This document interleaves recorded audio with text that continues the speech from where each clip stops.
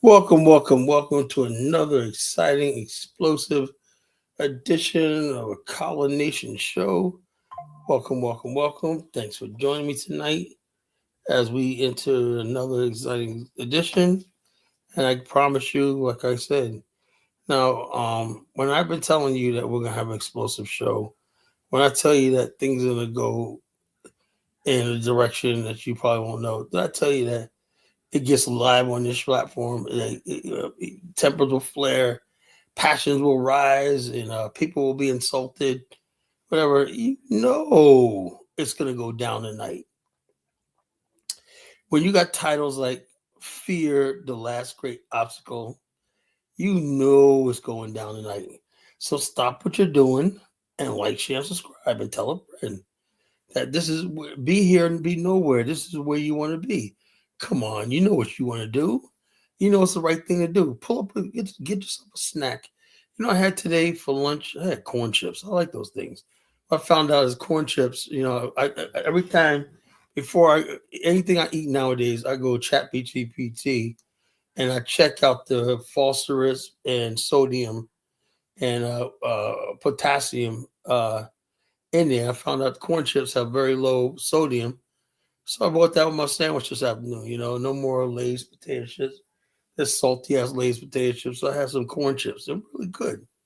But every time you find out something's good for you, whatever, or not bad, it tastes still all right, man. But it was like, you know what it is. I had those dry corn chips. I didn't have, the ones with all the dust on them and the what I'm talking about. The corn chips, the spicy stuff on it. I know those things, man, make my blood pressure go up high if I ate those. But like I said, anything worth having is not good for you. So I got the regular dry ass corn chips today, and it was all right. I'll live with it. Better than nothing. But I looked that up on Chat GPT. It said sodium's pretty small. I got a small bag of the corn chips. It's not that bad. Yes, I can do that. Folks, when you got a title like Fear: The Last Great Obstacle, I got a lot to say tonight. You know what's going down. I got a lot of science to drop tonight.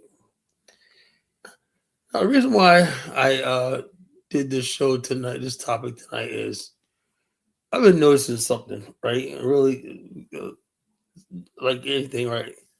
And I realize not everybody's me. Not everybody's me is fearless. Somebody doesn't have fear, of anything. I mean, even me, I fear. Everybody has fear, whatever. But when fear uh, to the point where you don't even act on certain things because of fear, that's a problem. How do you hold slaves in line? Fear. Fear preserves the order of things. The natural order of things, the unnatural order of things, is preserved through fear. Fear checks the angry spirit. So no matter how much angry a person gets, fear will always override anger. Fear is stronger than anger and rage. See, the problem is in our community, for 400 years, one race of people has never had any fear of us. That is very dangerous. You saw what happened with Chud the Builder, right? He's up for attempted murder charges. I knew that was going to happen. We was watching that in real time. The freaking idiot. That was in real time. Fear, when somebody like Chud, the thing, has no fear of consequences to you, that person is dangerous. Everyone should have a healthy dose of fear for his next man. It's very fear preserves the natural order of things. How do you ever go to a neighborhood and you got that one guy on the block, right? He'll park in somebody else's driveway. Oh, I won't park in his driveway, right? He knows that he'll park in your driveway, and you're not going to confront him about it because of what? Fear. Fear will let people get over on you, get away with things that they would normally do if they had respect for you. Part of fear, having people fear you, is having a deterrent factor. Me personally, going forward, folks, I'll never ever accept any situation where a black man or a black woman has no protection and cannot defend themselves. Cannot defend themselves, and they have to live in quivering fear. There's slavery happening.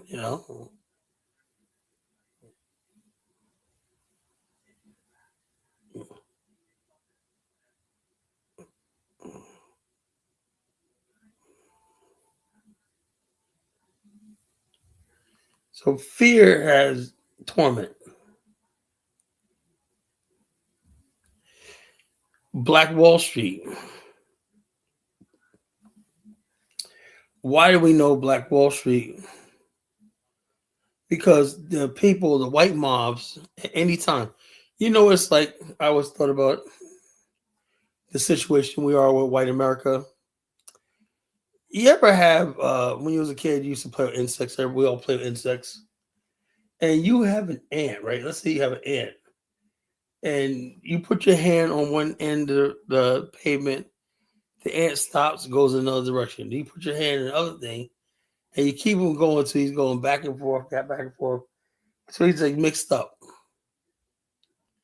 At any point in time in that interaction, that ant could take and bite you and give you food with him. In other words, basically, you can squash that ant anytime you feel like it. That's what people feel like when they do black women murder. That they can squash you anytime they want to.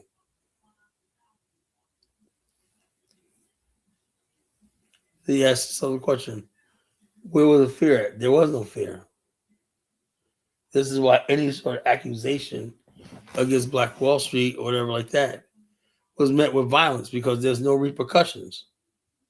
If you have no consequences for anything you do, or you don't fear repercussions, that person that's dangerous.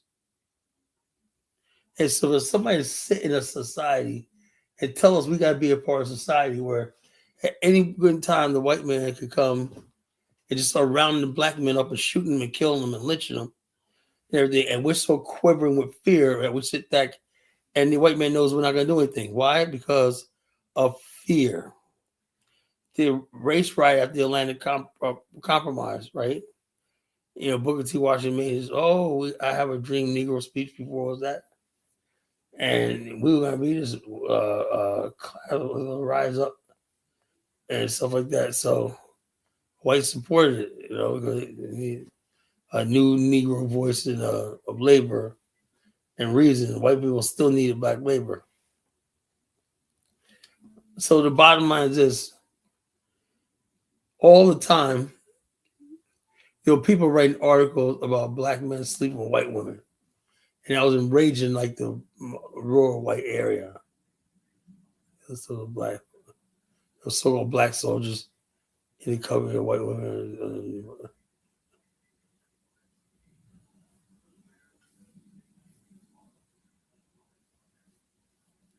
So this is what you have. There was no consequences, no fear of the black man, your ability to retaliate. Going forward, I would like to know how these Negroes or New Black Panther, the Republic of New Africa are going to wrestle their 5 and 10 states away from the white man. And the white man showed you all the time he has no fear of you, and he has no fear of consequences, whatever he's going to do to you.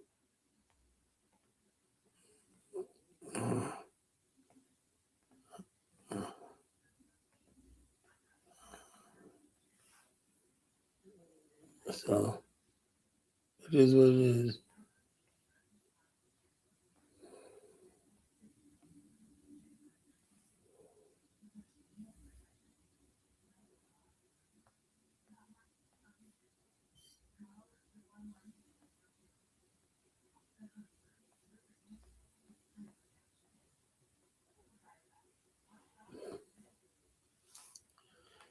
So, folks, we're gonna have a rocking show tonight. You know, so dude, man, there will never over my dead body be a white person on this fucking panel. Over my fucking dead body. I ain't got nothing to say to any white person on this panel. I'll go on somebody else's panel. So the fuck you want to hear, but ain't no white man coming on this fucking panel, you know? The white man has no reason to fear us. All this huffing and puffing. I see the NFAC out there doing their fucking stupid jig dance, showing these weapons and whatnot. They ain't got no damn fear of them. It's a fucking joke, man. You know, they have no fear of us whatsoever.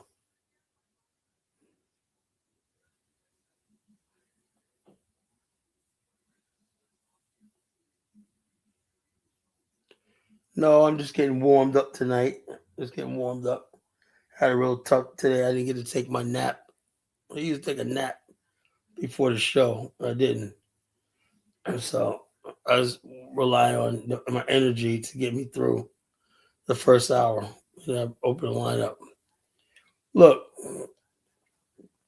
there's no reason for the white man to be afraid of the black man in America. None whatsoever.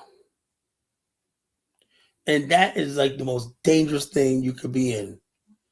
Was someone basically that once enslaved you, had the capability of enslaving you and everything. Now he rules over you with no sense of dread, no sense of, fear, foreboding. Just utter contempt. No fear. Look, when you fear somebody, you give them some sort of respect. You know?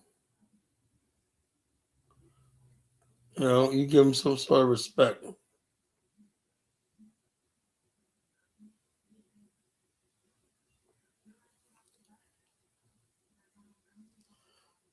Yeah, Macron.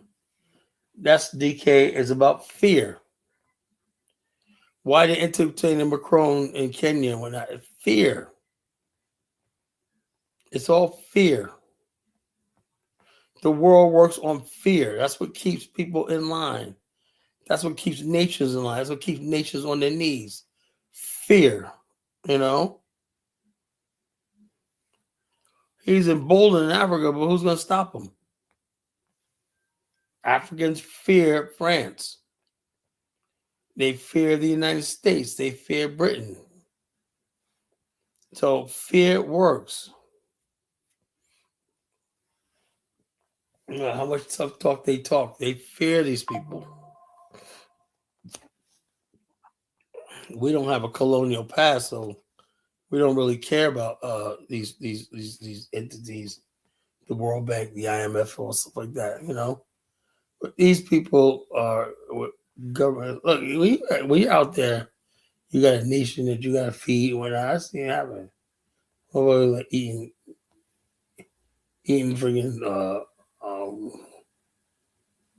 mud cookies and whatnot, on the side of the road. It's disgusting, but that's what people have to do to survive in poor countries.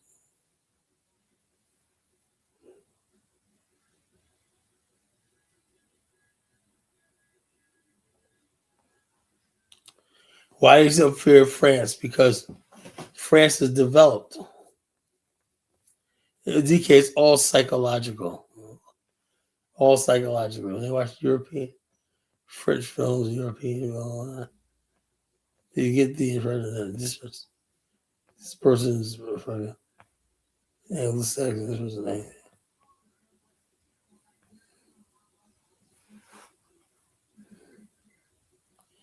It's all rooted in fear.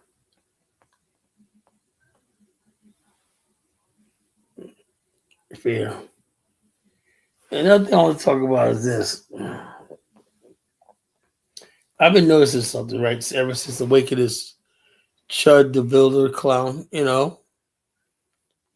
It seems to me, I look at the comment section of some of these threads and everything, and I'm saying to myself, the white people have disappeared. They don't even know what where TikTok is going with that. They don't know who runs it. It doesn't matter. As long as the image of black man is going to be, so not many people know what's going on in the world today.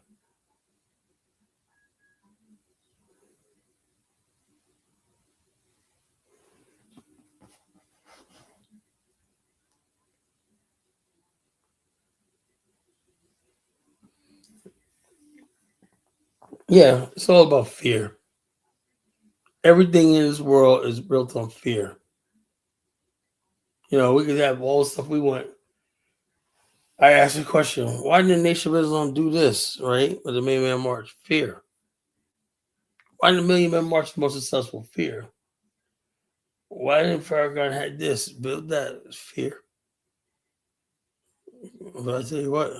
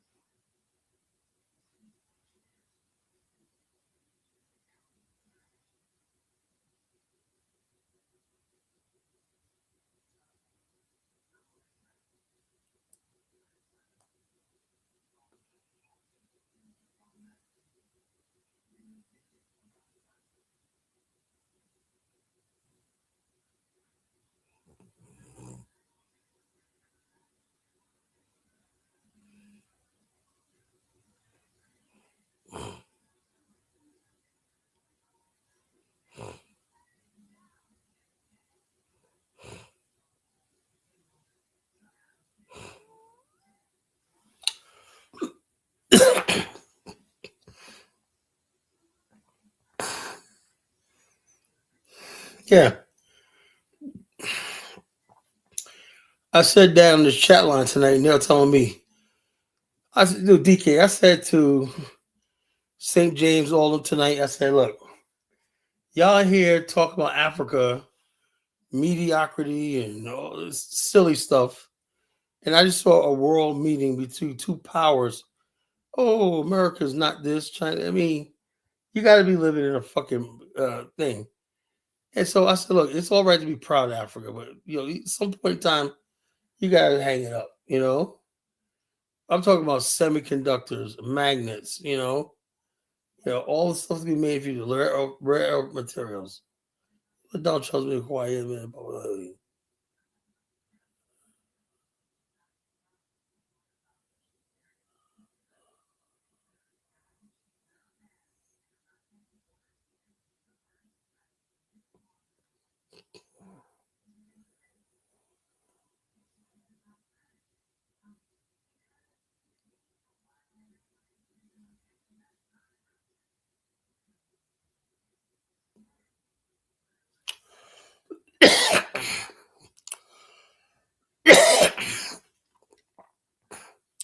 Yeah, well, Trump respects China and North Korea because they got strength.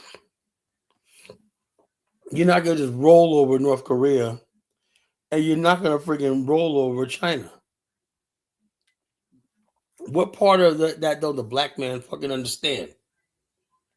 All we do is sit there, wave the white flag of defeat, this pity, woe is us, woe is me, the white man this, white man that, instead of saying, how do we get ourselves in a situation where we don't have to deal with this shit no more? That's why I tell people all the time, I'm taking a break from Africa, because if this is all we got to look forward to, we're in a sad situation. This is what we got to pass our next generation on to. Sad. So chances on start watching niggas on, you know,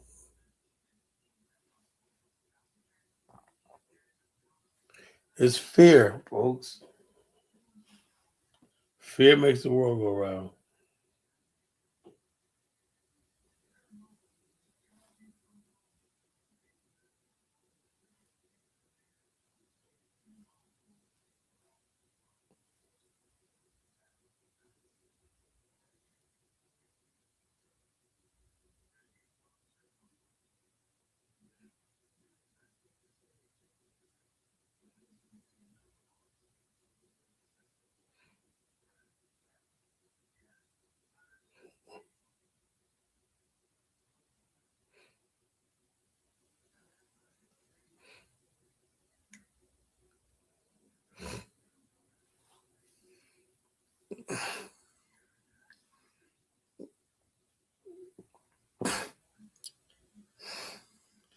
Yeah, what you call it? Lil ass thinks the Zimbabwe deal is a good deal. And I like Lewis, man, but he's a Negropean. He spent too much time in the UK.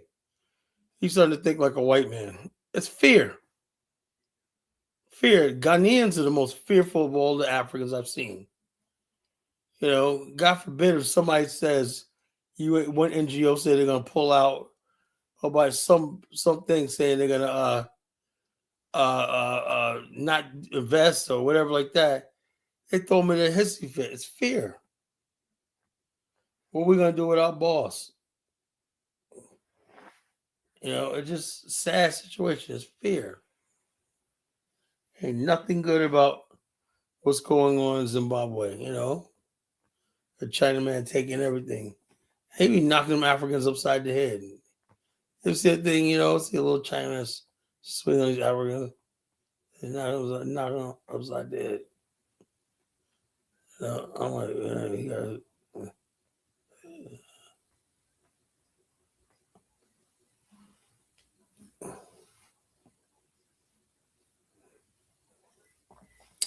Yeah, you got all these white stars in Zimbabwe that coming back and whatnot. We're so sorry we took your land away and all this kind of stuff like that. You know, sometimes you'll throw your hands up. Maybe, you know, we're just part of an inferior race, you know? Maybe that's what it is, you know? And it's all because of fear. Why haven't blacks taken charge of South Africa for the whites and expelled them for building Orania? Fear, fear. They fear the white man. It's fear.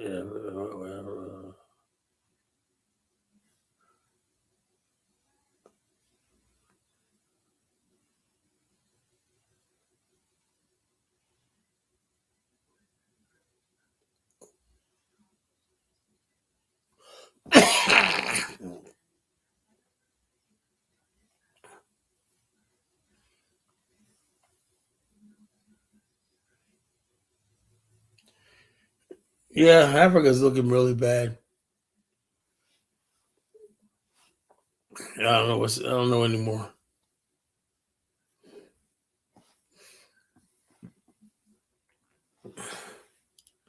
Unfortunately, that's our mother continent, and the majority of people in charge are nothing but cowards. You know. Yeah, you know, I feel sick. You know, I'll be honest with you. Maybe I start talking and arguing. My spirits will pick up a little bit. You know. Right now, I'm very angry. You know, it seems like I just wasted my life with all this shit. You know, these black nationals, pan Africans, like it's been a big waste of fucking time. You know. I look at this Julio Folio clown, and you got the guy Beckett about, oh, I'm never gonna pass. Look, I'm gonna tell you right now. You know me, folks. I'm gonna pass judgment. Well, we got. I don't give a goddamn. It ain't my fault. These motherfuckers act the way they do. Well, you gotta look in the mirror. Yeah, I'm looking in the fucking mirror. You gotta take responsibility, Colin. I gotta take responsibility over my life.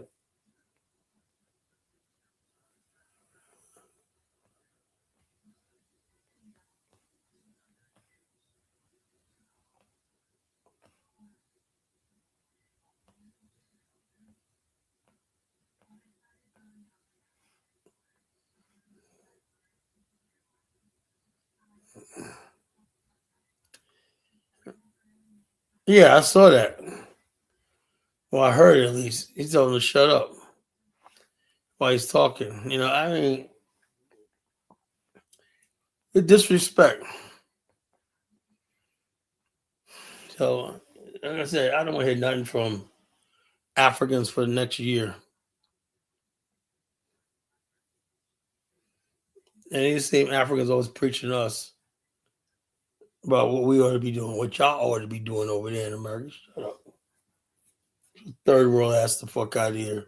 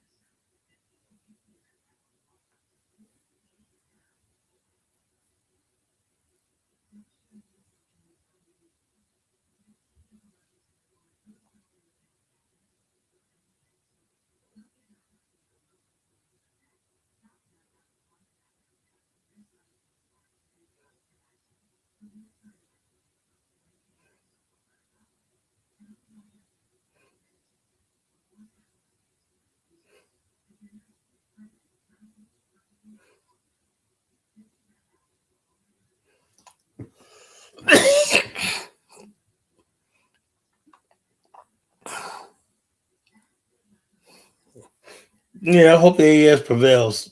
I hope they prevails. The AES figure they have nothing to lose but their chains. That's what it is. But the rest of these countries, man, it just sad, man. It's sad.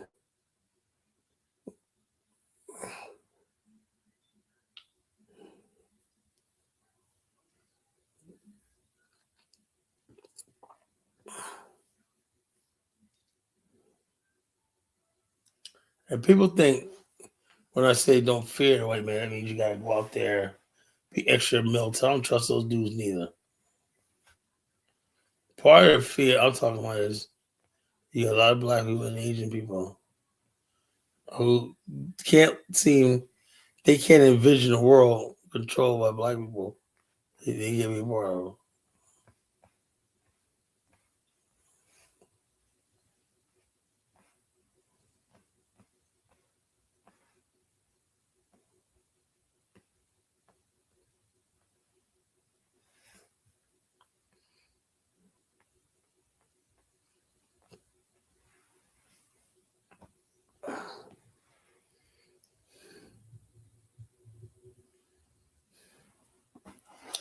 Yeah, but that's what it is, folks.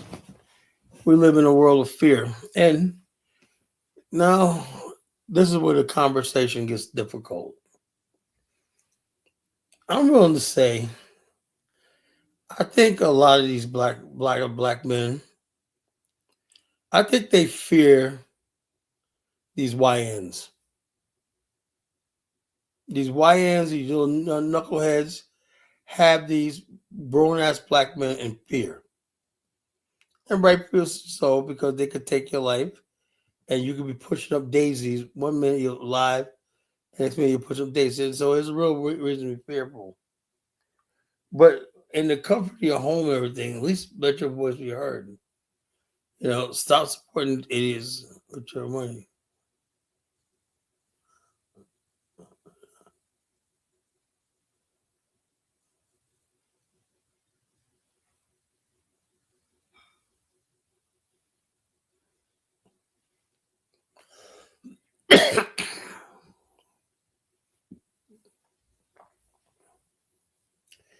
So we shall see, folks. We shall see. I think the older men in our community are scared of these young boys. It didn't happen yesterday, right? I was in Newport News. And I went to a client's house, right? He wasn't home. In fact, this house was like it was abandoned, right? I was sitting outside. Ain't nobody lives in this house, whatever like that. The house was empty. And it was. So anyway, some YN walking by, tall kid. I said to him, yo, come here. Look at me. I said, what the fuck I think I'm talking to? I said, I'm talking to you. Get over here. He over there like, huh? Let me ask you something. You know anybody lives in this house? Well, he's actually shocked that I was like, yo, look, if I call you over here, bring your ass over here and talk to me.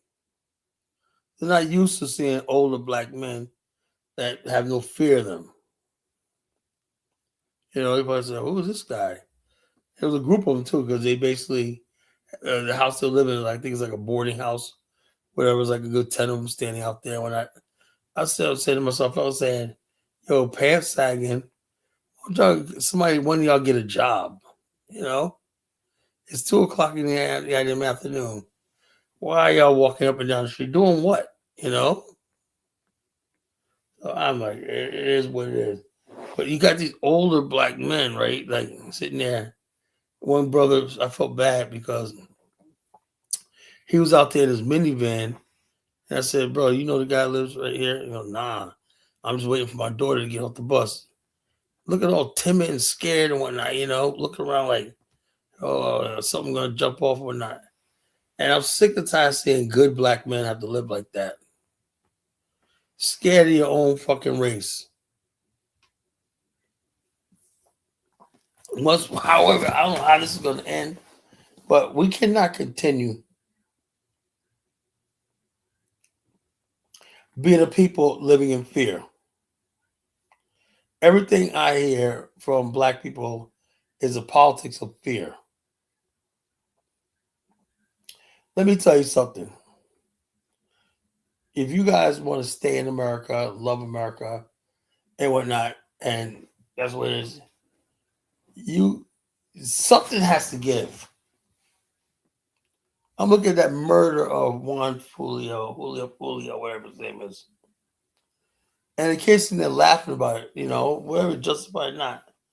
But the bottom line, you looked at, they show a video of him talking about, yeah, man, if y'all in the streets and whatnot, don't do this shit, whatever. I'm saying to myself, who gives these kids a license to kill? And who gives these kids, say, we're going to platform and monetize these motherfuckers for tens of thousands, hundreds of thousands of dollars to make what their nonsense look as real?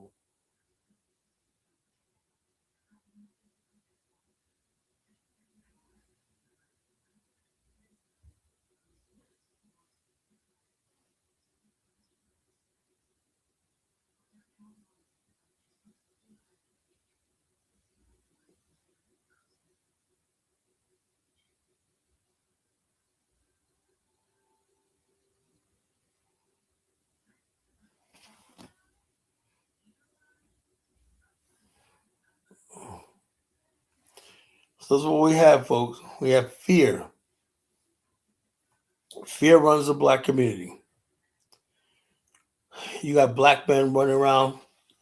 They fear these black women, these hood rats, these 304s, and stuff like that. Everything's about politics of fear. I can see it a mile away. Before you come in and talk to me, I can sense the fear. It does say somebody like me, I could sense fear a mile away.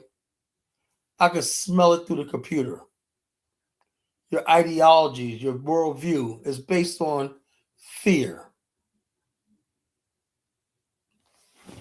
Me, I'm fearless. I don't care. I don't care about offending people. I don't care about pissing people off. I'm not politically correct. What are you going to do about this generation of terrorists terrorizing Black America? What are you going to do? Something I remember a couple of years ago, it was like Bill Cosby, a real black man, was out there in Philadelphia.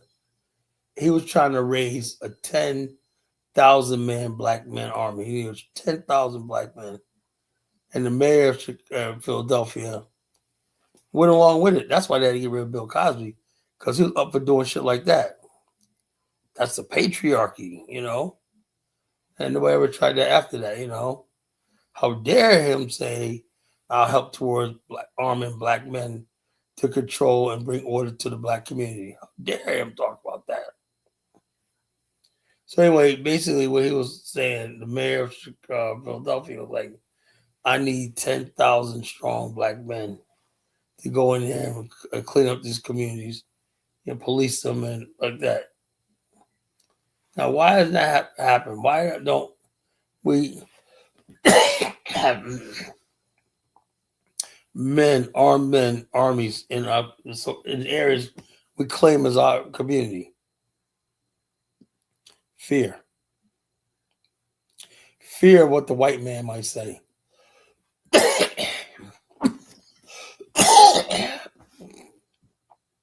Fear what black women might say. Oh, my boo-boo didn't do nothing. My boo-boo didn't do nothing. He just needs some opportunity. Instead of y'all putting a gun to him, y'all should be out there trying to mentor them. And then we say, oh, yeah, well, they don't have no fathers and whatnot, okay. So we're going to let them destroy our community because they didn't have a father. There's going to come a time when Black America is going to have to choose sides what they're on, and that's not going to be a pretty day. They're going to meet some of us. They're going to lose family members and friends forever.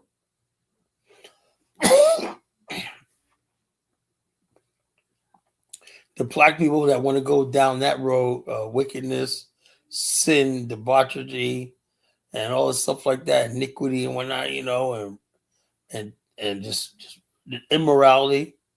They got to be separated by people who are not saying we're righteous, but we're on the path to righteousness. We trying to get it. We don't. Sometimes we fall and stumble, but then we get back up, and brush ourselves off, and to get back on a cleaner path. It's a constant battle between those two groups of Black people. People who just wallow in their oppression and just love their oppression. And people hate their oppression. They hate the thing that appreciates them. And they gravitate towards a liberation mindset.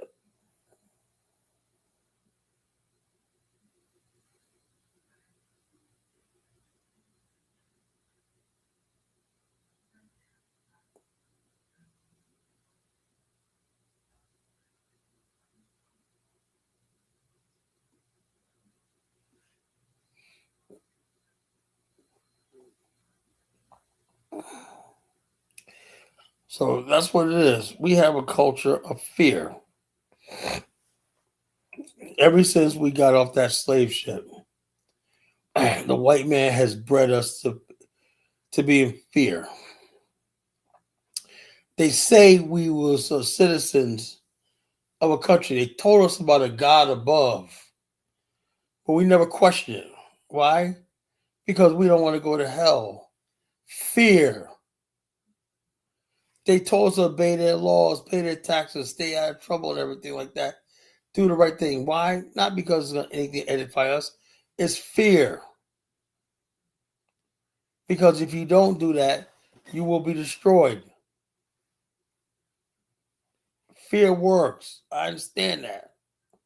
But at some point in time, we have to overcome our fear.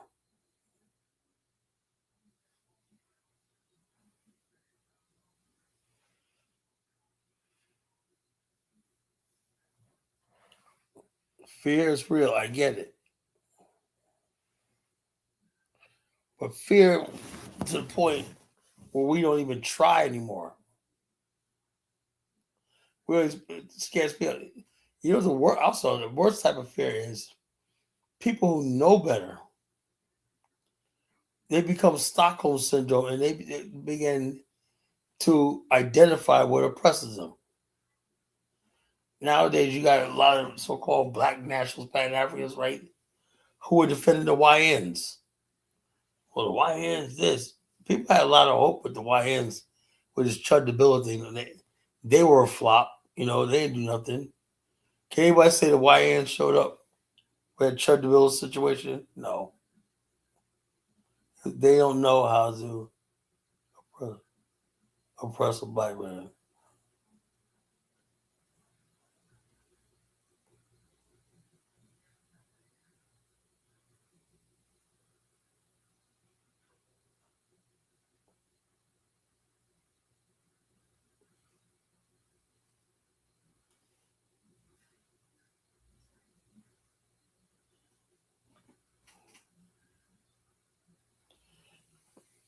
So it's like we're talking about fear tonight, folks. Fear, what will happen in the future, magnify what happened in the past, and you keep people in the thought process where they don't even want to try. Now, next, we'll talk about in Afghanistan. Why does that term, the Afghanistan, why did what I say put fear in people's hearts? It's the unknown. Golly, you're disrupting what we already know. What do you got to lose? Nothing. But you so much in fear of the white man in America and stuff like that. As the system has said from day one, we don't give a shit about you. So let's say you say, no matter what, I'm an American. I don't care about an African. But why do you guys attack somebody who actually does? You keep talking about, oh,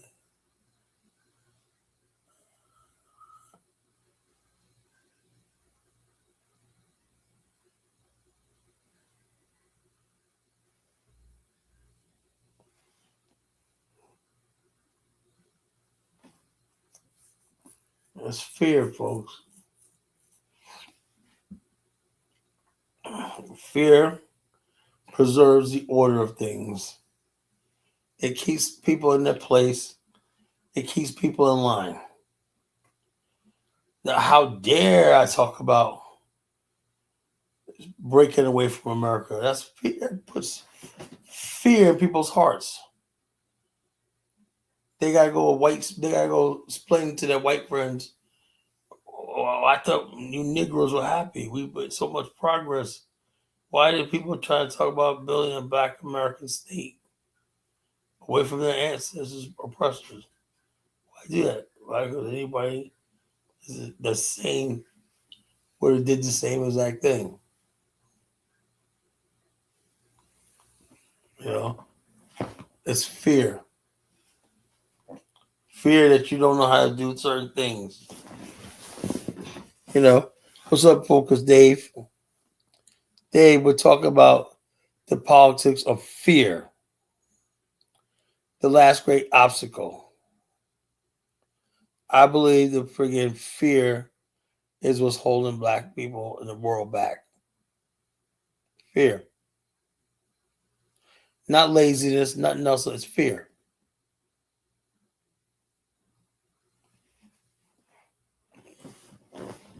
All the stuff we could have built, institutions, everything like that, fear. Fear is what keeps us in our place. It keeps us in line. It keeps us docile. Fear.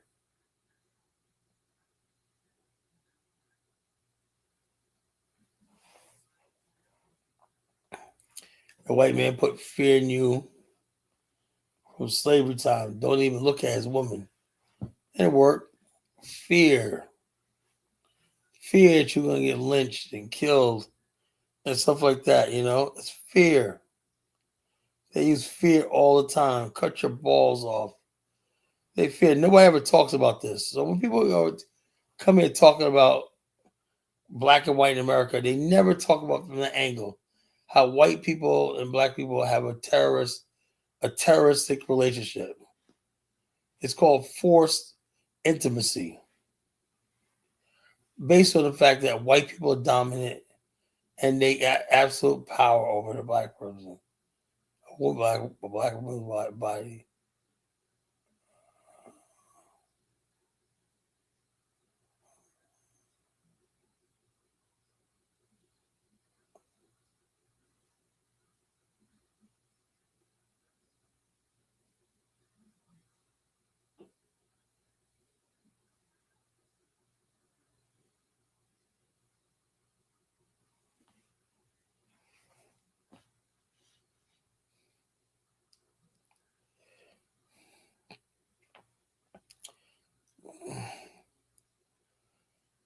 They say yes.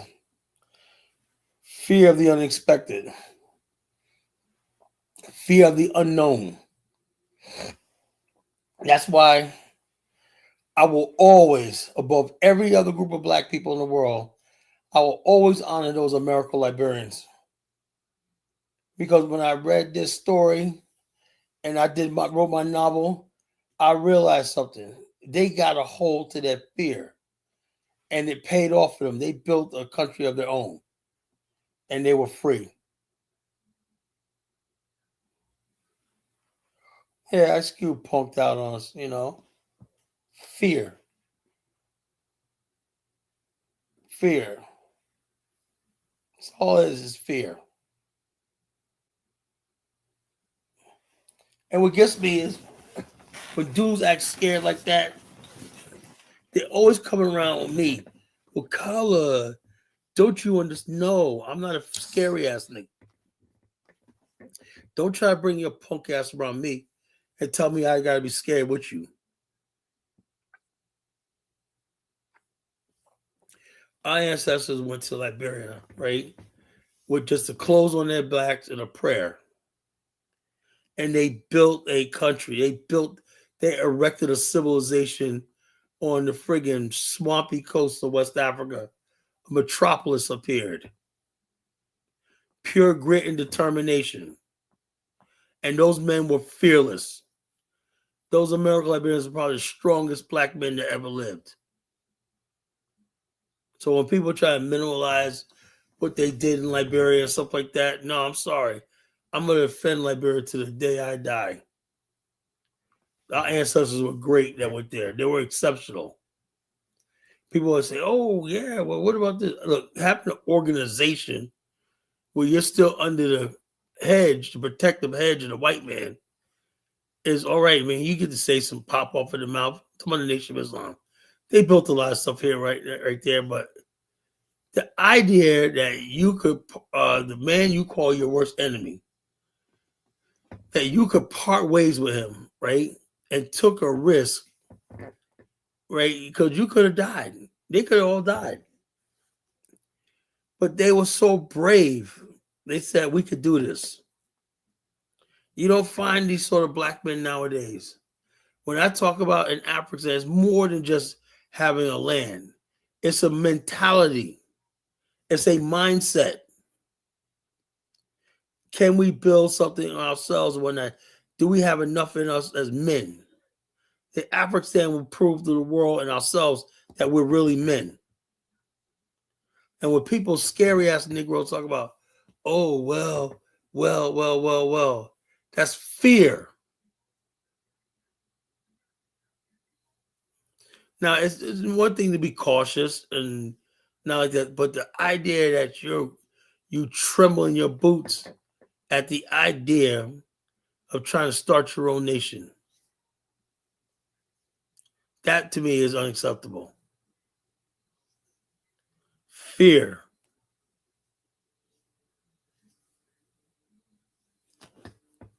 Fear will check the ambitious spirit.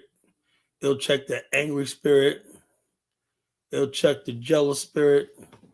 It'll check every spirit is checked by that one super spirit called fear. When fear rolls up in the crib when everything else hides. That's how it is. Conquering fear is the true test of a war is conquering fear. Fear is always going to be there. But how do you control your fear? Like every fighter has fear. Every fighter has fear. What if I lose? What if I can't win? How's the world going to see me? There's a lot on the line. But when you basically to the point where you don't even think you know to try, we're in trying times. Black America is literally dying. We're literally dying. It's normalized murder, mayhem, whole culture. All this stuff is the communities can't function.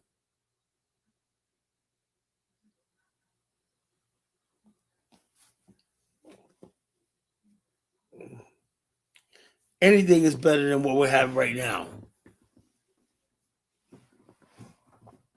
But why don't people question this? Fear.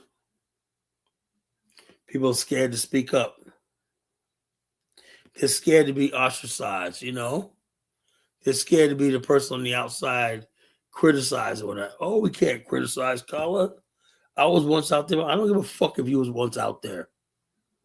I'm sick of hearing that shit. I was once out there in the streets, color. I was about knucklehead. That's you. I wasn't. So why is your story is more interesting than mine? Because you was in the streets and whatnot, and I wasn't. What makes you freaking more important than I am? Know why? Because the dudes that did the right thing are afraid of the dudes that did not do the right thing in life. That's all it is. Except for college Genesis, you know. Yeah, I made good decisions in my life. I could have went down that road and everything like that. I could have been a murderer. I could have been anything, but I chose not to do that. I'm not gonna let somebody come up and tell me, man, I got more street credibility. Yeah, okay, you got more street credibility than me. What the fuck does that mean? That stuff is even into the conscious movement, man. Oh, Collar, man, he never been to jail. He never did this. You know, I see this one video. I don't know. They said the dude was on Country Wayne. I don't know if this was a skit or not. The dude was 6 years old. He says he's a Crip. And he was saying something like, yeah, you know, I'm a Crip and I'm doing all this Crip stuff when you don't die, you don't retire from this. It was just, and the people in the comment section, and white people had mercy on us. They're like, this is really sad for this guy. Then somebody said, well, that dude's a comedian. I was like, everybody's like, I hope so. Oh yeah, I'm 60 years old. You don't retire from this. You just sort of go different stages, whatever, like that. So 60 years old, you're still a Crip, and a Crip walking and cripping in the hood. The bottom line is this: the reason why dudes could be as bold as be 6 years old, wearing bloods and bandanas and whatnot, is because they know that you are afraid. You are afraid. In the old words of Tupac Shakur, the words of Tupac Shakur. Let me get something for you, folks. Sorry, I don't have my boombox ready. I don't have my boombox ready. Let's see. What is this?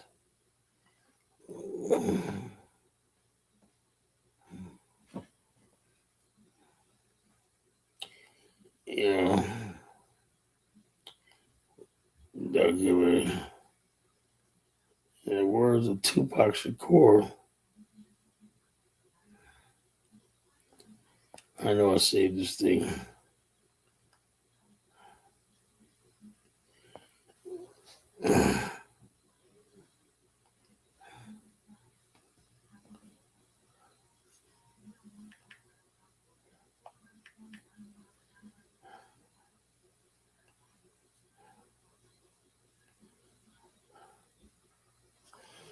You guys remember this? Listen, check it out. There's two overlapping patrols about 3 minutes apart, so we just gotta be fast. Yo, I think we should plan this another time. This nigga's scared. Ain't nobody scared, man. I just told you how the DJ setting. Fuck that shit. But this nigga's scared. This nigga's scared. That's what it was for funny, This nigga's scared. The couple of Tupac Shakur. Yeah, 6-year-olds in gangs but if you're gonna be in a gang, at that age, why would you be like the mafioso? They got families, they wear shirt and ties, they do respectable shit when you can look at the freaking black gangs and the white gangs and see the difference. The white gangs are organized. They put envelopes. They pass envelopes under the table. The black gangs, whatnot, they can't. This is how. When I thought about getting into that shit, right? All it takes is you get a bunch of dumb niggas around, right? Dumb niggas around. Dumb Niggas Incorporated, right? And you can say, oh, we got a crew out there, my crew or not. Man, all it takes is one weekend, getting some liquor in them motherfuckers, and next thing you know, somebody got shot, somebody got this, somebody got that, fight broke out, whatever that cops. The next thing you know, niggas is telling on each other, and that's at the end of it. Cops know, but whereas the Mexicans, mafia, Italian mafia are disciplined. They don't tolerate infighting, loose talk, whatever like that. It's structured. The black gangs are just like the black community, out of control, savage, animalistic, childish, stupid, foolish. And that's what you have. Because nobody in the community will tell you, y'all little niggas like a bunch of fucking fools. I be seeing women out there and you got grown ass men. I be seeing little girls looking at dudes that could be their grandfather pants sagging down to his knees and whatnot, you know. It was because everyone too scared. Me, I'll be telling, look, put your fucking pants up. Who the hell you talking? I'm talking to you, nigga. You know, suppose that. You know, the bottom line is this is what it is. These Negroes, and I'm not telling everybody to do that, you know. The bottom line is this is what we have in the community. Everyone, no one's is brave enough to tell the knuckleheads in our community because these niggas are scared, you know. They know you scared. And one thing I am not going to be is scared of another black man. I'm sorry. That ain't happening. That is not fucking happening. I am not going to be afraid of another black man. I don't give a damn what it is, you know.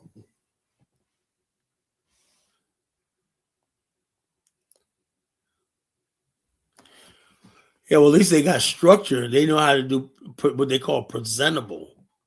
What I'm saying is they like make things look respectable. You know, wear a shirt and tie, whatever like that. That's what people like. Hey, okay, I know he's a goon, whatever like that, but I can live with him because he dresses nice when he's out. You know, the mafia. The term mafia literally means swagger. It means stylish. A man who's stylish, swagger, a man of importance. You know, a don. You know, that's what it is. So it's a culture of that. You could not be a mafia don and not know how to dress. You had to dress nice. It's a whole package that come with it. You had to be benevolent to the people in the community and stuff like that. So, and you have some sort of respect.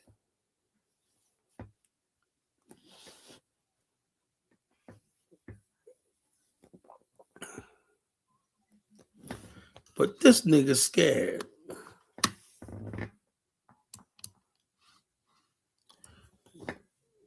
This nigga's scared.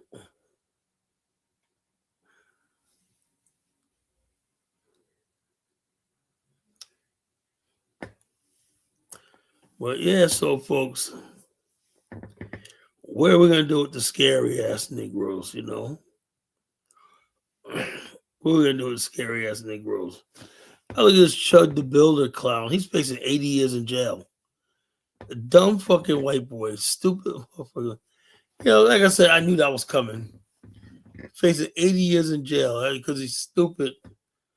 You know, shot somebody. He instigated a fight. He started it.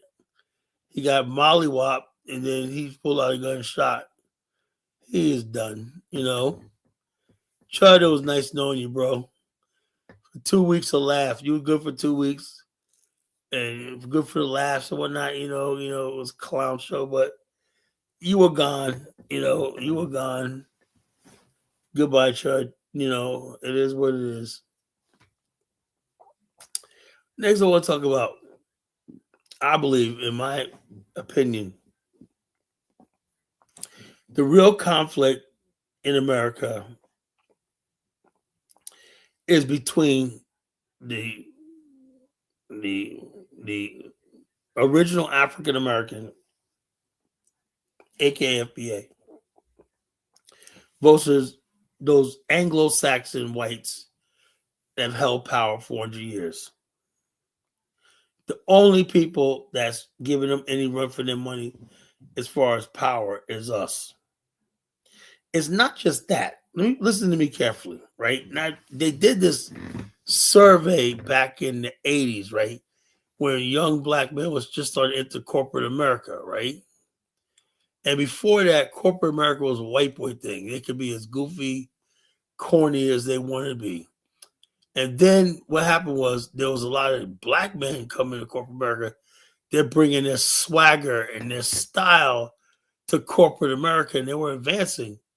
And that's caused a lot of tension between white people who are trying to climb the corporate ladder and black people, you know, and black people in America, African Americans, black Americans, managed the only group of minorities that was able to sort of break the glass ceiling, you know, really. Now you got black Americans in core position. I'll tell you right now, you got Byron Allen. Think about this. He owns so much media, he's a billionaire, right? He just paid $160 million to become the majority share owner of BuzzFeed, and he wants to go after YouTube money. If he comes up here with a platform, like, yeah, I'll do it, to help that brother out. I don't give a fuck if he's married to a white woman. I don't give a shit about that no more. $160 million to basically become the majority share of BuzzFeed. I never even know what BuzzFeed was. I know it was an app. I don't know what the fuck it is. I don't know anything about this technology. Anyway, so what I'm saying is we're making a lot of ground in this world, in America, Don't be a fucking fool. The illegal immigrants, Mexicans, are a smokescreen. They're really after us. They're after us. They don't care about Haitians. They do not care about African immigrants.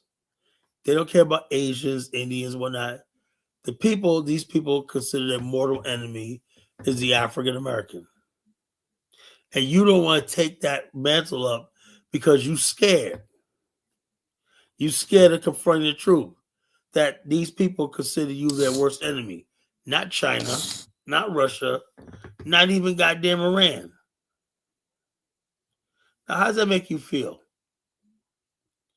That one of the targets of all this is the black man in America. You are the enemy of America, of white America. It ain't Iran. It ain't Iraq. It ain't the Palestinian Liberation Organization. It ain't North Korea.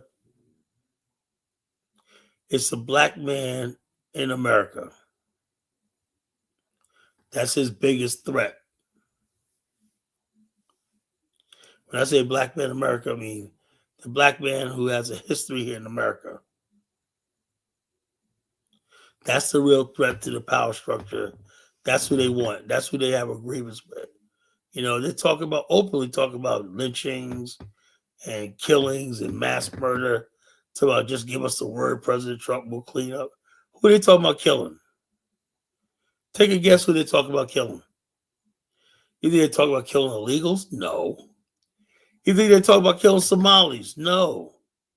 When they talk about genocide, there's like a thing that they always wanted to do was to exterminate the African American. Really.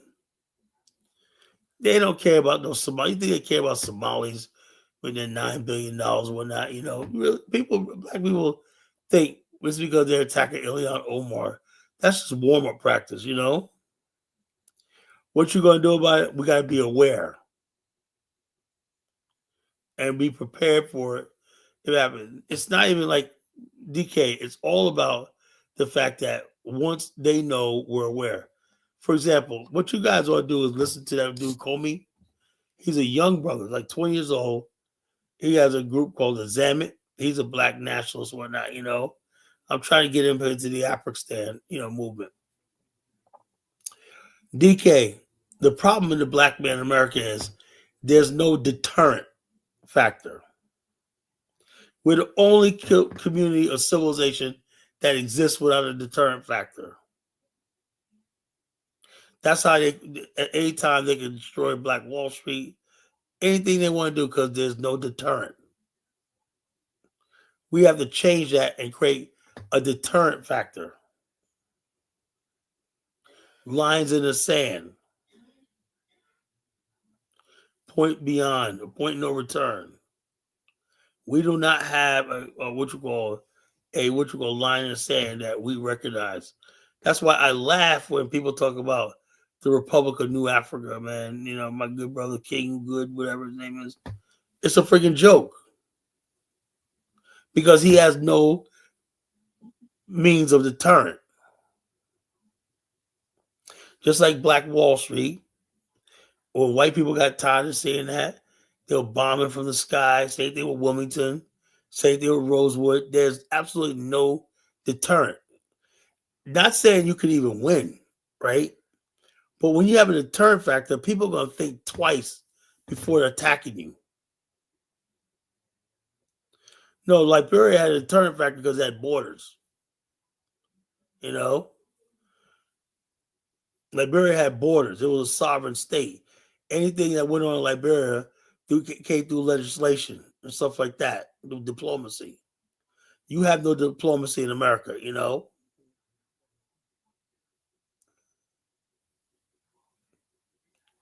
You have no government and nothing. People can do whatever they want to you.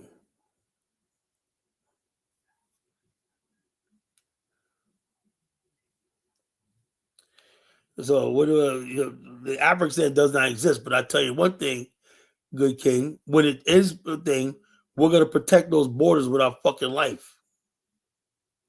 Right now, we have nothing to protect, you know? Because the bottom line is we have nothing. We have no ground. And I'm not going to say and play games like you're going to get some ground in America.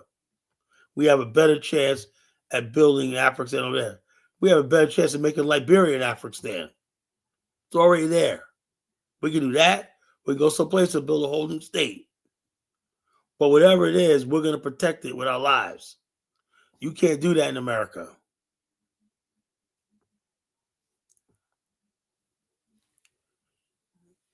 What do you mean, France? What are you talking about? France sliced up Liberia. France didn't slice up Liberia. France just took over territory in the hinterland, which Liberia didn't occupy. So they lost a turn. Liberia gave it up because they could not. We didn't have the population to occupy that. It was supposed to be large numbers of black people from America going into that territory, but they never came. So they had to give the area to France. It was like this. Let me tell you. Let me tell you a history, DK, because you're extremely ignorant, right? My good brother Bray African, we always talk about this. His sister Kalfamala. In the Mono region, right? The French tried to take over all the area. The Mono tribe and the tribe of Lofa fought for their country of Liberia and stopped it, right? Do you know right now that the Mono tribe is split between Guinea and Liberia? Guess where friggin' other people no, I'm not gonna be no Republican today because I don't join jokes, man. I don't join fucking jokes. Republic of New Africa has been a 60-year clown show. Yo, look, the Mono people on the Guinea side have always tried to come on to the Liberia side because the French side was so freaking brutal. To this day, all the people that live in Ivory Coast, surrounding areas, want to be part of Liberia. There's so many French-speaking people in Monrovia. They all come from Guinea and Ivory Coast because French Africa sucks so bad. And also, Tubman could have got all that land back at Guinea's independence, but he said, "No, we don't want it because we still didn't have the population to think." But I tell you what, we could still take that land on the east between the Cavala River and the St. Pedro River. That's like a 200-mile stretch that we could take that back, anytime because the Ivory Coast don't occupy it that well.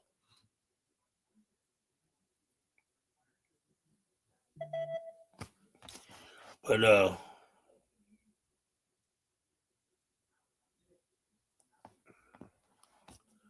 but yeah, so you don't have a deterrent factor in America. You don't have a deterrent factor. You have nothing that you control that they can't take away from you. There's nothing you can do. They take it. It happens. Liberia like this. We only had two choices. Liberia. We did what we had to do, or the other thing was kill them, kill the native people. And history would have judged us like that. Actually, to tell you the truth, the Liberians beat the British there. They beat the French forces, and they beat all the native tribes, 16 of them, in war. And they beat the Portuguese on the coast. So I don't know what you're talking about. And also, Liberia sent troops into the Congo and Nigeria, and the theory in World War One. Why don't you bring up Liberia was never, no one ever tried to invade Liberia. So Ethiopia, the Italians attacked them. Liberia's never been attacked by an outside force.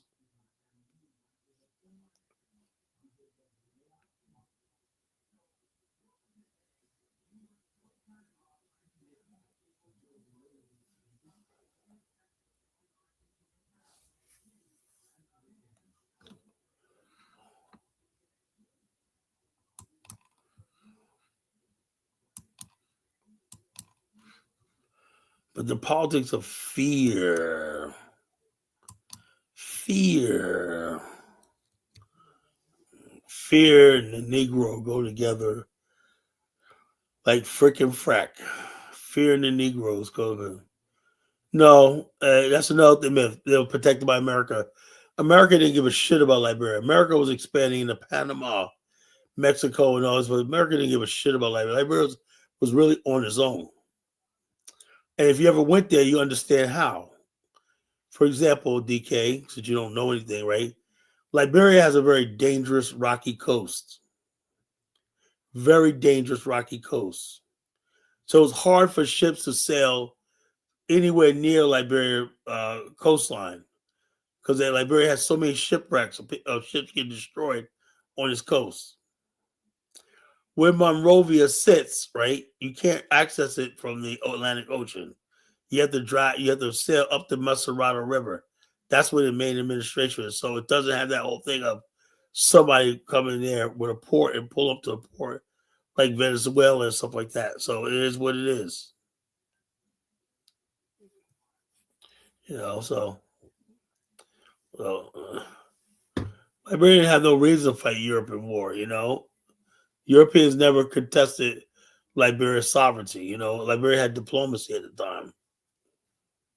Liberia was one of the original members of the League of Nations. Was one of the founders of the League of Nations. Amazing people are ignorant, man. Jeez, don't know history. But the politics of fear. Too much. This nigga scared. That nigga scared. How's Uncle Sam? Look, DK, you guys overestimate America. America did not do shit for Liberia. Nothing. Absolutely nothing. Read the freaking history of the country. The country that basically helped Liberia out the most, DK, let me tell you, was Germany. Liberia had a strong presence of diplomatic relations and development with Germany. America never did shit for Liberia. Nothing. Germany was the country that Liberia really relied on, for its hospital, its infrastructure, stuff like that. And then next was the Netherlands, and next was Spain. The United States did not basically engage Liberia until the Cold War. In World War II, Liberia was a friggin' ally, became an ally in World War II. And then after World War II, the Cold War, Liberia continued on the Cold War. Between 1900 and like the 1900s were not, they were basically like this. Look, let me tell you something about Firestone, right? People overestimate Firestone, right? Look, you can't say I'm fake history because I'm the historian, bro. You're not. You only know what you know from Wikipedia. Firestone rubber, right, came at a strategic time when when the British were trying to colonize Liberia. Liberia was in a external debt to the British pound. Firestone did was it delayed the British takeover. And in the end, they got some land, and they like this. But the Liberians, after they did that, they didn't even need Firestone anymore. Firestone was used for diplomatic cover. That's all, because the British had every intention of taking over. The United States government wanted its own source of rubber. So the United States government basically backed Harvey Firestone's project in Liberia. That's what saved the country. Because Liberia would have fell like into the same thing as Nigeria and the rest of Africa had it not been for Firestone. So I will always give Firestone this respect. I will always give Firestones respect because they came at the right time in the country's history. Once World War II was over, the threat was over, and Firestone just came just another business venture. You go to Firestone right now, it's not really that significant. You can smell the latex for like miles away. That whole Firestone plantation, I go there all the time. Called Harbel.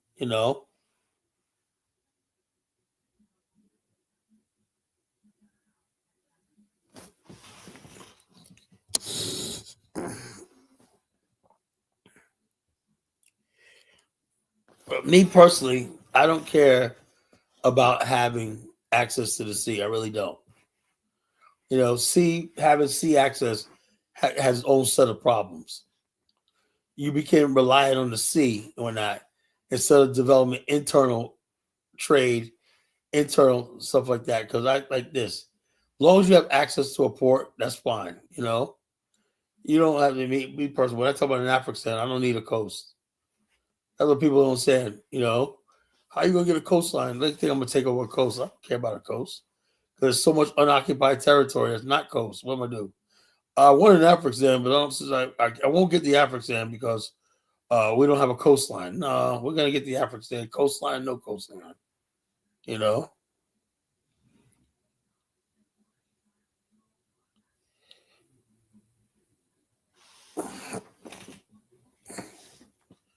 But these niggas scared. These niggas scared.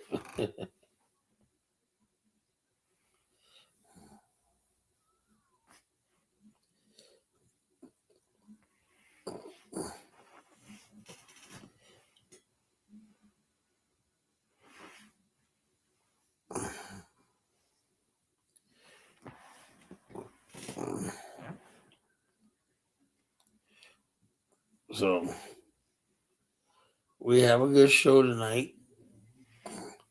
So you see all scary Negroes in the chat. I so scared, Colin. I so scared. I so scared. Don't worry. Come sit on Uncle Kyle's lap.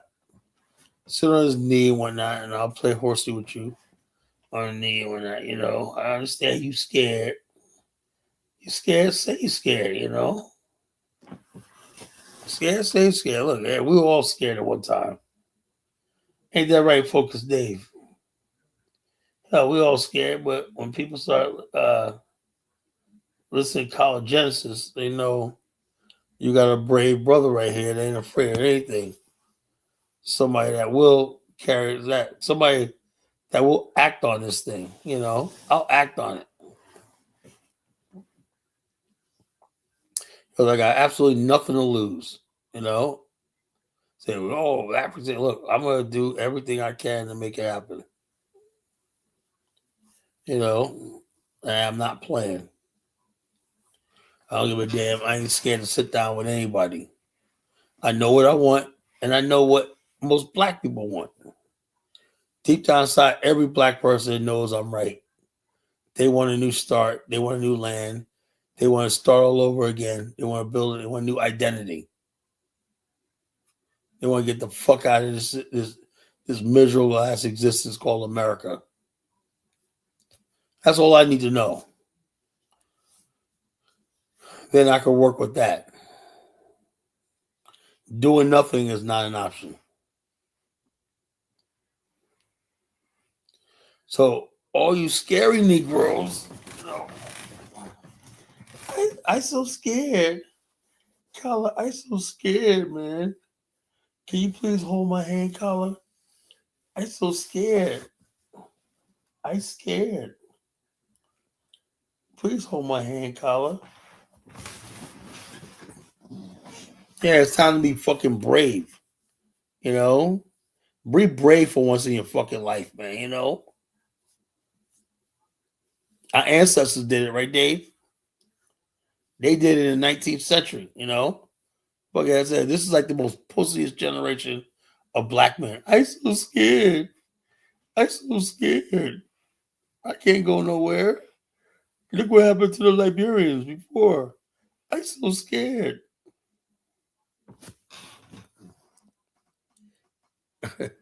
No, no, I'm not scared, DK.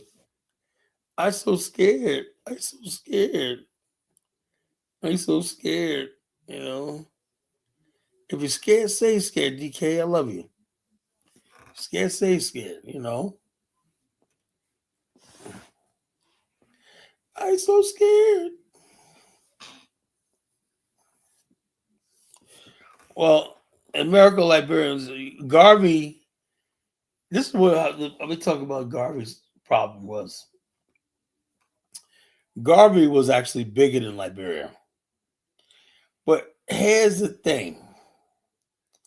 Garvey was like a monster. That's what gets me is he was larger than life. He was larger than the little Republic of Liberia.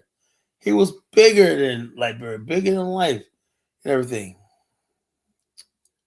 But there's one problem. One problem. And I said this all the time. Like President Muhammad coming to the thing to the UN. When you are a sovereign state and recognized, your flag is recognized, and you're in the halls of government around the world, you're recognized as a republic. It could be the most insignificant small territory, like Lesotho, like Trump said, Lesotho, Swaziland.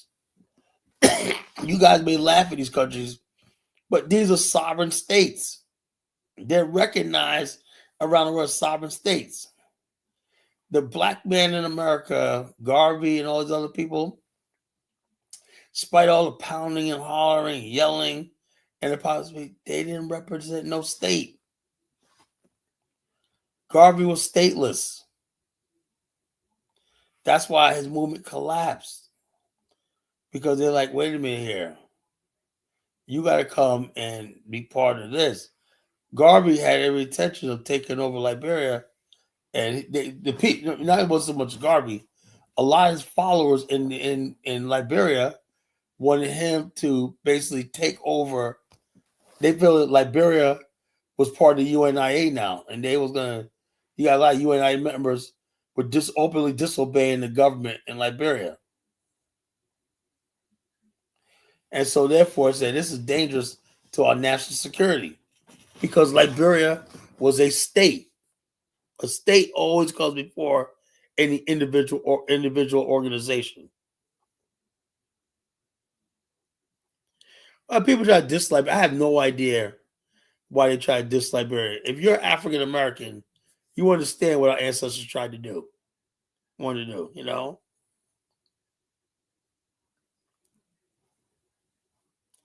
Yeah, the tribal Liberians are the ones who destroyed the country. You know? They're the problem.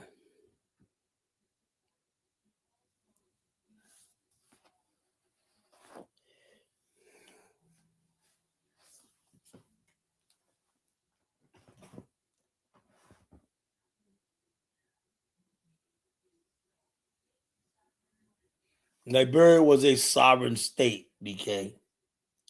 It had a parliament, it had a government, it had a military, it had a navy, it had a coast guard, a navy, it has a taxation. If you land on Liberian shores, you were paying rent. You were paying taxes. You know, it had complete control over this autonomy of its territory. It was a nation state. I don't know, so I guess you're gonna create your own word of sovereign. That's what sovereignty means. Sovereign means you're recognized as a nation state. That's it. You could say all you want. There was no flag or any government policy that superseded the law in Liberia. That's sovereignty. Well, you try to minimalize the country. The country, look, BK, the country was the only country in Black Africa that was its own government. And that's it. Just live with it.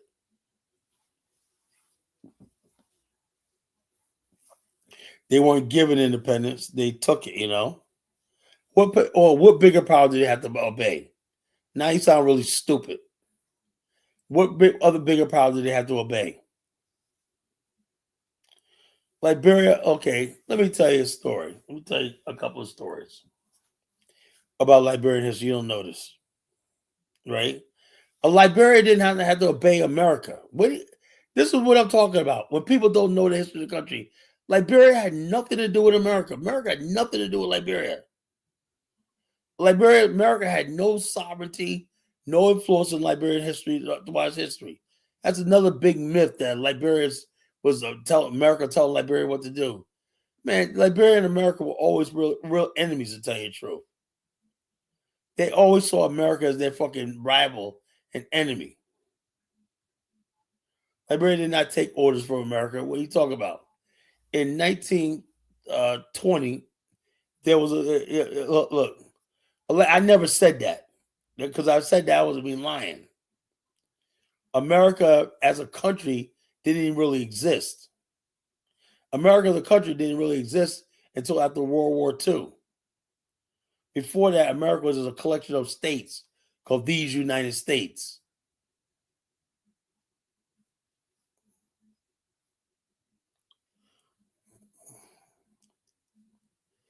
Yeah, that's what I said. Because you know why, Chris?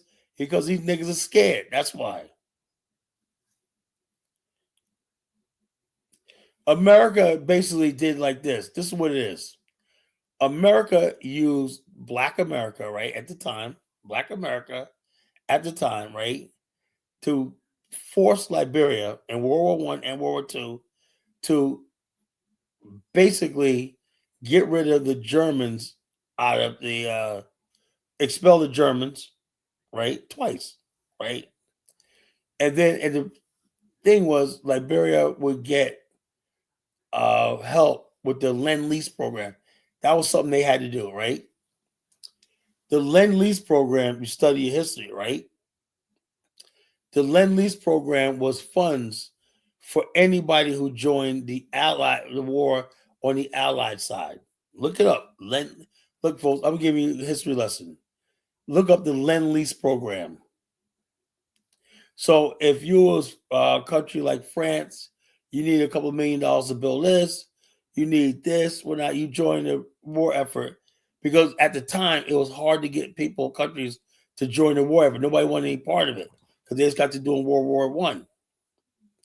Liberia joined, right, and got funds from the Lend-Lease program brokered by some African Americans, in Washington State. The Lend-Lease program built the free port of Monrovia, and it also built Liberia's Roberts International Airport. So those things Germany could not match at the time. So Liberia went with the United States instead of Germany. It was painstaking, but they said if you want the Lend-Lease program, but it was not nothing America forced on them at gunpoint. They said if you want to join the program, Mexico, same thing. The Lend-Lease program, you know, the Lend-Lease program.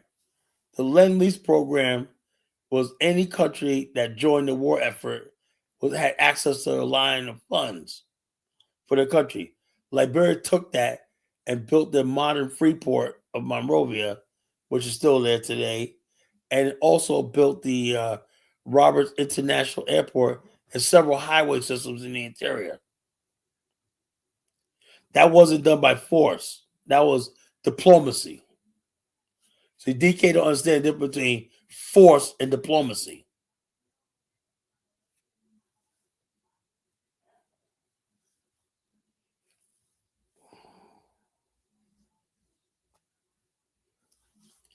Actually, that picture right there is from a year ago.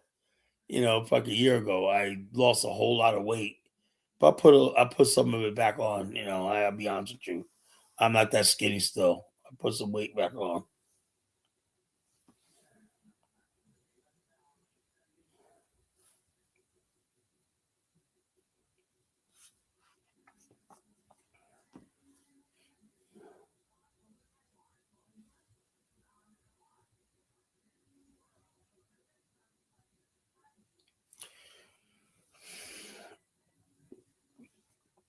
You had the Lend-Lease program.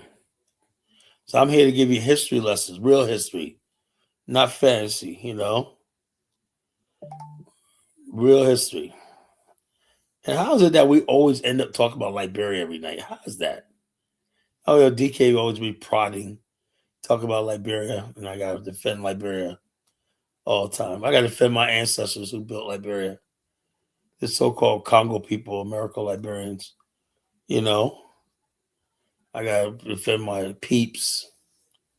I feel compelled to defend my peeps. But the politics of fear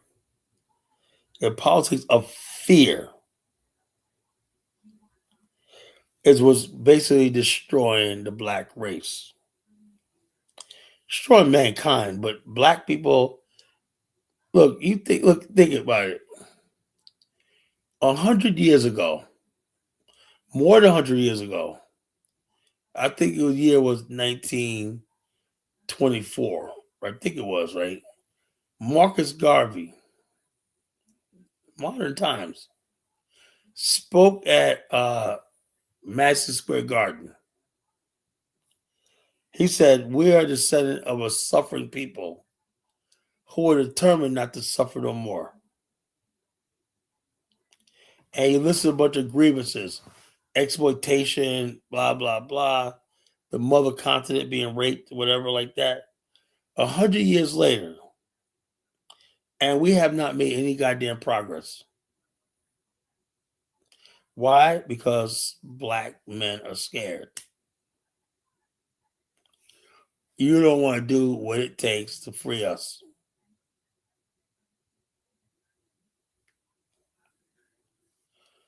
We're saying that we need our own land. We need to liberate our continent, and ASAP. That's what it takes. That's not negotiable. Marcus Garvey said, "We are not going to be a people without a land. If you don't have a land, you won't exist." So he wanted to start with Liberia and stuff like that. The burden, unfortunately, the burden was put on this little small state of Liberia because it was the only free black state besides Ethiopia. And I think there's the pressure of that is what collapsed the Garvey movement because they couldn't accommodate this burden. It's like all of a sudden, out of all the turmoil for the last couple 100 years, you had one piece of territory that was managed to carve out a civilization, and they're like, "We're going to do it our way." But what about the millions of black people in the West and stuff like that? And they're like, "Well, we can't accommodate everybody, right? Because everybody's coming here with different ideologies and things." So they basically rejected Garvey. It ain't because they were mean, DK. It's just that the burden of what Garvey was trying to do was just too grand for that little tiny country, an underdeveloped country at the time. So they had to take steps like get in bed with Firestone, and then use the Lend-Lease program. Look, let me tell you something, DK. I was in Liberia many times, right? Liberia was not physically ready for that move. Now, what happened was Garvey, Liberia did agree that some African American and Caribbean families would settle there and gradually become citizens of the Republic. Garvey said, "We'll agree to that." Then you had UNI members openly saying they're going to change the government and whatnot, install a new president and everything like that. That's where the problem comes in at. You're not freaking stupid, DK. You can't see the problem with that. Going saying something like that, you know. So it is what it is. So I don't know what to tell you. I'm just telling you the reality. The reality of large numbers of people uncontrollably coming to that country when at the time was not feasible. Because let me tell you something, DK, there would have been definitely conflict between those black Americans that came there and the massive native population. They were competing for jobs and resources. So the so-called American Liberians had to weigh that. The American Liberians favored the natives there because they felt like they were easily more manageable than a bunch of people come from Harlem and stuff like that, you know? Yeah, they should have became a majority because they should have became the majority, but I don't think, you know, the black American population was the population to do it, you know? So not was not scared, but it was just like, what the hell are we doing here? These people come here for America with all these ideologies of liberation and Pan Africanism and whatnot,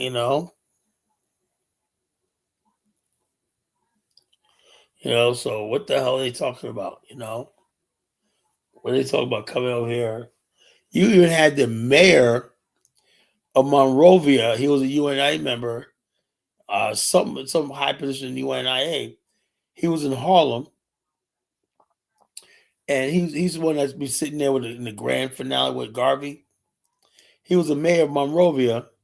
When he went back to Liberia, he said, although he's mayor, because of his position in the UNIA, he's actually above the president, who was at the time CB King. He's more because Garvey appointed him as this, and that was just a disaster waiting to happen, bro.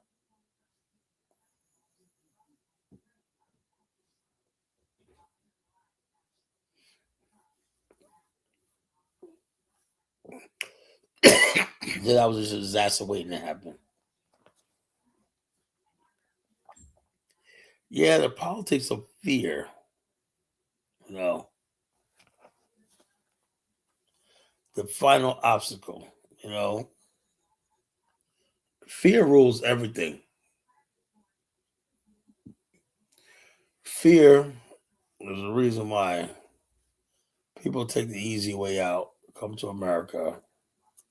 I'm not gonna judge everybody, but fear is like everything is based on fear. Our decisions, everything like that. You know, everything is based on fear. Why'd you do it? Fear. Why'd you cross the desert or not? Rather than stay in your village. Fear. Fear that I might go hungry. Everything is ruled by fear. I wonder is there any place in the world where the black man rests and has rest and refuge. That's what refuge really means. Rest and refuge. Francis Scott Key, the original Star Spangled Banner, said, "Give the slave no rest or refuge." When you have rest and refuge or not, you are in a tranquil position.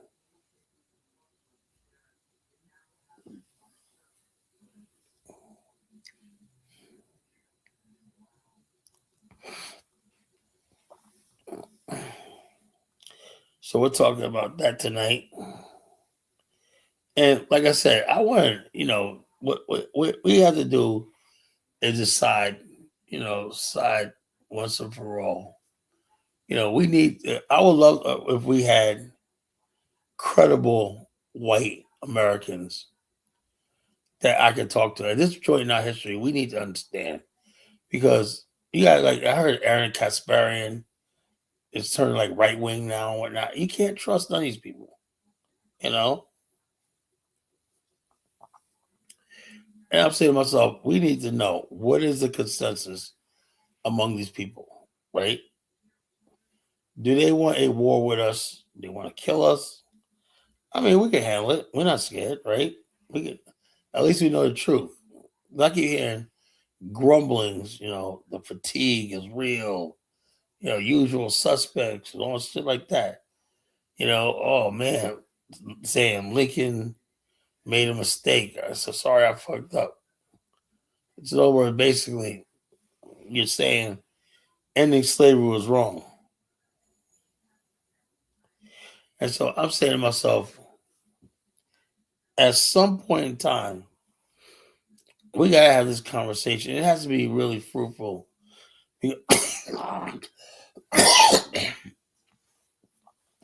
Among white people, because I'm hearing like more and more younger Gen Z white people who are spewing racist nonsense, like this clavicular guy with these young white girls and whatnot, just really racist stuff and whatnot. And I'm saying to myself, what the hell? And black people are blindsided, right? They're blindsided, just like Chud the Builder, you were blindsided. Oh, nigger, chip it up. People are like, oh, that couldn't be me because I'm not blindsided. I expect that from them. Every time you see Chuck the Builder and he confronts a black guy, it's like a deer in the headlight, huh? Why am I tripping out? One dude shook his hand. Let's be friends, man.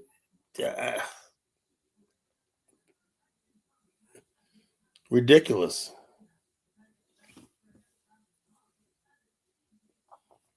We need to know where these people stand because it seems to me that that we're the enemy number one, not the Somalis, not the Haitians, not the Arabs, not the illegal Mexicans, the Guatemalans, not the Iranians in Iran, not friggin' North Korea.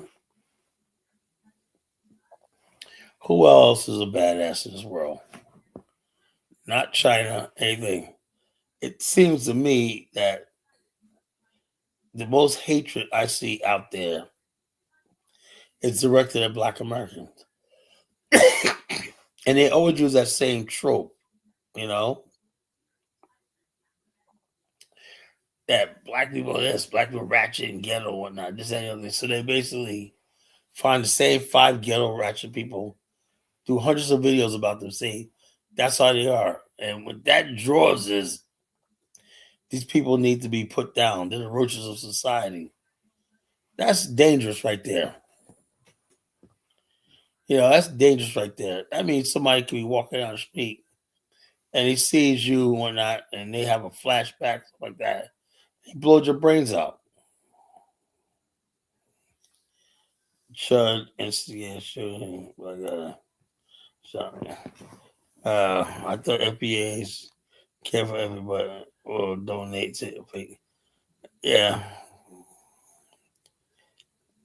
yeah. FBAs are a joke.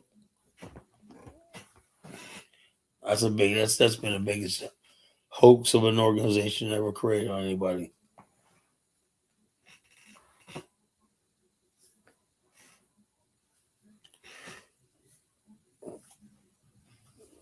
So,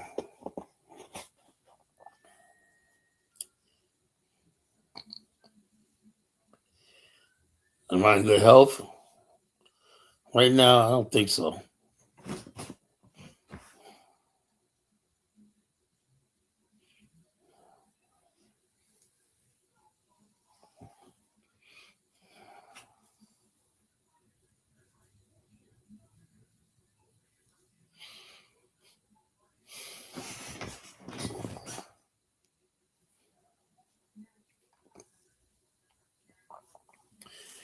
But yeah, so it's scary, Negroes.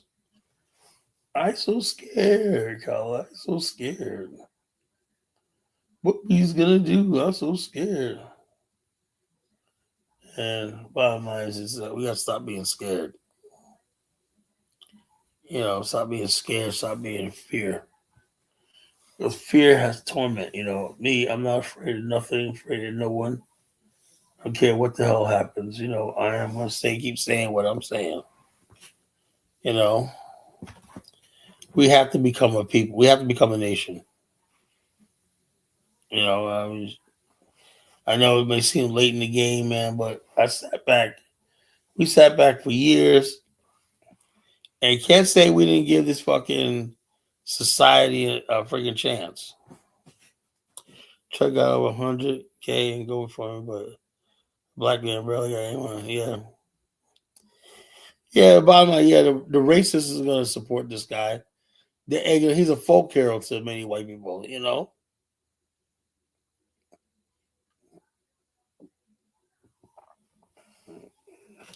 He's a folk hero to these racists. When they're going to support him with his money. It's like they did George Zimmerman.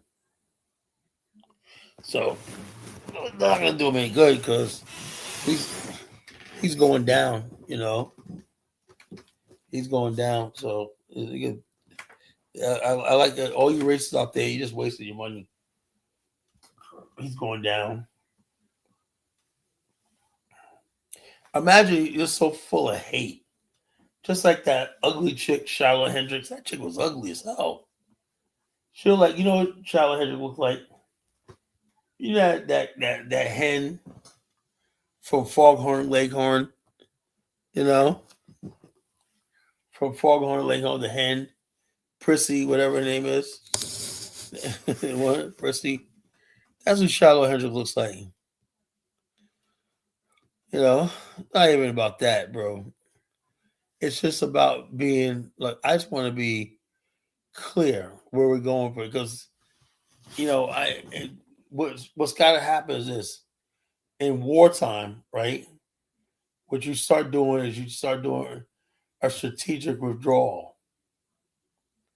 That means that, once we have to have a broad consensus that America's at war with us, whatever like that, then we start pulling our music, our sports, everything like that. But you can't, because niggas sell out in a minute. How many football players and basketball players are we gonna go along with this war we're going on? No, they're gonna sit out there with their white friends and their white girls and stuff like that. Tells everything all right. I like Shaquille O'Neal, but he's becoming a coon lately. Smiling with these little white girls and whatnot. Cheesing Shaq. Because Shaq is scared. I can never get that. I can never get that, man. I just can't do it. I just fucking can't. Maybe because that's just the way I am. I'm just a mean person. I'm just a mean person. I'm just like, it is what it is. Shannon Sharp, Charles Barkley. Where the hell these clowns come from? And all of a sudden, Kevin Hart sold out. He did a crack about George Floyd and whatnot. And I'm a George Floyd fan, but there's some things you don't say in taste. And also, you got a lot of Charlie Kirk fans running around talking about, oh, you got to under the dead. There's a time and place for everything. These are the same ones, right, that were wearing Skittles with the blood stains on them with Trayvon Martin mocking his death. And every time somebody black says, I can't breathe, mocking. Yet when it comes to their hero, Charlie Kirk, we gotta have some decorum and like that. And black people go along with it. Like Jason Shitlock and whatnot. Jason Shitlock said the movie Sinners was racist towards white people and that. Because that nigga Jason Whitlock is scared. He probably cringed in the movie theater. Oh man, these niggas killing the KKK. Oh my god, man, I can't. They're like scary ass niggas.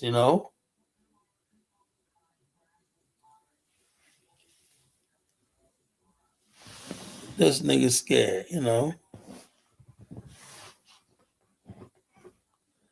That's what I thought. This nigga scared.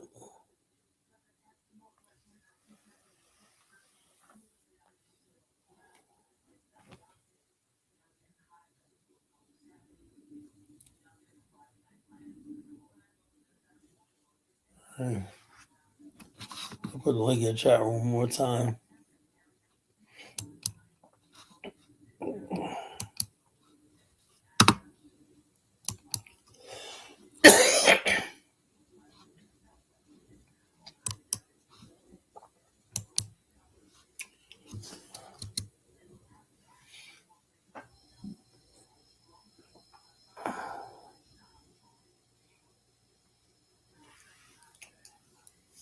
So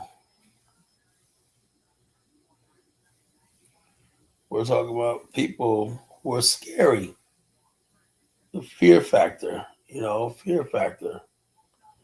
Look, it's all right to have fear, folks, because human beings have fear. We're not, But when I talk about, okay, maybe we ought to consider the idea of an Afghanistan. That should not put fear in your heart. That's all I'm saying. That should not put fear in your heart. You should not be that scared.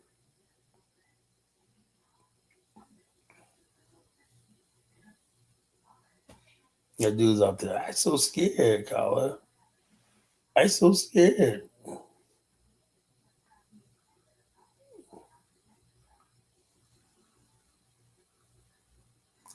I'd be terrified. I can't imagine doing something else besides massa. You know, how am I scared, DK? I bet you the Afro's theory is braver than you are, DK. I'm so scared, Colin.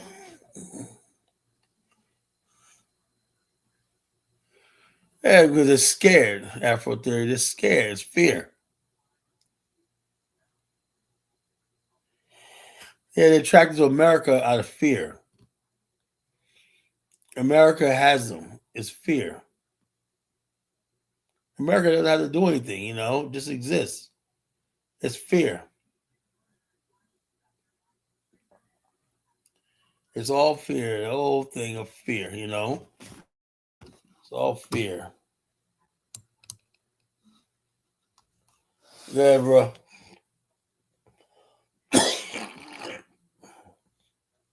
What's going on, bro?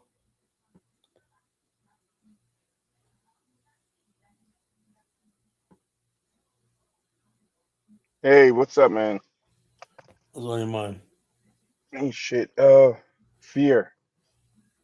I think a bit of fear is healthy, but I think when I people are said that. consumed, oh, you said that too? I said it's part of human nature, right? But when Right. fear governs your whole existence, what I'm saying, fear governs your whole existence. That's when I got a problem. You know, I mean, when you're frozen by fear, then it becomes unhealthy and you'll die. But yeah, a little fear is healthy. You know what I'm saying? Healthy fear. But other caution. than That's that, how you survive in the right, world. A little bit of caution.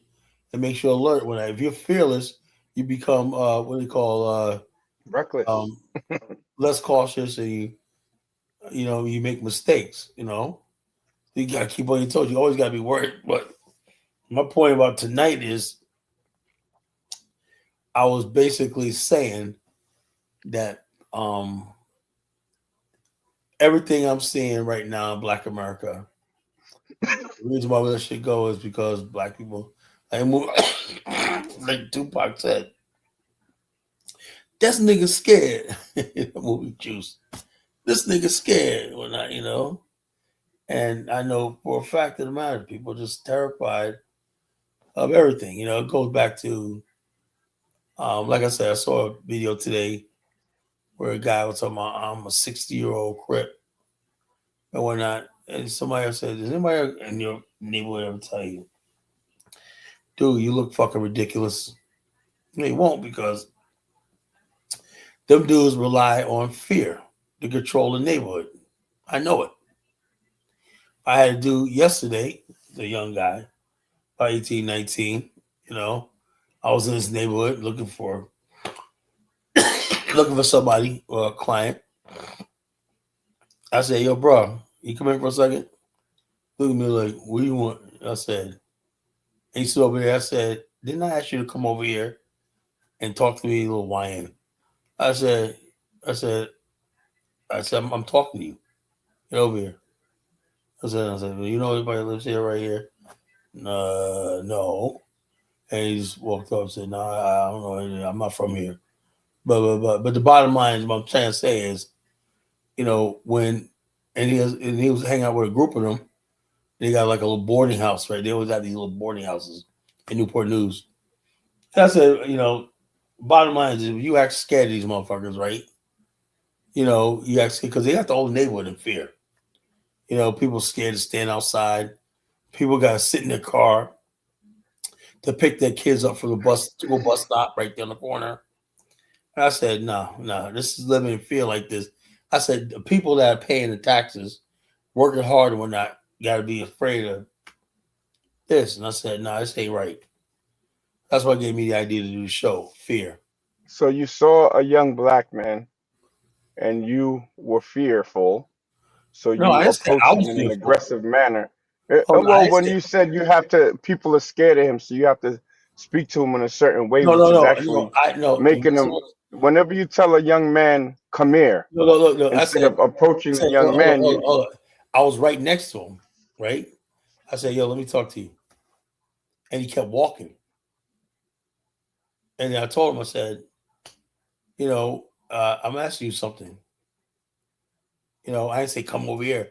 I said, if I talk to you, right, you stop there, you can tell me fuck you if you want to. You don't walk right past me. I'm talking to you. That's disrespect. Kala, but it's how you step to him. What you said 3 minutes prior to this is that you told him to come here. When you Yeah, tell I a said, black yo, man, "Yo, come over here," because he walked but he away from doesn't. He's me. not obligated to speak to you, brother, and that's not how you speak to It's like this, younger okay. men. But that same dude, right? I guarantee you, right? If they wanted $1, they don't care whether you at a gas station. They're gonna approach you, whatever. They don't care about your space. Well, I don't know that. What I know is I'm that you talking didn't about know this young man, enough and you encounter. told him to come here. You Yeah, can't approach us like that. We have to treat each other with respect. You got to and I respect gave him him as a respect. man. And I gave him respect. I said, "Look, he come over here, right?" And I asked him a couple of questions. Then he thought, because at first I don't know if he thought I was an ops or whatever. And then after I asked the question, he's like, well, "Okay, all right, man. I don't know, but that's all right, bro. All right, you take care. You have a nice day." Had a good conversation with that. All right, you have a nice day. And he walked down there with his buddies. Yeah, You you Amigo, you go ahead, described bro. him as a YN. You described Because him as a if you YN. got a whole bunch of houses, look, I'm talking about the YN look. Come on, the long dreadlocks, I don't know what that is. long dreadlocks. Well, yeah, you over there. Long dreadlocks, No, no, it's not that I'm house. over here. I'm very in Let tune me give you an with the example. streets, brother. The YN is long dreadlocks, all the same thing. They even got the fake. YN stands for young nigger. I don't address my brothers Yeah, as young niggers. but hold up. They got the friggin' they got the YN hats now. You can get. Hey, Dark Me, you ever thought about getting one of the YN hats? What you talking about? The ski mask cat? But the hats with the dreads on them. Like a cat. Nah, I ain't never seen that. Yeah, they got the YN hats. I mean, like, Yeah, I know what you talking about. Yeah, they be dressing crazy. Yeah, I I'm ain't like, know. whoa, man. But it's all good Yeah, though. but why are you as an older gentleman calling young black men Because I YNs? want to, because I can. Yeah, because Yeah, you I can. again you're showing your white supremacist talking And points of how you I'm gonna think. keep doing it. You're scared of So black people, hold bro. on, hold on. I'm gonna keep saying it until they become young gentlemen. No, but you have to give them the benefit of the doubt. You No, didn't know. You said no. you ended up having a good conversation with him, Yeah, but I you know. Hold on, approached hold him on. Look, you know something. grimily. You know something. I call all them. That doesn't mean they're all bad. I don't mean all bad. They're street dudes, street kids. Street dudes. That don't mean they're all doing bad shit. I Well, don't but mean that. that's prejudice. You're So they prejudging don't them, mean they're doing not all bad knowing them. shit. That don't mean they're doing Uh, all bad shit. Because I tell you, one time, a couple months and you ago, call me Catcher Freeman. I This was dude basically is a, going walking right, and I tripped and fell right, and a bunch of us standing out there, and I was really touched. Right, it was like 10 of them. Right, and they all came and I really banged my knee up. I was like, oh shit, I'm in freaking pain. I was walking to my car from a gas station. I was banged my knee up, right? a bunch of them came up there and grabbed me and helped me get on my feet and whatnot.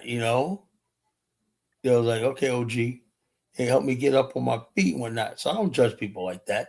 And it Oh, was that's like good cool. kids, good kids, because you never judge a book by its cover. That's good by asking. But I know these guys right here that I'll talk about, right? Unfortunately, that's a really bad neighborhood. That's like the worst neighborhood in Newport News. The worst neighborhood is really bad. We Really, in Norfolk. that's Newport News. Uh, And what gets me is some of the houses there are well kept. One house is well kept, right? The other house next to it is a boarding house. And like I said, some of these kids, man, these young guys, they stand outside all day with them kicking with their friends and whatnot. And they ain't got nothing really to do. This is broad day. It's like 2 o'clock in the afternoon.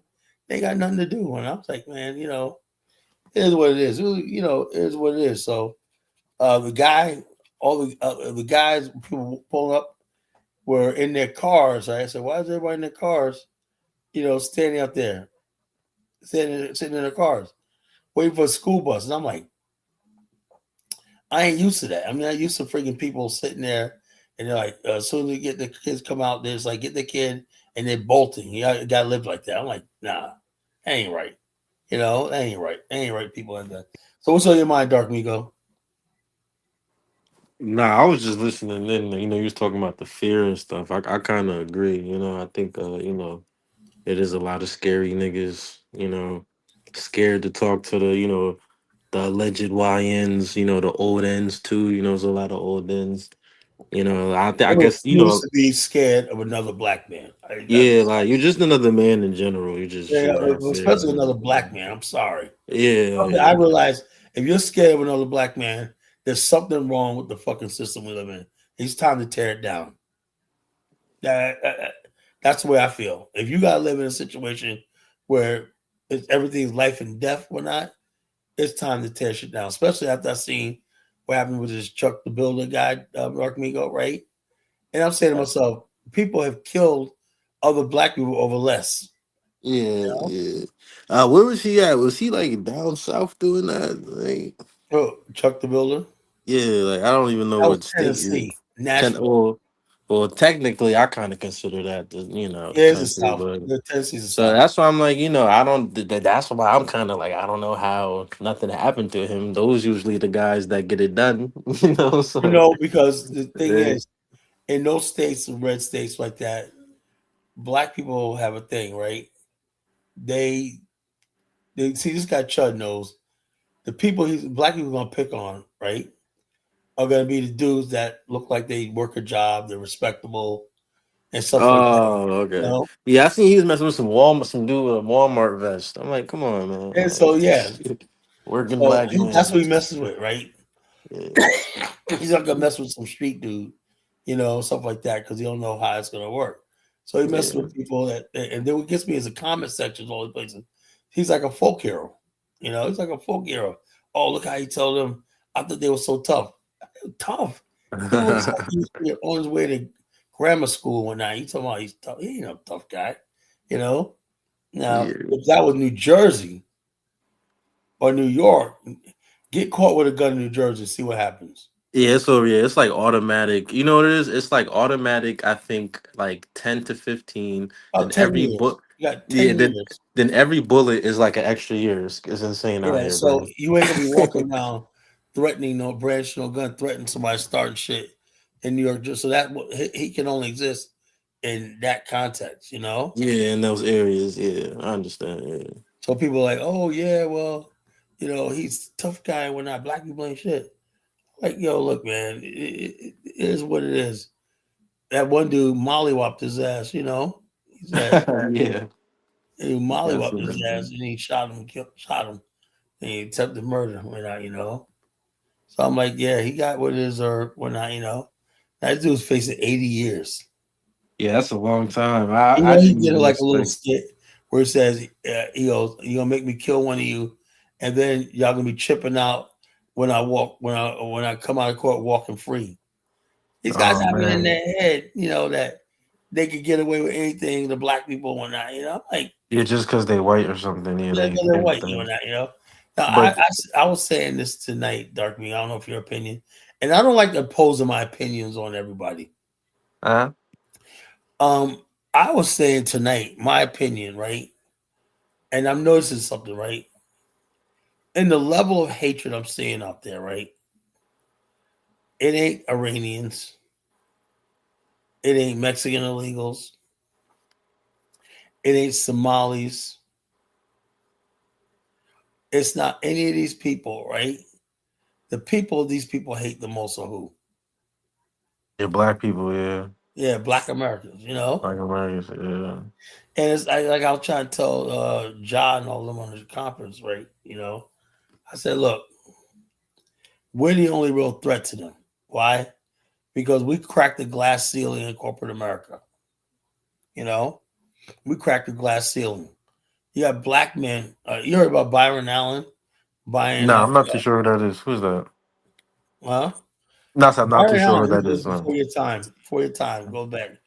He's a guy, he married a white woman, but he's a good brother. He owns like the Weather Channel, he owns a whole bunch of channel media. He Mhm. used to have a TV show back, a variety show back in the days. Anyway, basically he's buying BuzzFeed, right? He put $160 million to become majority share owner of BuzzFeed. That's gonna be big, you know. Wow.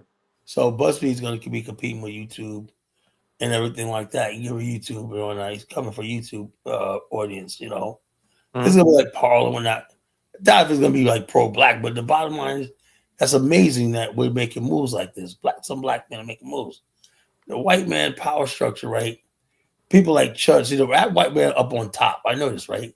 The white guy up on top is making his money. He don't give a shit, right? Yeah. But let me tell you something. People don't understand something. That white guy like Chud, right? When he sees a black guy with a white chick, right? Hmm. It sends him into a fury. When he sees a black guy driving a Tesla, a Yeah. Bentley, Yeah. Hmm. it sends him into a fury. There was a video going around where this dude was flashing money at his prom. You think that money was real? I don't know. Nah. Yeah. I don't think any. Yeah. I honestly don't think anybody has real money anymore. Nah. It's a lot of counterfeit going on, man. All right. Well, anyway, but white people were so upset. They said, "Why are they flashing so much money and they're poor?" Why not? Blah, blah, blah. They understand there's middle class black kids that may be a little ratchet, Hmm. So they're like, "Oh, why they put all this money in the prom and whatnot?" And I'm saying the hatred we get. There's one video of this girl eating in a restaurant, right? Have mind her business eating and whatnot. That turned into a whole, oh man, does she got an EBT card? Oh man.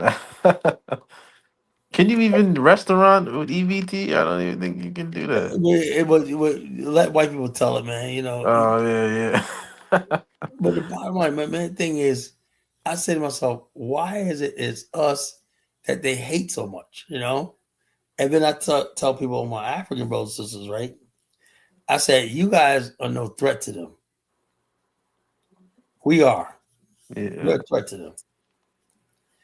That's why they hate us so much. yeah. Because the Yeah. Africans, like they're a little more, submissive to them and stuff. Docile. Docile. And they Yeah. basically, the African, even though there's a glass ceiling, the African don't even see it. Yeah. You don't even see the glass ceiling. They're like, oh, whoa, that's a glass ceiling. I know not to go near there and so Hmm. therefore he's not any threat to them. He's not Yeah. I going don't to know. change the Yeah. power structure or anything like that. But black people in America, this is how it is, right? I had to say this myself.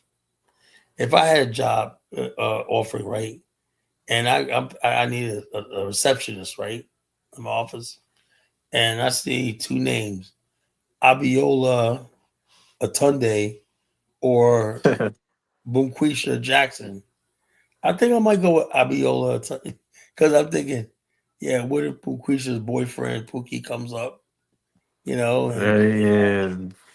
Shoot and up the job or yeah, that's what I'm saying. something. So you think about all that.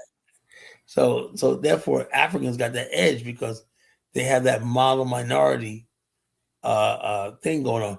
That's how when Africans say, "Oh, we got jobs, whatnot." I saw this one video the other day where this sister was like, his brother was like, Man, I'm wrong. I told everybody to get a college degree. He said he has a female friend, 6 months, no replies back, right? She's applying for job. Then somebody offered her with a master's degree $15 an hour. Yeah, that's And I'm crazy. like, that's the reality, you know? Yeah, So how is it that every African would say they came over here with $2 in their pocket, now they're rich? Shut the hell up. yeah, yeah. I don't believe, man. The guys that pump the gas out here get 18 an hour. Yeah. Crazy. Because I see one brother from Africa, right? He goes, you know, folks, man, I came to this country, America, with $2 in my pocket. After 10 years of hard work, now I got $45. He goes, don't believe the hype, man. He goes, I'm still struggling. 10 years later, I got $45 in my name. Yeah, I mean, it might be good if they, get the money and then, go to Africa with it, probably, like I feel like that's the only way it'll work for them, right? Like, Yeah. yeah, But it's the this only idea way. that you just come into America balling out of control, America's like this. Well, how come you're the Yeah, only ones doing it? White people are complaining. White people really hurting, you know? yeah, yeah. They're really hurting Especially, right yeah. now. Yeah, I always see them complaining, especially, like they're not getting who they want in office either, like that, and when it comes to like the mayors and things like that, yeah, they really complaining about Well, that. why are they so mad? They got the presidency, they got the Senate and the House, the Supreme Court. These motherfuckers are still mad. Yeah, I guess because, like the city funding and stuff like that, they be having it to a lot of BS. I don't know. How do people live with these people? I don't know. In the future, I don't know. Yeah. Something got to give, man. It's like we can't keep going on like this. You know, they hate everything we do. You know, Yeah. everything we do. Everything we do is a problem, an issue. Yeah, I think it's really just because like, like they what it actually is? I know what it is, Kyla. I found out what it really is. It's because of the Wiggers. That's why. That's what their issue is. Like they don't like the fact that like they daughters and sons start being on that Wigger stuff. You know what I'm saying? I started seeing that a lot. Like that's what they got like a Wigger page and stuff like that. They'd be like, "Oh, we hate this so much." Like Yeah, that's what and it is. what they want Yeah. is their kids when it tries to translate to politics and Mhm. stuff like that. You know, they hate that shit. You know, Yeah, they yeah, want their kids that's to be what it racist is. like they are. Cause yeah, they just tired of that shit. Like they sons and daughters, like turning into wiggas and stuff. Yeah, yeah, that's Yeah, what it is. cause they had like a thing where like they how those guys will walk up to white people and they'll be like, "Would you rather have like a wigga son or like something else?" And then when they was asking that, they're like, "Oh my God, never that." Like a lot of white people really don't like that. So I see why they got a problem with black people, I guess. What do you think about what I said about fear? I said when I talk about an African, why does that evoke so much fear in people? Because it forces people to have to get uncomfortable. You already know, like if you about to do an African thing, they gotta leave their comfortability. You know what I mean? Everybody gets You know scared what to gets me get their is bubble I pop. already said if let's say you don't want to go, well, why can't you just support it? You No, know, yeah, yeah, right. Yeah, you just just send you some money. It's all right. well, no, send me funny. Look, we're gonna have we're gonna have our companies listed on several different stock exchanges around the world. We'll tell you what companies to freaking invest in. You Yeah, know, invest on yeah, put them on Robinhood. Exactly. Yeah, they could we buy do that. stocks on there. Once you get listed, you could put the retail Robinhood. You could have all thousands of different retail platforms. We get our own retail platform with Robinhood. Yep. You know? And No, so, yeah. so we're gonna have all kinds of blue chip stocks, everything like that. We're gonna have literally be able to raise billions and billions of dollars to build everything: a power company, water utility, aviation, whatever it is. You know, we're gonna be able to do it all because we have the money. You know, Yeah. And that's really what's needed too. Yeah. and so the bottom line, all we need is territory and recognition, right? And also, like that dude Zamet, that dude call me Zamet. He's another young brother. You guys already. He's like in his 20s. You know, young guy. Hmm. Young guy, Darcy and skinny kid with the dreads. Nah, I'm not too sure. His Nah, name's nah. Comey. His name's Zamet, the Zamet movement, where he's really good. black nationals, right? He was breaking it down today. He said something about, he says, you got whatever you build, you got to have a deterrent factor, you know? Mm-hmm. Yeah, But the reason why Black Wall Street was taken down is because when your enemy has no fear of you, exactly. Yeah, and they did they even have like any defense really, like or like just oh, yeah, majority but hold on. defense? The You thing know. is, you can have a defense, Uh. but if your defense has nothing to back it up with, Okay. in other words, basically, you don't go into a situation like we build the Afghanistan. It's going to be clear. We're going to have a military, militia, security force, whatnot, and they have the habeas corpus. We have complete autonomy over the territory we control. No, exactly. That's what I'm saying. So, like, yeah, Black Wall Street had none of that. That's what I'm saying. That's why they But were the thing is, easily inside of America, decimated. they were never going to let that happen.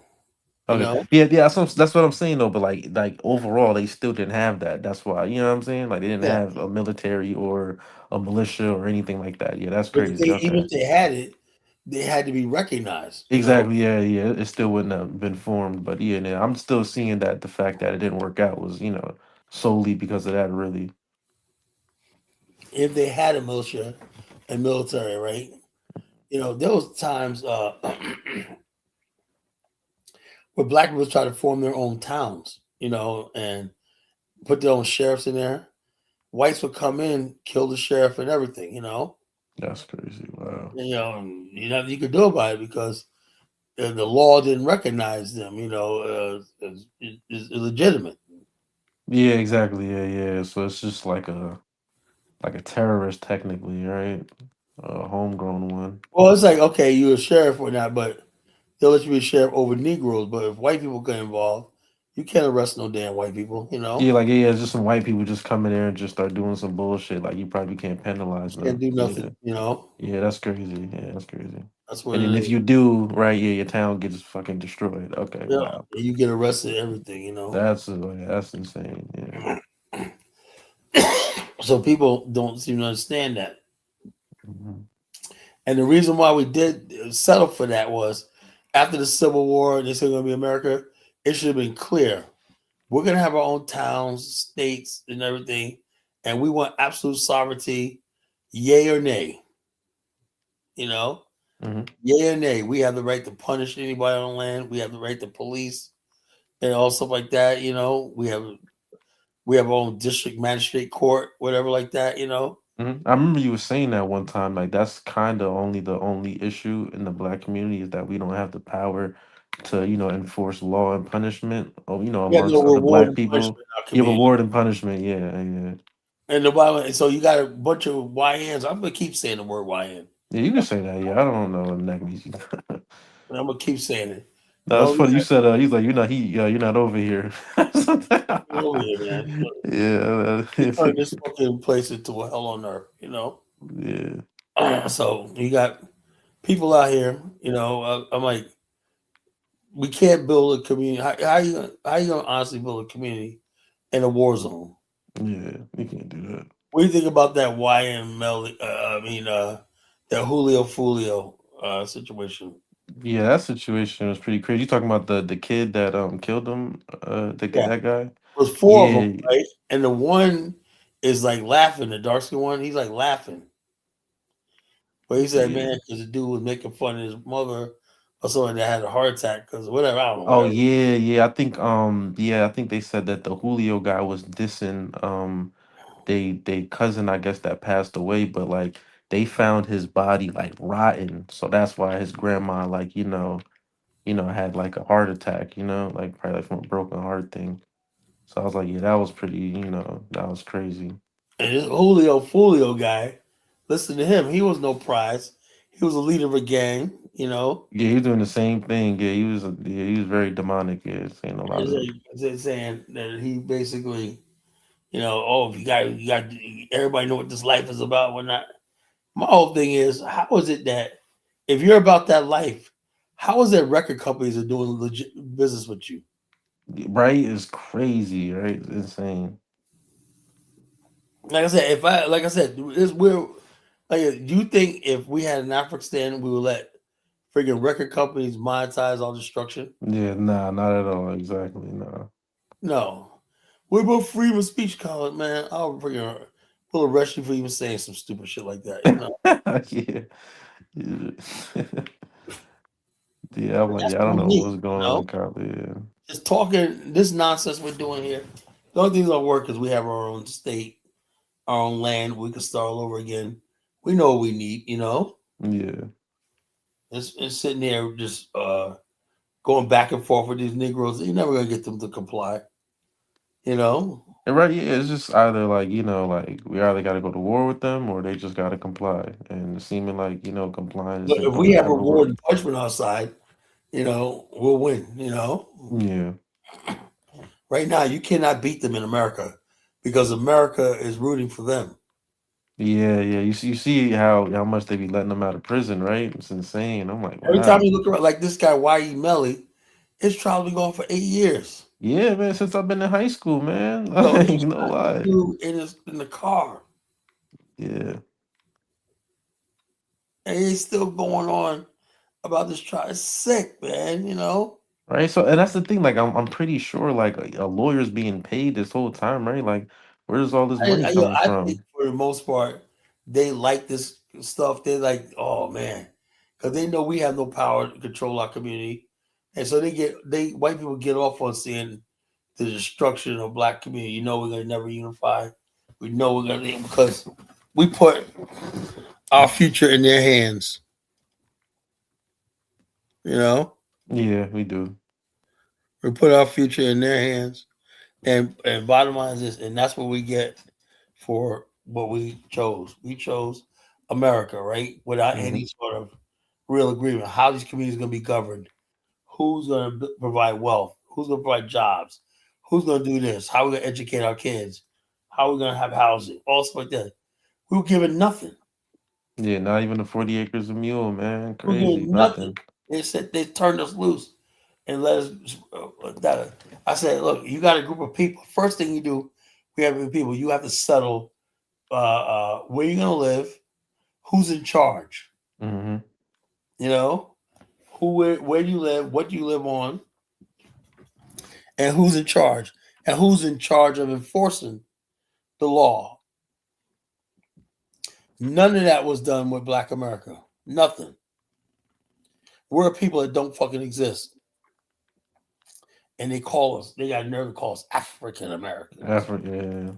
Shut the fuck up. Yeah. They put this fake ass label on us, African American, like it means something. You know. Yeah, I don't see the meaning. Yeah, no. Afro said blacks historically said identified for Africans, dark skin, gray hair. Another term for African American who's shown to identify. Yeah, well, I still call myself African American. I don't give a fuck who does. You know, I just let people know I'm originally from Africa. And Yeah. that's good enough for me. I don't need to freaking change nothing right now. Yeah, I'll worry about that later. It's like the least of my worries. Yeah. Till we get to an African state, and then we could come Africanis, whatever the territory's name. Um, But right now, it's all good. But yeah, like I said, it's they really, like I said, the Nation of Islam, right? They had no power. They had no power. They had no power. I like the main memoir that happened before you was born. yeah, I remember you said about that. Yeah. Beautiful day, despite all the nice speeches, warm weather, and everything like that. There was no power behind it. Yeah. They had no power. You don't have no power. That's all black men do is whatnot. Is give speeches and have no power. Hmm. Yep, Then when I that's seen it. Donald Trump today with Xi Jinping, I'm like, that's power. An agreement to buy some 300 Boeing planes. Oh man, that stock about to go up. I got some investment. I got some stock in that. They said stock market is at 50,000. The Dow. Yeah, man. Yeah, those I be investing in those defense stocks, man. Yeah, man. So the bottom line is, it is what it is. Get your guap right now. Yeah. Take advantage of a Trump economy. Get your guap. Most of these corny ass motherfuckers out here, get that Yeah. guap, man. I don't really care who's in power in America as long as I'm making money. Exactly, right? Like that's all that matters right now. Like, like if it's not no BS going on where we gotta go get into martial law, I think, we'll be okay. We've been through We got to worry worse, about right? gerrymandering and Yeah, black voting. What the fuck does I got to do with some? I got to do with some black voting districts, right. And like Oh, wasn't like Bush like allegedly way worse, right? Like than oh Trump? yeah, Bush was a fucking real devil. Yeah, so that's something like what is black people complaining about? Like that Okay, they survived Rico that says, one. Colin, why not get land in South America? You think you use Monroe Doctrine?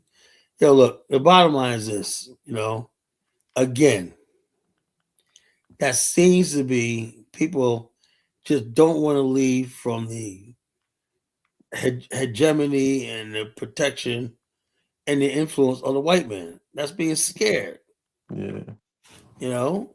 Anything less than an Afghanistan is a no go, Rico, you know?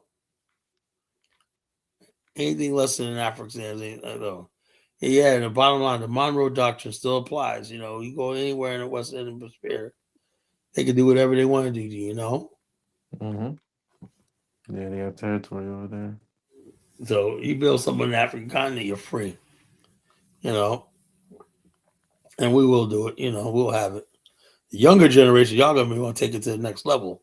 My job is to get the territory. No, yeah, yeah.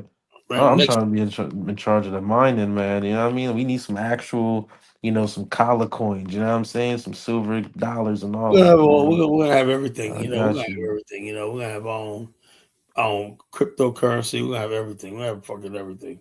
Or not even like cryptocurrency. You know what I mean? Like actual, like you know what I'm saying? Like Oh yeah, silver coins and shit we're gonna like have that. gold backed cryptocurrency. Because They on got JM Bullion, like Trump even got his own coins and stuff like that. So I'm like, yeah, you can anybody could, we yeah, can do gold bullion. yeah, Not only gold, we go with gold bullion, and then instead of printing paper, you use you put crypto. yeah. Or like, man, we could just do straight up silver and gold. You know what I mean? Like coins. You know what I'm Yeah, yeah, saying? yeah, yeah. But I Yeah, say, I but mean, what yeah, you want to stockpile that and spend on the interest. yeah, Stockpile the silver and gold, and whatnot. The reserves. yeah, There's all different types of ways. Also, now that everything you mine, precious metals, copper, you can monetize anything. An option. You know what I'm saying? yeah. You can monetize everything. And so it is what it is. Yeah, that's what it is. This is really like the monetization of the precious metals over there that we got to get with. Yeah, I mean Yeah. that's like my top interest with Africa is just that. Yeah, I mean because they don't have any Why the monetization problem in on these Africa stuff. is they're too lazy. I Like said that's crazy though, bro. Like I don't get. lazy. Africa's laziness. You know how it works in Africa, right? To be like, they'll say have a land, right, that has gold on it, right? Hmm. Instead of them going to their college schools and figuring out the land survey, the geology report, and then basically you can go on ChatGPT and say, "What would I need to build a mine?" Hmm. ChatGPT could print everything out for you. Yeah, the schematics. Yeah, all that, yeah. Everything from A to Z, right? And then you go put that together, right? He said, "Well, we have people. Well, you start recruiting people and invite people on and build a consortium. That's organization." But in Africa, it's easy just for government to bring in all foreigners, right? And Hmm. everybody, and then the African just gets his little cut, off the top. Ah, okay, that's why, man. And then you look up, then they got nerve to get mad after 20 years. Man, we ain't making no money. Well, y'all signed a deal 30 years ago. What do you think? Yeah, probably give Francis, him like 100-year of deal, right? course Man. you get screwed, man. You bring Oh people my the gosh, short that's side. Look, sad. I seen it all the time. Look, there ain't nothing about Africa I don't know. No, that's not. Nah, that's kind of messed up, bro. Because they probably really got them, bro. They probably got them like, bro. You signed this contract for like 200 years, like that's crazy. Yeah, so about then the African is like I don't know what's gonna happen in Sahara. I hope they're right, but the bottom line, y'all can't just get all. You can't be asleep for hundreds of years and then come out of sleep tomorrow. Man, y'all messed up my house one night. Yeah, nah, it don't work like that. Don't Yeah, work you like can't do that. that. You were asleep. Dang, that's sad, man. They got to get. I remember you saying that Lee Kuan Yew said, it's just too corrupt. That's why, like it's Yeah, just gonna take too long. Lee Kuan Yew, that was a beast, man. That's my statesman hero, man. Yeah, you know where he got his name from too, right? Like it's like a the King of Kings from like I think like a Chinese emperor, Oh, I didn't Lee even know that. Kuan Yew. Bottom line, that guy was the best statesman the world's ever seen. You Nah, know, yep. best statesman the world's ever seen. I mean, I learned that's who I inspire from when I talk about African. That lets you know it's possible. Singapore had no natural resources. They had nothing but a swamp and a tiny 300 square mile island. And Hmm. next thing you know, it's a metropolis, a futuristic metropolis in one generation. Wow. So what did they do? They just really just everybody just They buckled down. They about did getting what they locked in. supposed Yeah, I to was do. about to say yeah. They buckled down. 1955, they had a meeting in Jakarta, Indonesia called the Bandung Conference. Bang them comments. Yeah, I gotta look into that. Okay, 1955, right? Kwame Nkrumah was there. Adam Clayton Powell was there from New York. What? Yeah, it was all top leaders from all over the third What world. year was this again? The Bandung Conference, What year? What year? My fault. I said what year was it again? 1955. Wow. And they said, we're going to end colonialism in Asia. You know why? Because all these countries came together, right? They said, okay, you know something? What countries got established shipping companies? You got Japan, South Korea, where y'all gonna be the main shipping companies, for the region. Hmm. What countries got coal? What countries got steel? What countries got this? What countries good telecommunications? We're gonna all interact with each other. And then you have what is called the Pung Lloyd Group. The Pung Lloyd Group is a group they build major infrastructure. Probably the best infrastructure building company in the world. They build stadiums. They build everything. The Pung Lloyd Group. You want to see the video? Yeah, yeah, of course, yeah.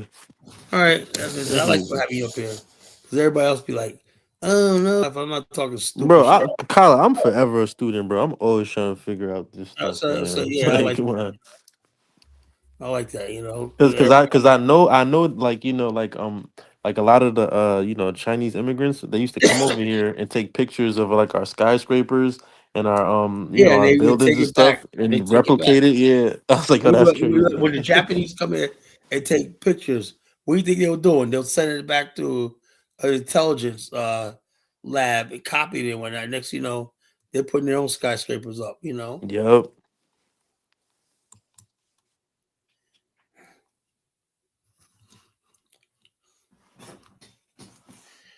All right.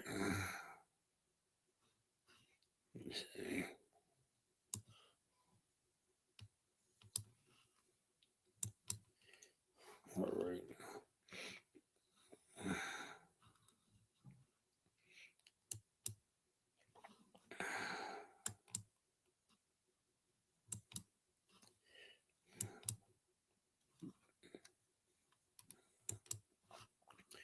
Africa should have its own Pung Lloyd group. You know? Yeah, I mean, like, yeah, like it's a whole continent. Structure Like, they definitely can do that for the world. overnight. Apunj Loy. All right, get this. Let's see. They say that seeing is believing. And just how much do you truly see? Each flash of life, each pulse of energy, I gotta get the long one. Keep finding these little short ones. I'm gonna get the long one. All right.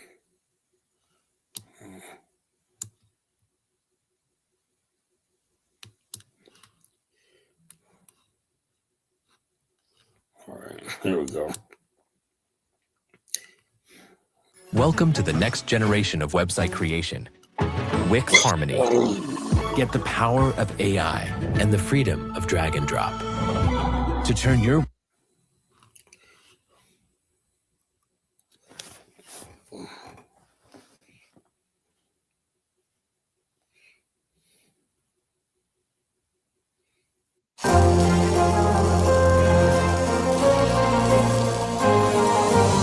we're gonna need something like this. Twin Lloyd group album like this. Oh yeah, Real this is different. cool. Punj Lloyd is the leading practitioner of the Oh yeah. EPC methodology, delivering quality with unmatched speed and safety. These values catalyze the entire spectrum of high-grade engineering, Is there procurement, volume or and is just construction, not on yet? as reflected in our strategic business unit of turnkey and They're composite mostly construction. Asian. The most No, I was saying, modern is there like machines, volume systems, or it's and not on yet? technology You are hear only it? a part Nah, I of a can't hear complex it. equation. Hold The on. latest software and one of the world's leading pools of industrial manpower position us to meet current Sure, 'cause I and can't- projected oh. demands in engineering construction. I'm gonna leave and come back and see. For us at Punj Lloyd, safety is the norm. Safety at all times, under all circumstances. A testimony to this commitment is our excellent record at Dabhol, where we logged 12 million man-hours without lost time injury. Every process and methodology is evaluated on the touchstone of health, safety, and environment policies that we have practiced over the years. Quality is a way of life for us. It links projects to the individual and the machine.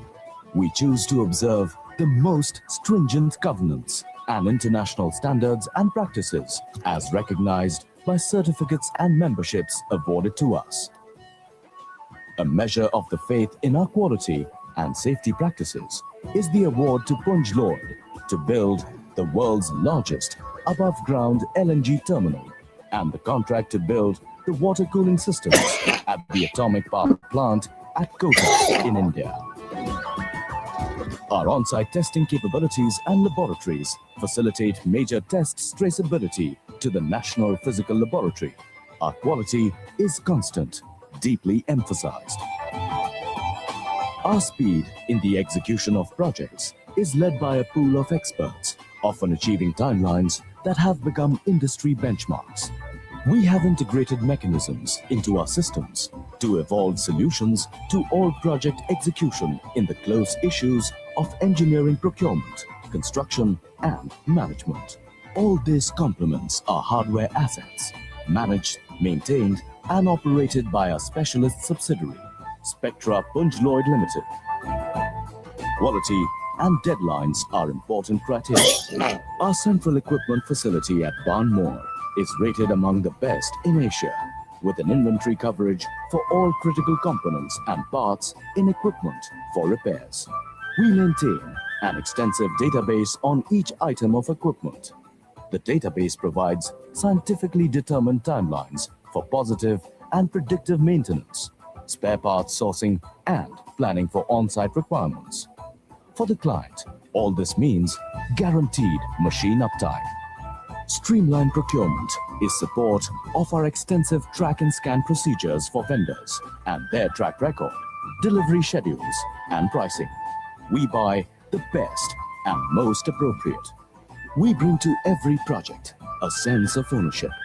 Each project has a dedicated project management team that oversees the project from conception to completion. The project management team consists of experts in the fields of finance, CAD/CAM design, engineering, project planning, procurement, and construction. We have partnered access to the best in the world, leading us to provide single-point accountability. The project management team leverages the power of software systems such as Maximo, Primavera, and Oracle to ensure that variables stay under control. Our experience covers the hydrocarbon industry in depth and detail. We have met challenges of terrain and topography. Indeed, matching our capabilities with the desired result. There's one I want to show you. Yeah. Nah, that's cool though, man. I'm not gonna lie. I want this one Pung Lloyd video that was just like blew me away. Group at a glance, you know. I don't know if it's this one. I'll take my chance. It's this one.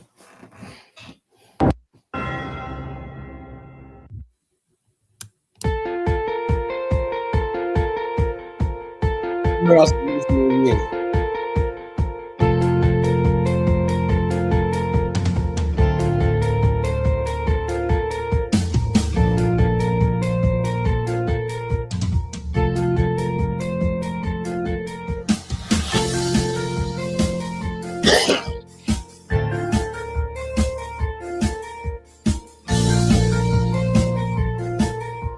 Yeah, black companies in America have billionaires. We got Pungloid, that's what.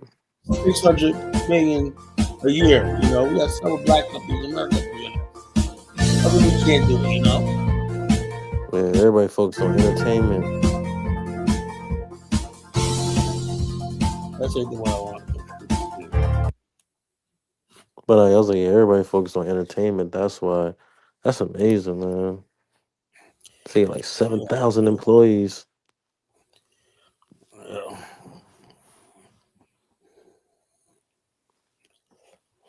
Okay, I can't find that one. But basically, the Pungloid Grid is a major infrastructure building. They built subways, tunnels, everything in Asia. Overpass bridges, stadiums. They even built ice skating, a ski thing in the tropics. Can you believe that? What? Wow, that's amazing. Yeah, What ski. tropics did they do that at? What, Japan? It was in India. On India? Oh, wow. They built a ski slope in India. Wow. Yeah, artificial snow. Artificial, yup. So like this, they got. I mean, it's Pungloid group is off the chain. Yeah. How long have they been around? Well, you said since 1988. 1965, yeah, what 1980? Okay. 1988. Yeah, 88, yeah. So yeah, that So makes they sense. built Yeah. stuff all throughout Asia right now. I said to myself, man, like I said, we could build this. We could do this. You have to Yeah, we can. initially got to contract somebody like that to build the infrastructure. Yeah, it's just going, like, so it's a lot. It's hard for a lot of black people to really want to do something like that. Yeah, because they're Um, scared. and it's too hard. It takes going to school and actually reading and focusing and Yeah, I know. Focusing. applying yourself. You know what I Yeah, mean? focusing Actual in real hard hard work. stuff. Yeah, Studying and whatnot. yeah, Really studying studying. science. Yeah. Because look, even if you don't know how, you got to know why. Yeah. That's what the agent did. They learned why first before they knew how. Oh yeah. You know, the black people, the black race, don't even know what or know why. Like I see that arguing with these guys on the Afrosphere. They don't even know why. Hmm. Or it's the same thing. What's it called? Nigeria this, Burkina That this, is- yeah, same old. Yeah, same man. old fucking thing. Like listen to the Dynasty Show and whatnot. All these loser ass countries and whatnot. That's what I want to be talking about. Massive infrastructure going on.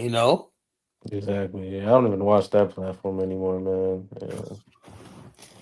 A bunch of failed men sitting around, broken men sitting around in the West talking about their glorious homelands and shit. Yeah. It's sad.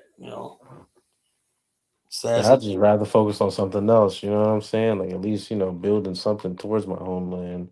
And then when they mock me when in Africa, at least I got a vision. I want to see Yeah. something built. I feel like it's really because like you're in their homeland, and like being successful. I feel like that's what really it really is. I know. Like is and he actually got a wife over there, so they're gonna be like a little extra mad at you. Yeah. No, I'm just talking job. No, I'm just talking shit. No, Oh. my whole thing is, like I said, I just try to bring a new perspective. I said, why don't we talk about infrastructure?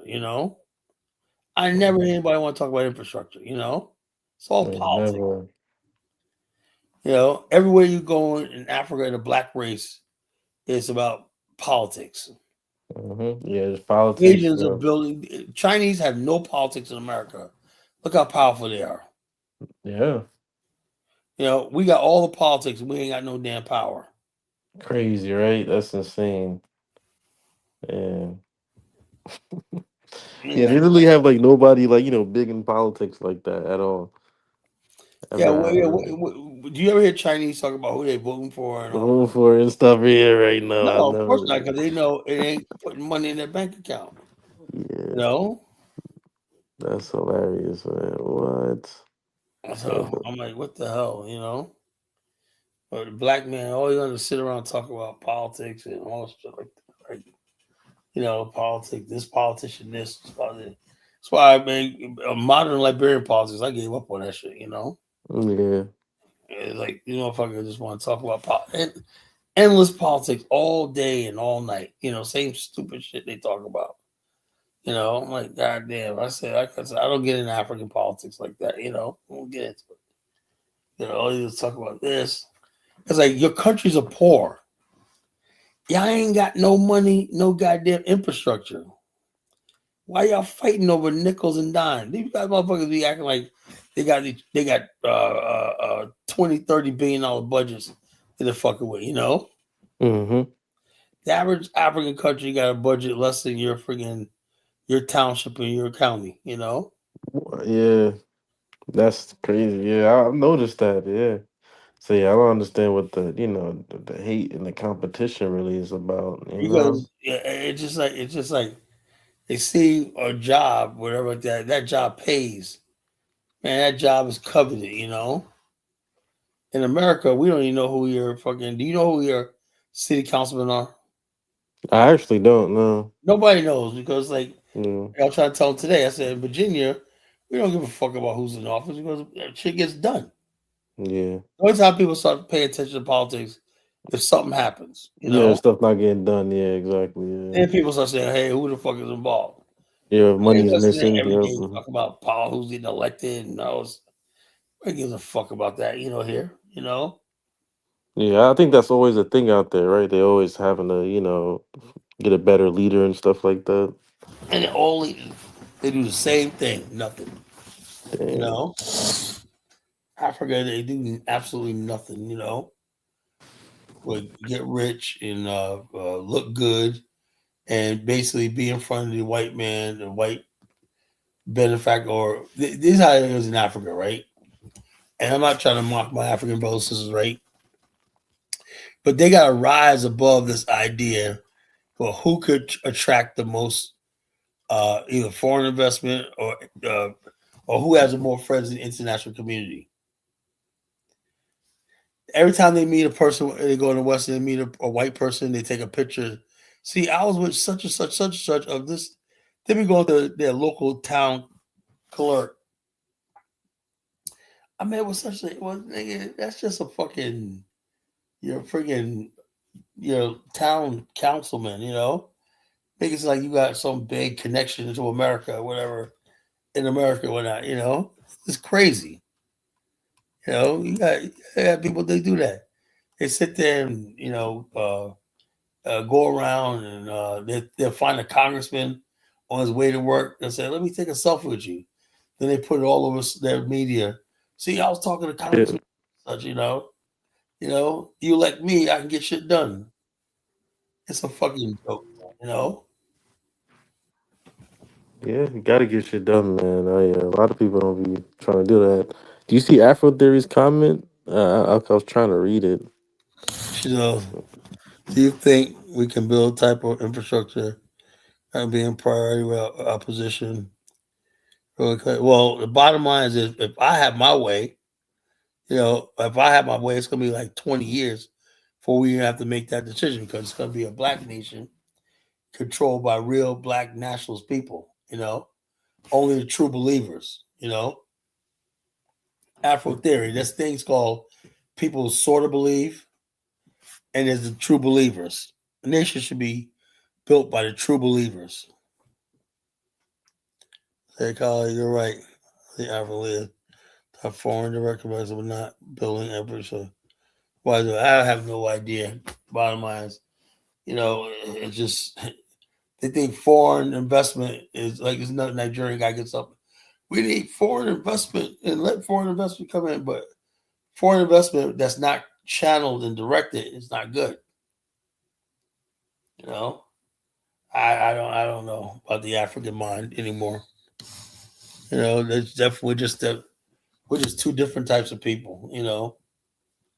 I'm on a thing where I know that the black race in America, right, if organized and mobilized, can compete and take on anybody in the world. I believe that. Else I wouldn't be doing this. But the African mind does not think he can function without being held, the white man holding his hand or the Chinaman holding his hand and whatnot. They're about to give the Zimbabwe invite all these white farmers back. It's just it's embarrassing.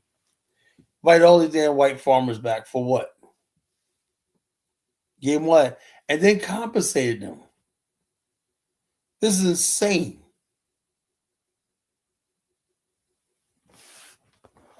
So I have no idea anymore. That's how I wonder is the black race even we're fighting for. You know,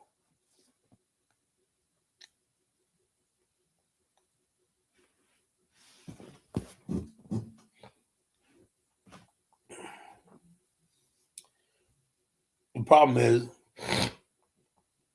the white man knew one thing. He knew that the African culture was like hundreds of years behind him and the rest of the world, even the black people in the West. The white man knew that, right? So he cleverly undermined the educated class of black people that was connected with the black people in the West and destroyed that by empowering goons, thugs, tribalists, savages, and all like that. It's the truth. They knew what they were doing when they profiled and they gave us Mobutu Sese Seko. You know, they knew what they were doing when they killed Patrice Lumumba, tore his body up to pieces. They knew what they were doing. They knew what they were doing. So it is what it is. They basically take all the black leaders that were intelligent, intellectual, good, get rid of those, marginalize them in the eyes of their own people. That's a trick. They say, "Oh man, don't listen to him. Your rightful leaders, the Maasai King, such and such. Your King Zulu Goodwill, he's your leader, whatever like that." Knowing that lease paid off, and he's illiterate. And they've been playing that for the longest time. Those Negroes with the suits on, the ANC and the PAC. That's not y'all. They've been playing this game for a long time. I mean, people still falling for it. Like the PRC in Liberia, right? Don't listen to True Week Party, the only party that brokered all these deals in Africa, and that was really a black nationalist Pan African party. No, you should listen to PRC, the People Representative Council. Bunch of freaking tribalists and savages. So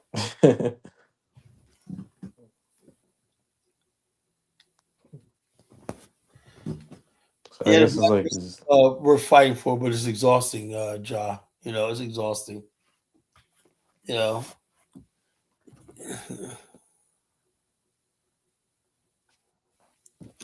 Yeah, the Zulus are sellouts. They're sellouts. As Baruti says, Kala. Well, it's been the prior time invited the Black Farm Association. Look, I don't know what to do, right? But what I'm tired of, right, if people like Baruti say, what if?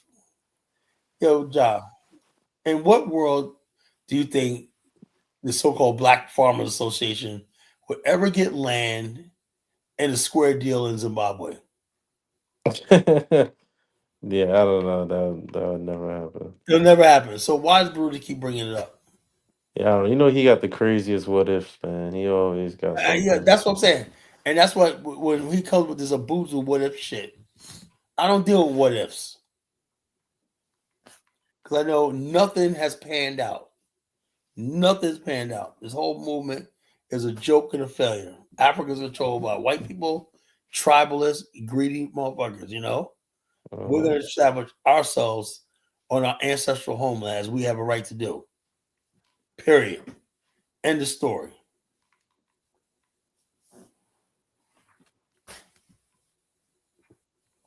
Because Black Farmers Association, Black Farmers Association ain't gonna be giving no damn land.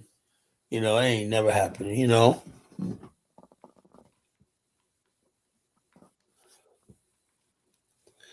they ain't thinking about no Black Americans, man. You kidding me?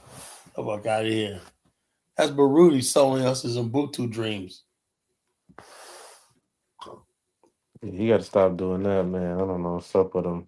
Every day he coming in here saying that he wants us to learn I love Swahili too and Baruti and my brother stuff. Dollar Bill, man, but they live in a different alternate universe, man, you know? Yeah, I know they want to constantly bring us together, but you know we can do that, but just not right now. You Not right know. now. We need to build our own shit, Yeah. you know? I mean, honestly, I'm not really interested in. I think we got enough for our own people. We don't need to build with anybody else. Yeah, Just in our own space to build our own shit. That's all. You know? yeah, that's true. So, I mean, the burden is always on us. What if? What if? What if black folks? I was supposed to get all excited.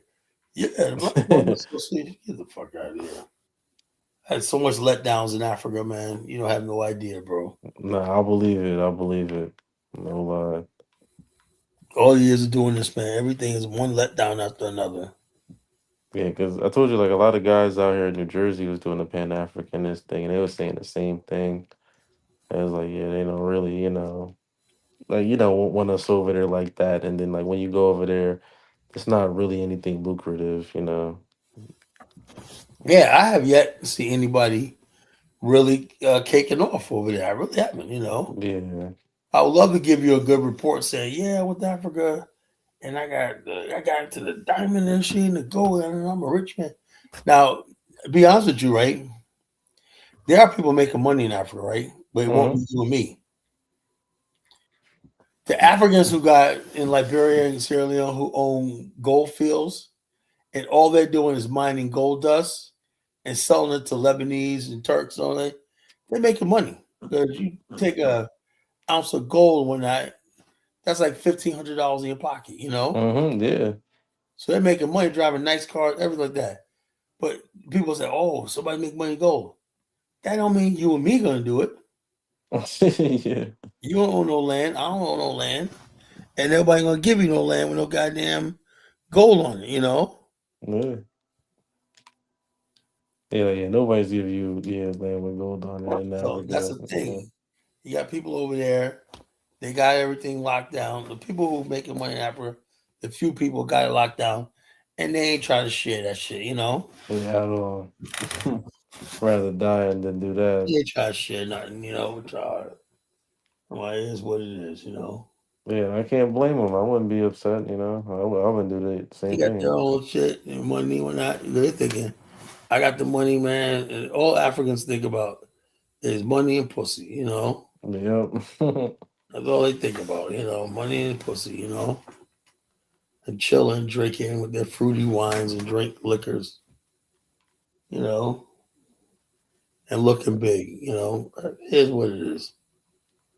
That's is what it is. That's Africa. And Yeah. let them have fun, man. It is what it is. And but don't tell me I got to go over there. Yeah, yeah. I got a Don't business tell here. us to do that. I got a business here to build. Like I said, it's very going to be. My family had thought that I was going to give up my company and business to Africa. And after like a while, like about 2 years ago, I said, "Oh hell no, Mm-mm. Mm-mm. no hell no." I mean, I tried. Look, I tried. Look, I really honestly tried, right? But I said to myself, "All right." I seen the people, the business they talk about. What the fuck am I do sitting on the road selling what melons and goddamn pineapples? What the fuck? You know what I'm saying? Yeah, that's Selling, get probably the only out of here. thing. Selling whatever like that. Nah, it's not worth it. It's not worth it. It's not worth it. Now, I would say like this to a Liberian. There's opportunity if they have a little bit of capital. They can start little businesses and whatnot, little tiny businesses, repair shops and whatnot. Yeah, that's good for them. But you can't tell somebody coming from the first world they go to Liberia and live like it's not happening. You know, Yeah, live better than you lived in America. Yeah, you can't. yeah, it ain't happening. You know, Colin says you said no, so many letdowns in Africa. We stay in the U.S. That's when they get mad when you say that. Just stay in the U.S. No, we're going to. I'm gonna go to Africa, right? But I don't expect a whole lot from it. You know, let the Pan African do their thing. You ain't got no. What is the Pan African gonna do? Uh, Dark Migo. Hey, Well, listen, when he goes to Africa, huh? you said when he goes to Africa, you said He says, let us Pan Africans do our thing. Live a cushy like, no, the like average Pan African is trying to live the good life in America. He ain't trying to go to Africa.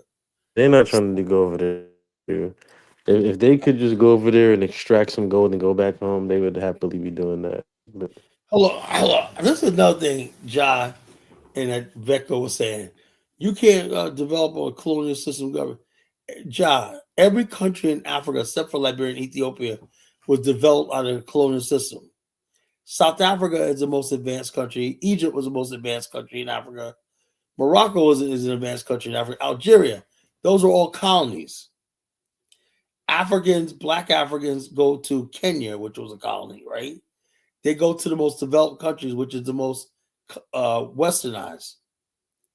So what the hell are you talking about? Yo, I don't know. I just think Africans are so far gone. The fact that John would ask me a question like that, they're just so fucking far gone. I don't know if there's any fucking hope, you know. Let me get Mufasa first, and then we get Afro Theory. Go ahead, Mufasa. No, I was just calling in. I seen the topic. I just got off. Well, I just dropped my daughter off. Actually, Right. got back to the house. But yeah, I was looking at fear. Fear is really the main thing, the main issue that we have, because a lot of our dysfunctional actions they usually root to fear. If you just go deep enough to figure out where they come from.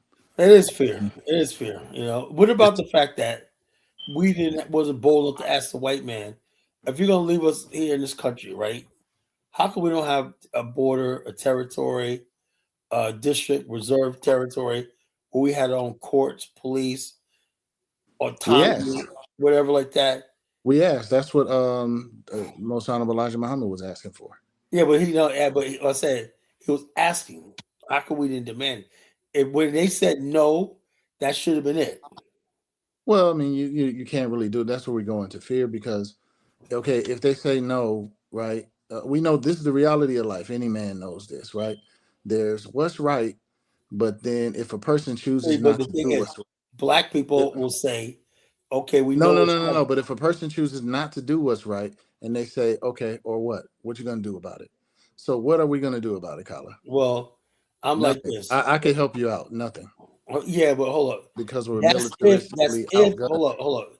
That's if the fact of the matter is you didn't believe that we were capable of a mass exodus. We could You have there, done Kala? that. I cut off. I have to come back in. A mass exodus. We could have had a mass exodus. We could have went to Canada for God's sake. We could have went to Mexico. They were gonna stay in this hemisphere. We could have went to the Caribbean. We chose this. And the bottom line is this, and I would never forgive our ancestors for knowing, right? Like I said, like this guy, this young guy, Comey, man, that's kid is my protege. Freaking got the Zamet movement, right? He said he was examining black power. This kid is so freaking smart. He said the problem with the Black Wall Street is it did not have a deterrent factor. You cannot exist in this world if you do not have a deterrent factor. You don't exist. Yeah, I mean, North how much Korea of a is there deterrent because it factor has can you have a against deterrent. your own government? What? How much of a deterring factor can you have against your own government? Oh, hold on. It's not. Hold on. Whoever said that we had to recognize this as our government? White people said it.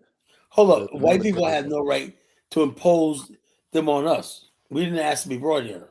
I mean, might makes right though. You know what I'm saying? Yeah, but hold Like up. But you you're cannot. born with an First of all, IRS number and they hold force on, you hold to on. pay taxes. We can't. We have never asked to be brought here. No, we didn't. But the thing is, if you go and try to dominate some of the white man's territory, you So got the to be bottom line. willing to deal with them. But my point I'm trying to make is, if we recognize this as a white man's territory, then we're justified in parting ways with the white man, right?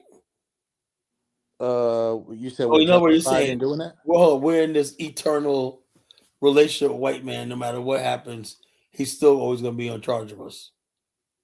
Yeah. I mean, if you stay here, yes. Yeah. So what I'm Absolutely. saying is, what I'm saying is, it's time for an Afghanistan, right? Why would anybody be opposed to that? Because it's too difficult to do. How It's is more it difficult? comfortable here. I think it's more difficult to program your mind to live in this shit. You know.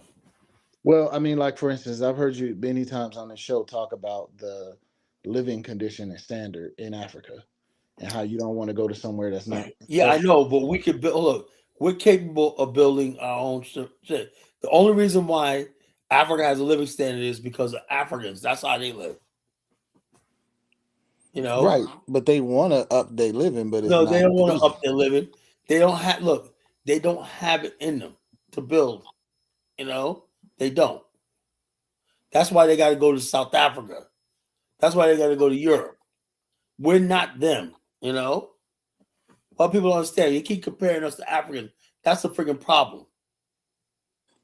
Hmm. Well, I mean, it's not just Africans. There's other places in the world that don't Well, have it. I've been to Morocco, man. Why is Morocco first world? Well, it's Arabics. Them Arabs doing that Well, shit. why is it? Hold on, are Arabs And superior to black I don't people? know if it's classified as first world, is it? No, no. I've been to Morocco. It's actually better than America. More developed. I highly doubt The that. streets are freaking beautiful. You know. Yeah, they probably more newly put their streets or whatever, but I doubt that they So the have. bottom line.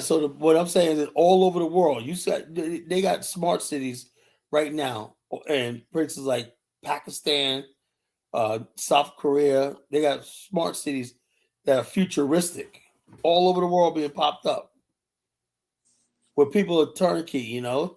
They're building these Yeah, smart cities all over the damn world,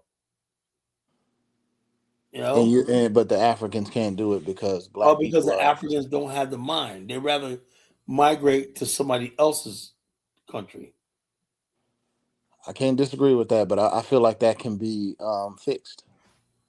You know what I'm Well, saying? You could re-educate people into the right mentality. well, it's not just education; it's culture. It's the same thing. It's culture. It's Well, culture. okay, but culture. Where does culture come from? If you keep Well, asking the it's like question, culture means cultivation, right? If I gotta argue with people, right? Like I was watching this thing today, right? They'll talk about, eating certain foods in the wild. They carry deadly parasites, you know. And if you gotta tell somebody, look, don't eat with your hands. Don't do this. Tyler, why do Eat you clean. bring that up? There's nothing Oh wrong no, with eating be with your hands. clean, whatever like that. You know, you got to argue with people that. I had people even argue me from Mufasa that said Africans, right? That said learning reading was not necessary. Learning reading is not necessary. Yeah, they said. No, I said, nobody argued with you and said that, look, Colin. no, look. I had Africans tell me when I said, look, everybody has a written history, and I think it was I was arguing with Michael Lawali one night, and somebody else said, "Look, Colin, not you think like a white man. Not everything is in books." Oh, it's probably me. You tell. What are you trying to? Are you saying No, what that? I'm saying is, in every civilization, right, Yeah, books are passed down. The most advanced civilizations, are civilization with books. yeah, but there's most civilizations never had books. What civilization were these? Well, okay. First of all, books did not become commonplace like that until like the printing press. You know what I'm saying? No, no, no. Before it was Books. just No, they priesthoods were where they basic would write books. certain things Books down. and scrolls were made 5,000 to 6,000 years ago. What are you talking about? No, what I'm saying is they were not really used, bro. There was just a No, no, few no. Yeah, I know. But priesthoods. what I'm saying is, Like it wasn't. You're making it seem they look. every Most people could civilization, not read. every Most people couldn't read, civilization and they still had were a able to run that scholarship civilization. class. Every civilization had a scholarship class. Bro, there was a few initiates and So, priesthoods so the that were bottom able line, to do that. so It wasn't. Most how people do did not people read, learn bro. geometry, math, science, calculus, and all that stuff like that? You go to school. I'll say, but how do you go to school if you don't believe in reading? No. You should be able to read, but what I'm saying is like you're cutting off a large chunk of humanity if you Well, act like it doesn't hold count on, hold unless you on, can hold on. read. Like Let's there's be plenty honest of with people who ourselves. cannot read. Let's look at that humanity, right? What humanity is a burden on the rest of the humanity? I mean, man, everybody basically can read now, but I'm going Okay, back in the what day. I'm saying is the people who have not kept up with the rest of the world. Nah, I mean, I don't know. I disagree with that. What do you mean Okay, burden no, on? what I'm saying is look at sub-Saharan Africa. Why is sub-Saharan Africa behind everybody else? There's many different reasons. It's not just read. I mean, they can read in sub-Saharan Africa.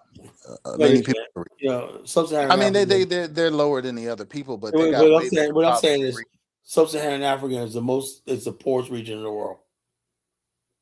Right? Okay. Why is that?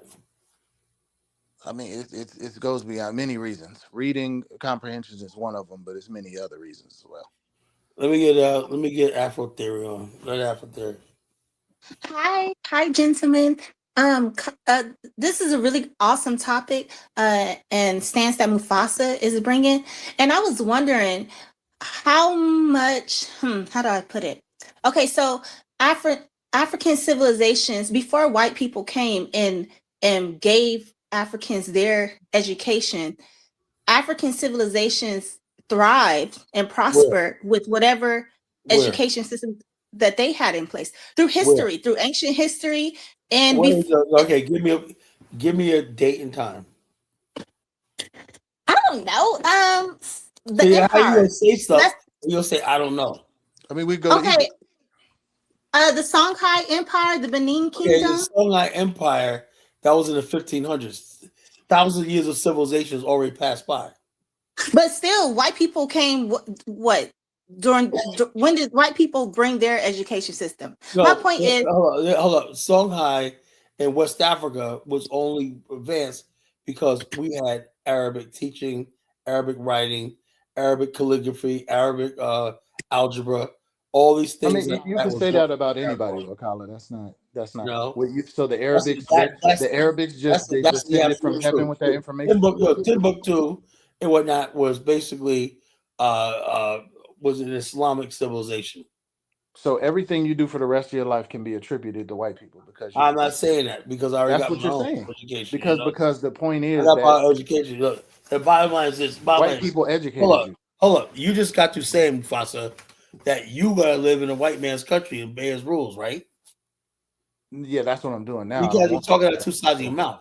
You know, if you're gonna say How white people rule America and you they guys do? do what they you gotta do what they do, and they forced you, you said out of your mouth, they forced us into this relationship. I agree with that. Then But what so how if does they that force tie you in? in a relationship, so what's wrong with taking their damn education? No. I'm saying we take the education, but what I'm saying is to say you're basically writing off what was done in West Africa by saying it was I'm because of not writing off Arabs. what I'm doing in West That's what you Africa. just did. Hold on. There's things in West Africa I treasure, right? The culture, the pantheon of gods, all stuff like that, right? But what I'm talking about is when you're gonna take it to the next level, right? That you're gonna need education and study or not. Like, let me give you an example. You ever heard of Maria Theresa? No. Okay, Maria Theresa was a queen of the Habsburgs in Austria. You know what she did? She created the first public education system, right? In Vienna. She created libraries so big. I mean, they were like a mile high thing and required everybody to learn how to read and study when everything from calligraphy to calculus to history, everything like that. Everyone got a free public education, out of which Vienna eventually became the center of culture and civilization and trade throughout the world. I mean, what century was this? It was like, look it up, Maria Tracer. I can't think of it. Kala, Kala, something that's okay. So, whose education are like? What is going to be taught in the education system? Well, like I said, if you got to ask me that question, then you know, No, I mean, what center is it? hold European on, hold on, history, or hold on, is it African hold on, center? hold on. When people have education, they could build things. They can organize government. They have sophisticated governments. You understand? Yes. So that's what education does. When you But didn't don't they have have that education, before? They oh, had that before no, white people no, came there too. no. Before you had education, you had people who were feudal. He had a feudal society. Okay. You know, education was a metamorphosis that trans people into their mind. That's where the modern world's birthed, right there in Vienna. Okay.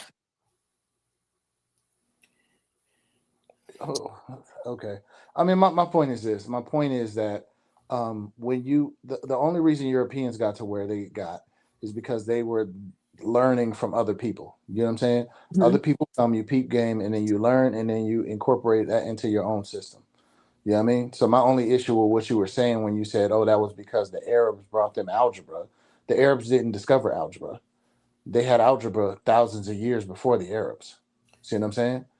So you can't give it the credit to the What, Arabs. what, my point I'm trying to make is this: as people had algebra and stuff like that, the Arabs basically gave the world algebra. They gave us logic.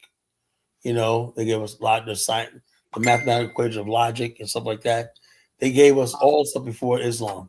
You know, and so therefore stuff we What do you use. mean when you say logic? Are you Okay, referring you to know like what logic Greek? means? Logic is a table. Logic is say like logistics. It's based on the law.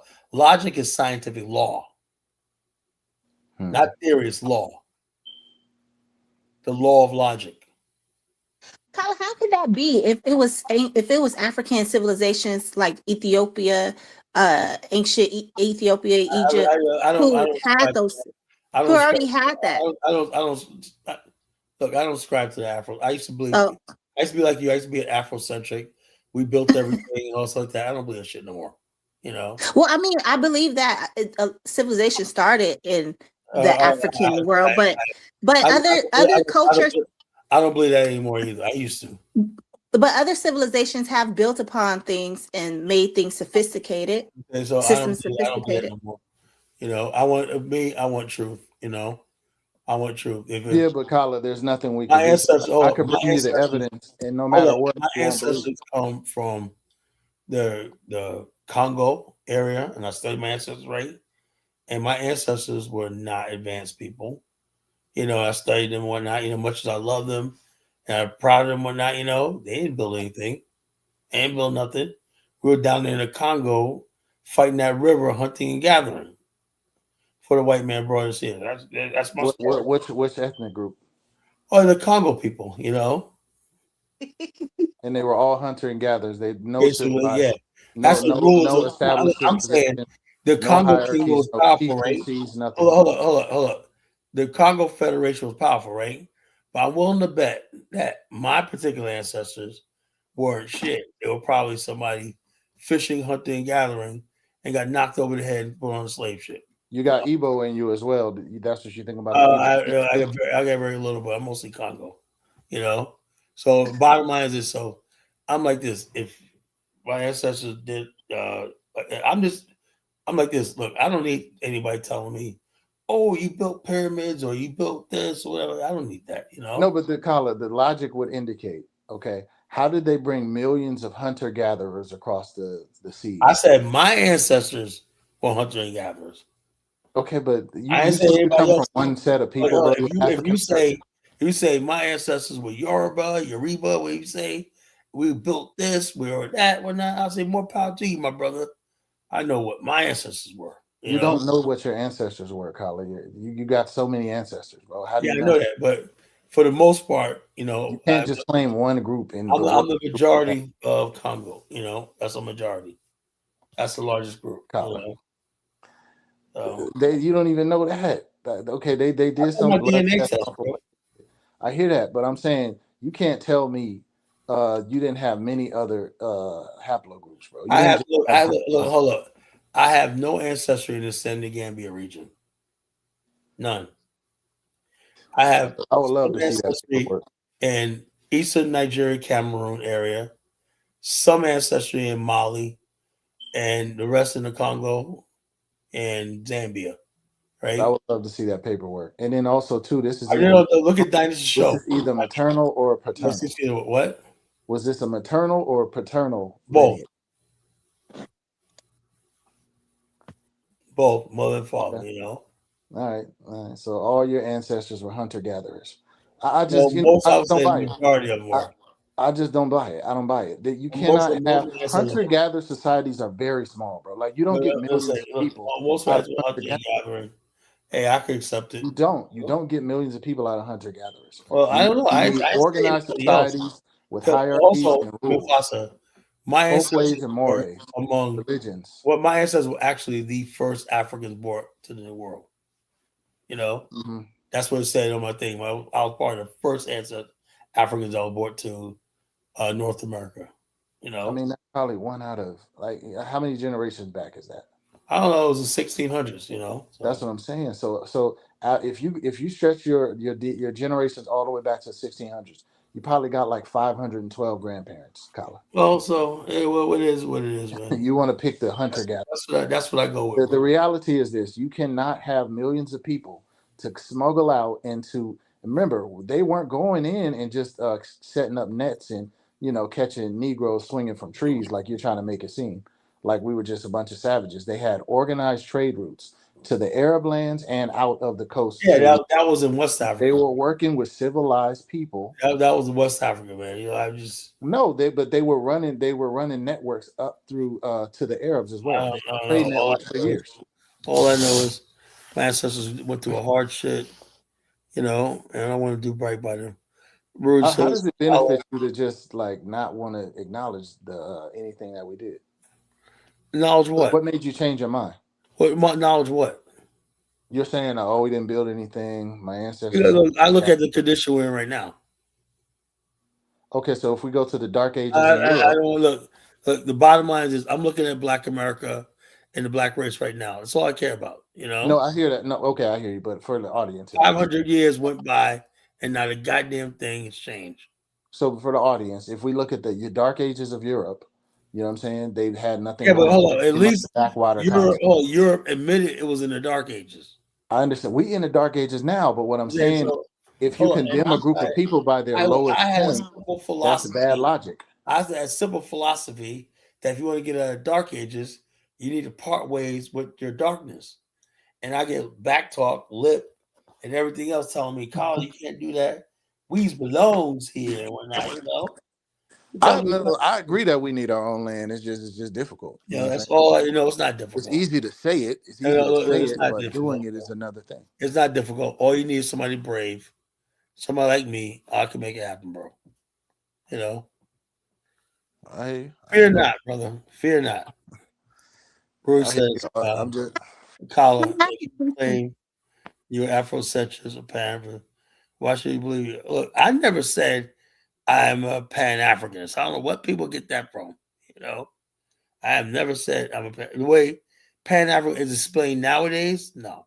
You know, I was a Pan Africanist back in the days when I thought we were all on the same page. That Pan African means you're black, you're a racist black, and you believe you're pro black. That's what I thought Pan African meant. Now I'm seeing people fighting over their tribe and their country, those kind of stupid shit like that. And I'm like, there ain't no damn Pan African. I don't want part of that shit. well, Well, it's an ideal.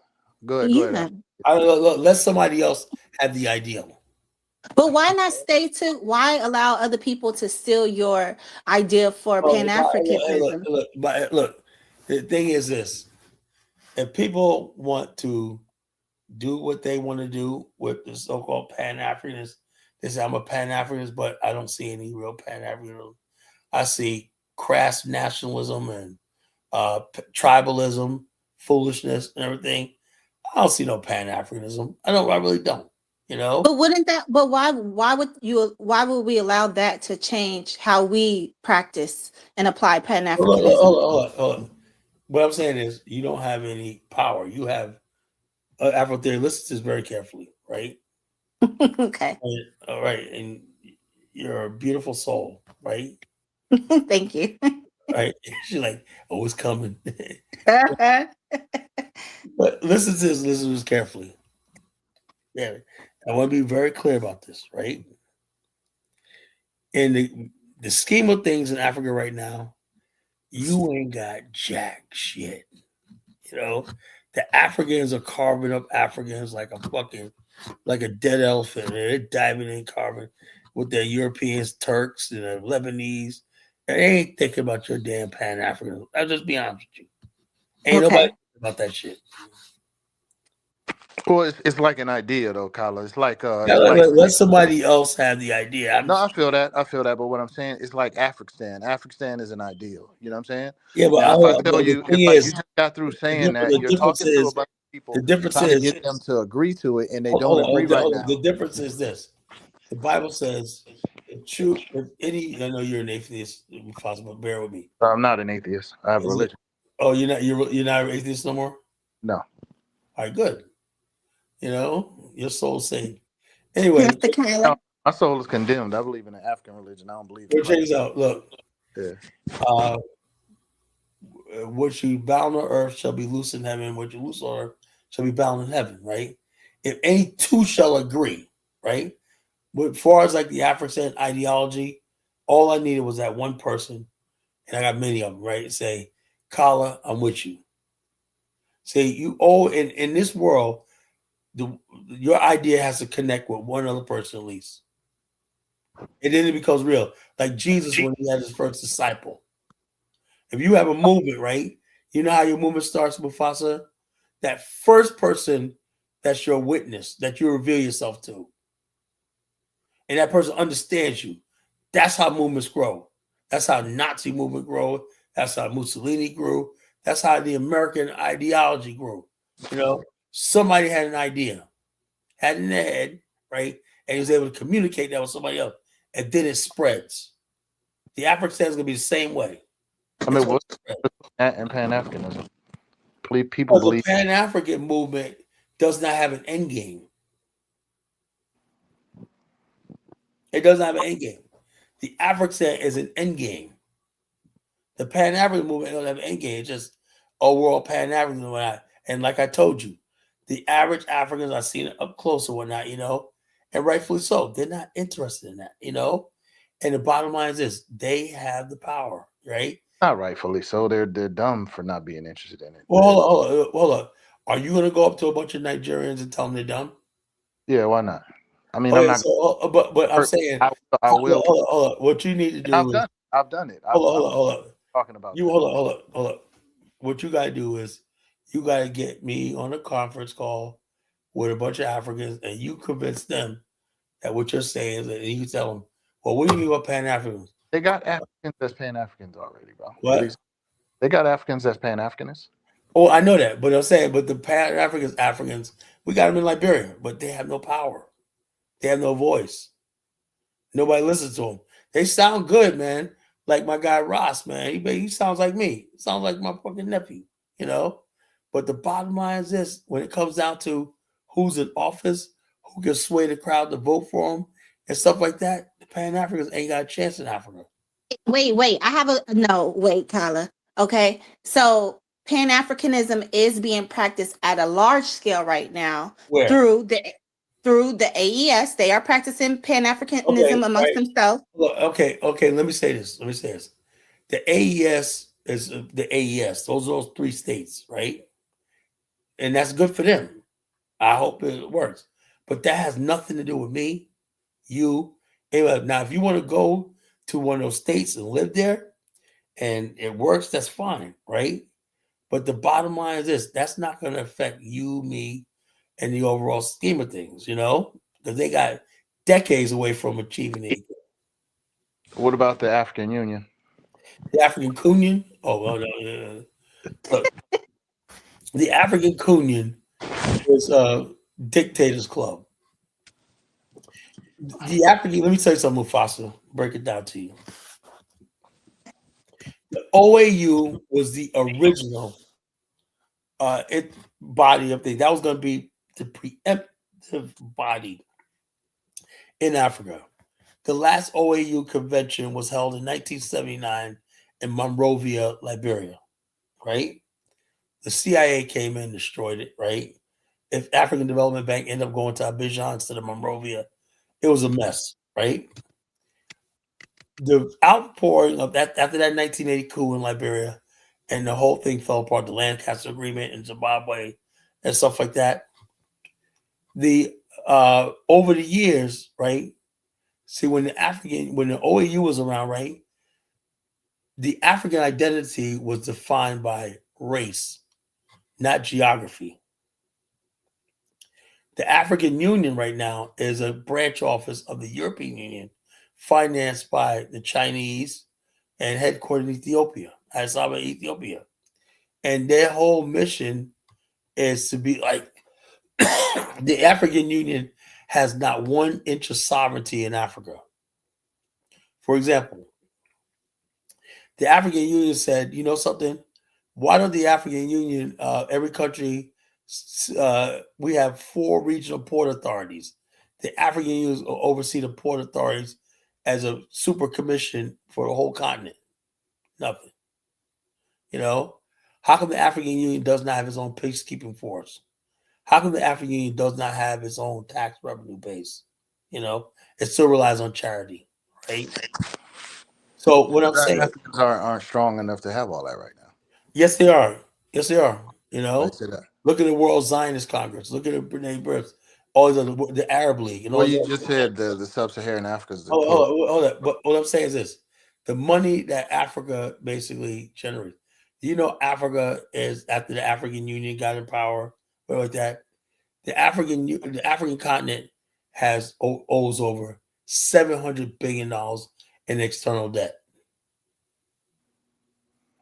I mean, that makes things more difficult, not Right easy. now, but I'm saying, how did that debt get racked up? Instead of them having a coordinated loan process where people have to get a coordinated thing where they got to borrow, and we know it's going to affect the whole trading for the entire African continent. Countries are allowed to do whatever they want to do, no matter what it affects, who it affects, or whatever like that. The African Union has no sovereignty, no power. You know, it has no power, no sovereignty, but it serves the interests of its donors. I do give it that. You know, it serves its donors. It also the African Who are Union. the Chinese? Yeah, the African Union also says that being African is not defined by race and color. It's defined by anybody. I Charlize agree with that. Theron is an African, you know. Elon Musk is an African, according to African Union, you know. The Afrikaners are an African, you know. So the whole idea, the matter of fact, the African Union, Well, I don't care about them. I do care about the Arabs though, because at a certain point, if we have countries, we got to be able to allow whoever we want to be citizens of the countries, as oh yeah, long as I have so long no as problem we with being respect. citizens, right? But Yeah, there's the whole it's thing. the Arab countries that I have a problem with. Hold up. The problem I have is if you're gonna take away the one identity that unifies us all across the Atlantic, which is African, right? And you'll give it to whites, Chinese, Indians, and all that stuff like that. Even invite Israel to have a server seat at the AU. I got a serious problem with that. And then reject Haiti from membership. I got a problem with that. Yeah, no. My issue is more so because again, if you have a country, bro, like you're gonna have other races in your country. Yeah, Like yeah, you know look, what I'm saying, Africa is a we're continent. There's gonna civilized. be other. We know that. But what I'm saying is this: when you go to Asia, right, you got ASEAN, or Pacific countries, right? You can live in Asia all you want, right? But you know there's things going on that's for the future of Asia, right? And people respect that. You know, Yeah, you but go if you to, if you're a Japanese citizen, you're a Japanese. yeah. But what I'm saying is this, though, you know, and they don't give out citizens lightly, but you know for a fact of the matter is, if you don't get invited to a certain things or you can't get a certain club, what's that sense of having legally you're a citizen? That don't mean you're Japanese. You can't become a Japanese, you know, and they'll let you know you're not Japanese, really, you know. You go to Japanese citizen, national, they'll give you that, a nationality. That don't mean Oh, you're. okay. What are they doing that the Africans aren't doing? Well, my point I'm trying to make is the Africans are so reliant on these other races of people In the other places, the people are so entrenched. Like, let me give you an example, and you're not gonna like when I say this, right? Everything you see in modern Africa, right? Everything good is basically controlled by foreigners. If For you the want most a part, nice that's true. supermarket, everything for the most part, Liberia's coming up. I They got a thought you lot were of talking Liberians who about own a lot of businesses and stuff like that. And it's changing now in Ghana and Liberia and stuff like that. It's changing now. But for the most part, if you want things like money transfer, anything high tech and whatnot, you got to get anything done in Africa. It's always a service provided by a foreign or non-black person. no, but see, y'all be in these countries that's like dominated by the other groups. I'll be in Nigeria. Most of their stuff be black. Yeah, but hello, MTN is not owned by Nigerians. Okay, that's another Africa. That's South Africans, Yeah, but but, the but that's one of the many options they but got. The other options are MTN, black. Orange, all that is owned by white South Africans, bro. Yeah, no, I'm saying them is South Africans, and then they got ShopRite as well. But I'm saying if I Yeah, need to so what transfer I'm money, saying, what I'm I'm going saying, to a Nigerian bank, it's not that. There's a lot of other businesses in or I'm Nigeria going to a Nigerian run POS. that own like Turks and whatnot. Own Turks, Lebanese, and all stuff like that. So, like I said, you do have the infrastructure of most Africa. Now, Nigeria, not so much. I'll give Nigeria that. Not so much, right? But for the most part, most of these other countries in Africa, you No, know, well, it's the most of the places that are nice. They're gonna have more. Like it's not just Africa, bro. This is everywhere. Like even in South America, wherever you are, the nicer the place is, the closer the proximity to whiteness in some well, type of way. I said I didn't see that in Morocco. See, Morocco's on Oh, well, everything. they're run by the Arabs. You know what I mean? Yeah, All well, Moroccans are not Arabs, so. they're like 40% Arabs. No, they tell you call a Morocco Arab, he want to fight you. No, some are not They Arabs, call but many are the Arabs. They, Berbers. they They have call some are Amazigh, some are Arabs. Moroccans will tell you they're light skinned Africans or Africans. They'll say Africans. They're not No, the Amazigh are yeah, African, Amazigh are Africans. but they're not majority of. They're not all Amazigh. Yeah, no. What I'm saying is you can really tell the Arab and the Amazigh. The Amazigh look like a light skinned Ethiopian. Really look at them. They're like a light skinned Ethiopian person. The Arab, you can tell an Arab because the Arabs are more white, Caucasian. You can tell a difference. I'm there. I can tell a difference between the two. You know, Call an interesting person. He's smarter than everybody else. Never refers to scholars. Rejects Ubuntu. I didn't say does it look like I reject Ubuntu? I would think you were against it because you're always mocking it. Like No, you, no, I'm not. Like Carl Lord the other day, he thinks I'm against Ubuntu. I'm not. I'm honestly like I wasn't even trying to go with. I don't even know who that is, but you're always mocking it, so I thought you were against it. Yeah, No, you no, always say nobody want you boo to get that out of here. Yeah, like I every never day said type that. shit. Never said it, bro. You say it every day. Yes, No, he has. this is what I'll say, right? Because I be in the heat of the Here you passion, go, Kyla. talking about something. Heckles Brewery talking about Ubuntu. That's when I flip. What the hell? Anyway, what I'm saying is this, right? I made a comment that when are we gonna basically Rudy believes Ubuntu's gonna solve my problems, right? How come we can't use Ubuntu to solve the desperate situation in South Africa? Mm-hmm. Yeah, I mean, I don't know. You'd have to ask That's a him. legitimate question. I know, but I mean, you're oversimplifying the shit. You know what's going on in South Africa, bro. They Yeah, were but hold dominated on. by white people. They got the Hold residue on. of How is white how is it? domination. What is Ubuntu gonna do to Black America? They I don't can't. know what that. I don't really fully know what Ubuntu is. You know what I'm saying? Ubuntu simply means I am because we are, but it's never been tested, right? Never been tested, tried. In other words, basically, I'll give you an example, brother Mufasa, my good brother. When America was founded, right, they had a group called the Pilgrims. You remember those people, right? Yeah. Okay, well, anyway, they had an idea. We're all going to farm together, right, and share the spoils, right, of whatever like that, right? But what happened was some people were doing more work than the other people in the Plymouth colony, right? And some people said, wait a minute, why are we doing all this work and this person doing nothing?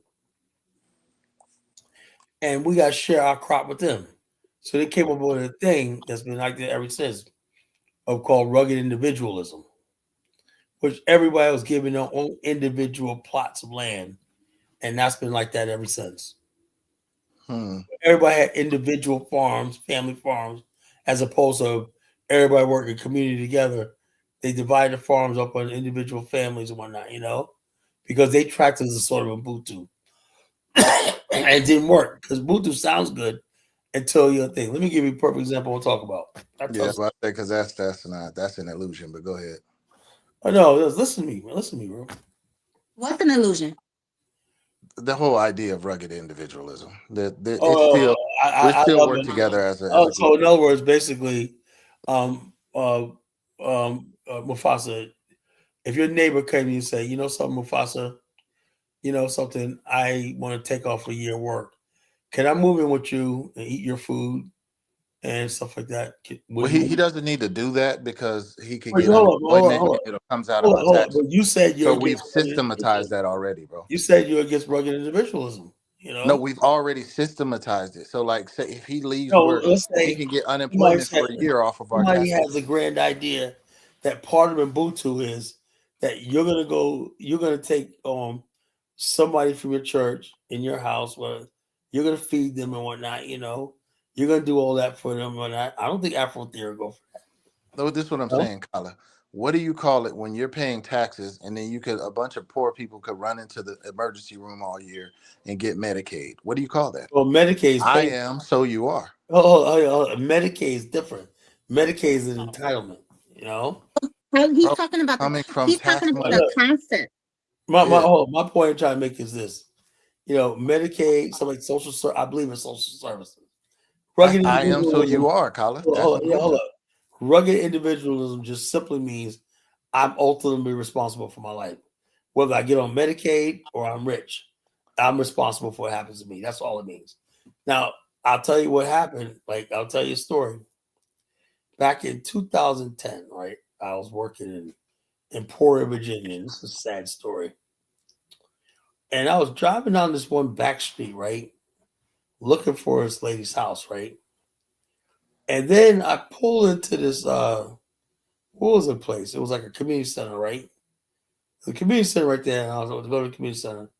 But across from the community center, this narrow road, was this abandoned warehouse, right? I think I told this story many times. Was an abandoned warehouse. And this warehouse had a big mural on the side, right? And it had a truck port. A truck port where they load up or that.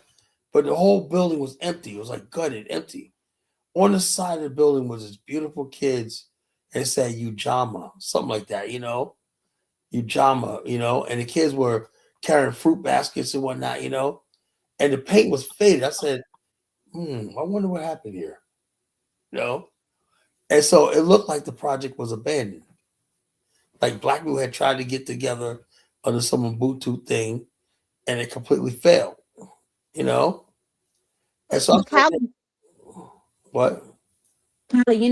The our people practice Ubuntu.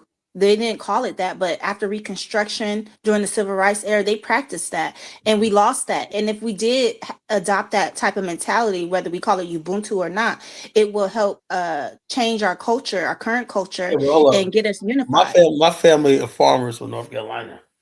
Tell me how Ubuntu's gonna help us.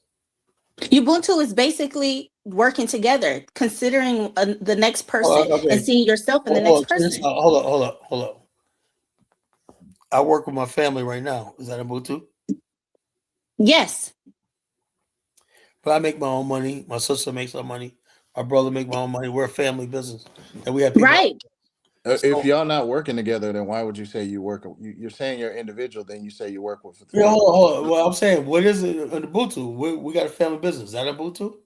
I Yes, would say yes. I would say you're working for the betterment of the entire family, although No, you we're each working in one. benefit individually.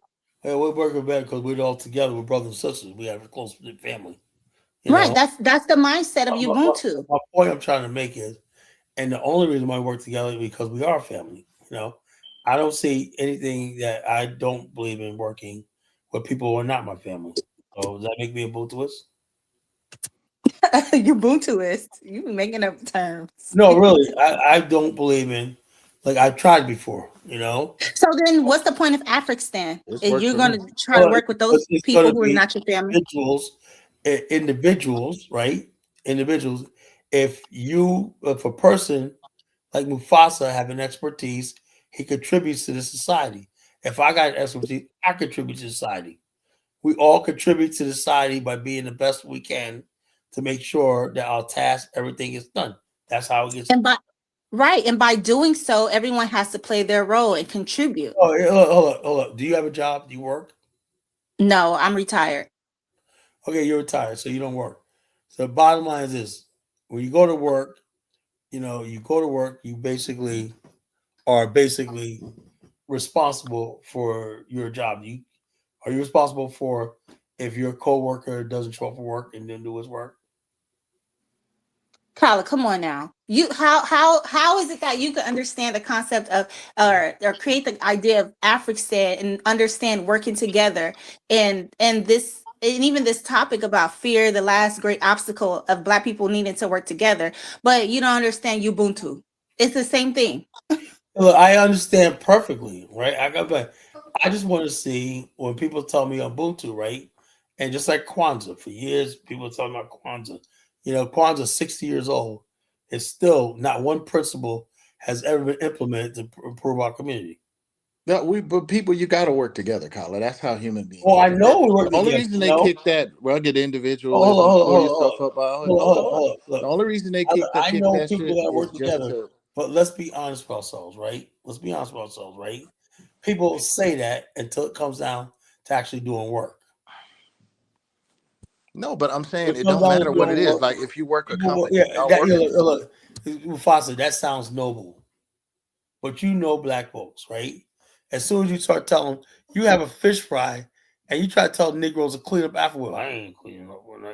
Nobody wants to get out. Everybody wants to get out doing work. Nobody wants to do nothing. Then we call them Butu. There'll be one or two people doing all the work. I've been there. And one of the people doing all the work, one of the people contributing everything, and everybody eating and whatnot, and we call it all Ubuntu. Look, I got a PhD in Negroology, you know.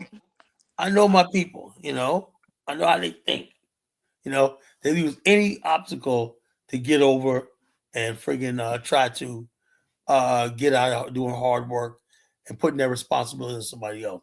That's just black But people. I mean, Kyla, you think African people are dumb? So I don't. I think they had enough sense to have some type of accountability. I don't think they were just, you know what I'm saying?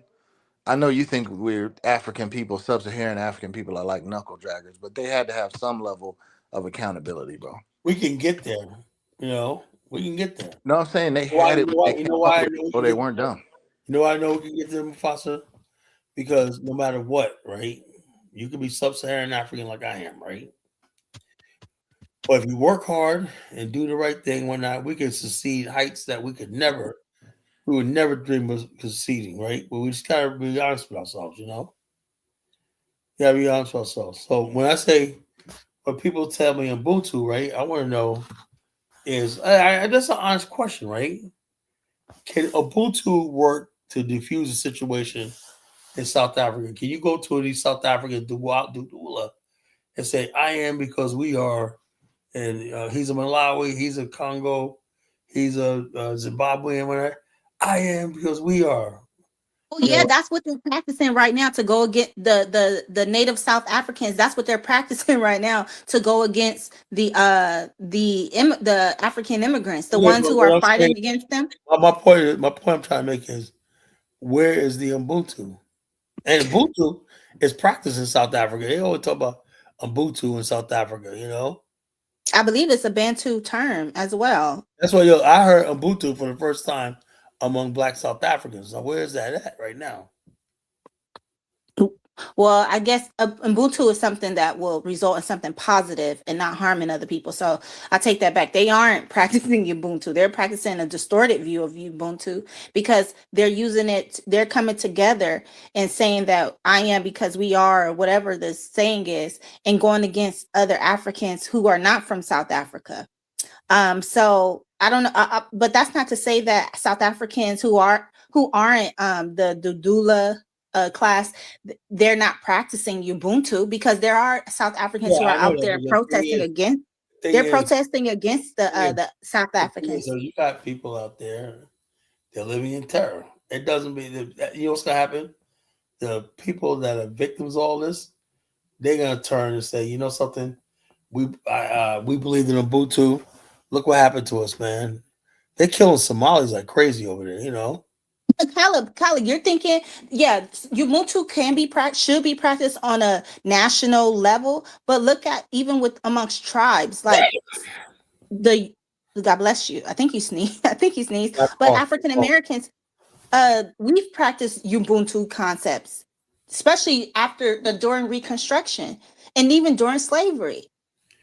I mean, black people band together because they had no choice.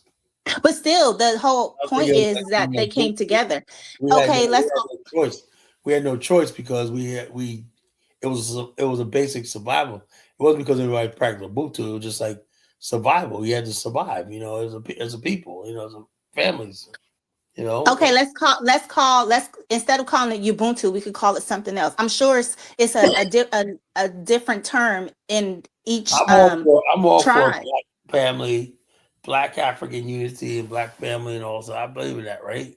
But Hmm. all I like is when people make it seem like that's the end game. No, unity has to lead to an end. You know, an end game.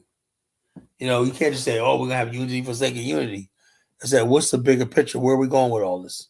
You know. Well, I mean, that comes naturally when people unite. They usually have a end game. There's a goal in mind. So we didn't have an end game in America because we could not protect what we had. Like I said earlier, if you don't have a deterrent factor, so I'm trying to tell Mufasa that Hmm. if you don't have a deterrent factor or something to protect yourself, you got nothing. So yeah, that's true. And I don't see that happening for us in America. I just feel like we're gonna it no matter what we do, it will My whole thing it will. is, my whole thing is, I would say, Black Americans need protection from three things. One, it's the white race. Two, our fellow blacks. You know, and three, and from ourselves. That's the most dangerous thing. Ourselves. We're killing ourselves. You know, we're killing ourselves. Yeah. So those three things we need protection from. If we're in a situation we can't deal with all those three things, we might not do it. You know, if we can't protect ourselves from the white man, let's not do it. If we can't protect ourselves from Africans, we're not. You know, with security guarantees and with deterrent, whatever, and we can't protect ourselves from ourselves by having court systems and reward and punishment. You know, But you that's know, all the hallmarks of civilization. You got to have reward and punishment on your side, in your hands. but the first thing we can do to protect ourselves from other black people or each other is stay away from black people who don't have the same value system as you You and won't know principles. that. You won't know that. Well, I mean, once when you find out, People like, oh, stay away from. You can't just do that. You live in a society. You got to deal with everybody. How do you make that society work? You know, you oh can't just yeah. say I'm a stay away from somebody like that. That doesn't work. You know, so you have to have reward and punishment in your hands. But you're talking about establishing a nation here. Well, you can't establish a nation in America. So what I'm saying is, my point I'm trying to make is, you know, if black people came to the conclusion, right, like I did, that this was a bad start, right? All the stuff that you see right now with the gangs and stuff like that was predicted 100 years ago. Marcus Garvey, he predicted this madness 100 years ago.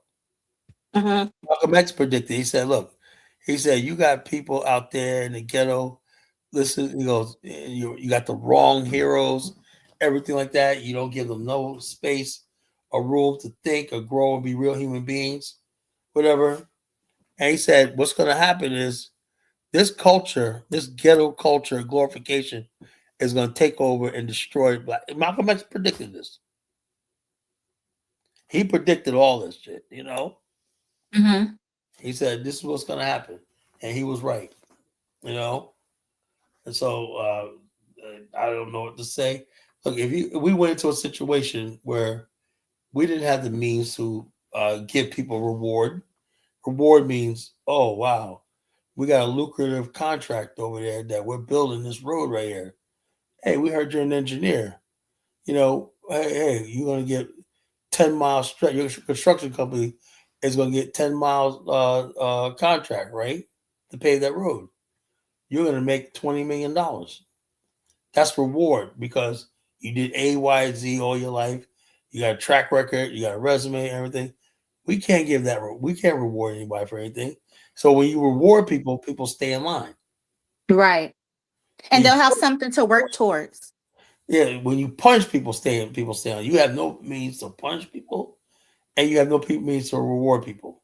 That means you don't have a civilization, and then you can't protect what you have. You know, you Mhm. can't defend and protect what you have. That's what you have. Why? Because of fear. I was just listening to Yvette Carnell. She was just Oh, talking about the court case, and she like, oh, this is the problem with democracy, and if they want to do something, we can't stop it, so we need a new system. You know what I'm saying? I'm like, man, you ain't we're gonna just be gonna able to create a new change this damn system. system, man. We're gonna create a new system inside of America. Okay. That's what I'm saying. I'm like, at the Yeah. end of the day, it was nothing else she could really say other than we gotta leave. There's no other. You know what I'm saying? Because they got it set up right now where we have a democracy, but they're the majority of the people. And then they draw the Mhm. districts in a way where we're always undermined. And even if we get a few seats, it doesn't matter. So it's Right. like, what are you really going to do? Yeah. Powerlessness. And, It's all powerlessness. and so African seems like it's the way. Oh, Yeah, I like mean, I no, said, yeah, there's you have that. to listen Or we could in just line. In either line. African, whatever it is, it's got to be sovereign black land. You know what I'm Yeah. saying? Yeah. I'm like this. Is black a black republic state? I like my plan is this. My plan is this.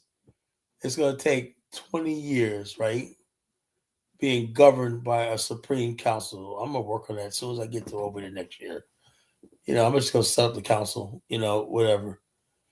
It's going to take 20 years of governing a Supreme Council. In that time period, a constitution is going to be developed, or not, that's going to be voted on. And then you can have the elections after you reach a certain population, critical mass, all stuff like that. When the economy reaches a certain level, infrastructure reaches certain level, reach certain benchmarks, then you can have elections. But elections are not important. Well, They- one thing we will most definitely have to do, or something I would suggest, is that we do not do what those Nigerians, or I think it was the Igbo, did in South Africa. They got the South Africans riled up. You know how they went over there to try to establish a king, yeah, a kingdom. but these guys are illiterates. It's a difference with us. These guys are a bunch of illiterates. The Igbos that went over to South Africa, they're a bunch of illiterates. Well, like I said, I hate when people compare me to these Africans. I am not them. I'm African descent, but I'm not one of them. These people are stupid, primitive. They do dumb stuff like that. And so I'm not them. I am not them. I resent like that. The guy so called a kingdom. What I said, look, I would define it. That's why I said we got. I get the verbiage right, right? Hmm.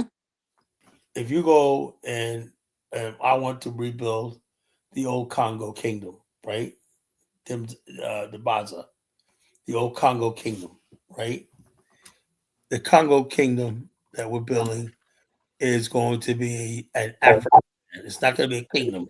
It's going to be an African. What's the difference? An African is a state, a modern republic. A kingdom is a kingdom. A modern republic is an African. You know, that's Okay. you know. So you get those out there, right? Now, the Afghanistan could be sovereign or it could be autonomous. Depends on the host country, what they want to let you do. Now Kala, the why you Congo. None of say, your ancestors came from Kala, You when know, you have I, the you space, know, the kingdom, right? yeah, wait your turn to talk, bro. No, that was that's Mufasa. I was saying none of your ancestors came from the kingdom that was in the Congo. Yeah, my ancestors come from the Congo, southern Congo, northern No, but Angola. they had a kingdom there in the 1500s that was working with the Yeah, but Portuguese. that's where my ancestors come from.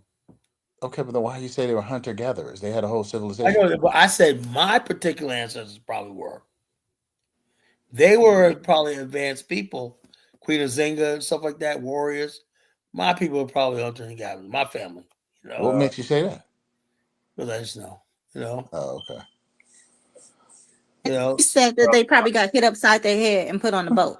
Yeah, I probably mean, knocked upside the head. no, but I mean, I remember. I think it was in Banza, Congo. Was it in Banza that was writing Yeah, letters to the Portuguese king about them, about the Portuguese selling off his subjects? yeah. And I was one of those subjects, you know. Yeah, but if you were one of those subjects, that means you were a part of a civilization. You weren't a hunter Oh gatherer. yeah, yeah, yeah. You know what I Whatever. mean? Chewing on your knuckles and shit. It could be, but it makes me easier to say I was hunting, minding my business, hunting and gathering. You know, You're killing me with this shit, Colin. Mufasa, Kyla, Mufasa. Oh, I don't know why there's an echo.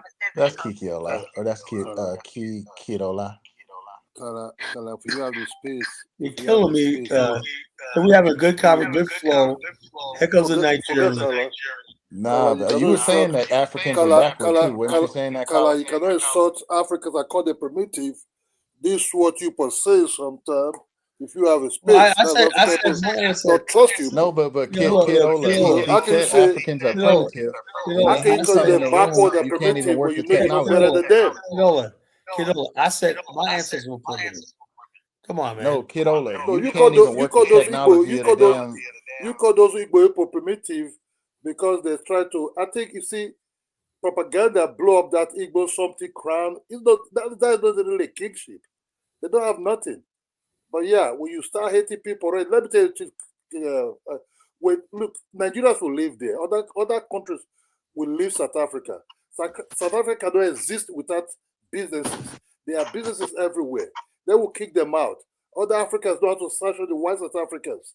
They will sanction this so-called Negro ones also that could not achieve nothing, even when the white people give them all everything. Oh, why you Without say the you white gonna have people, you're gonna have Lozy calling in, man? without the white people, South Africa would not even exist. No, it's a You understand delay. me? It's a delay. Somebody got an extra Nah, window. that's Kidola, man. You know the No, no, Africans don't know how? how to work the Extra window technology. open. So we should just stop. Oh, that is that. When the other people leave, they will turn against themselves. Just Hey, like what the black Kidola, you got Americans. to turn your echo cancellation. Yeah, Okay, turn your bro. echo cancellation on. No, it's not mine. It's not mine, man. I'm not angry. You the only one who's we can hear it because you got your screen on in the background. Really? Yeah, I mean we didn't have an echo till you came up. Everybody is muted Okay. except me and you. Sorry, man. Maybe just my internet. Just just manage it for a short while. You see angry now? Let me see. Yeah, it's still echoing. Either you got a screen on playing it, or you got to turn your echo cancellation on. You got to go in your settings, hit the three dots at the bottom and hit settings, go to audio, and turn on echo cancellation, and then that should turn it off.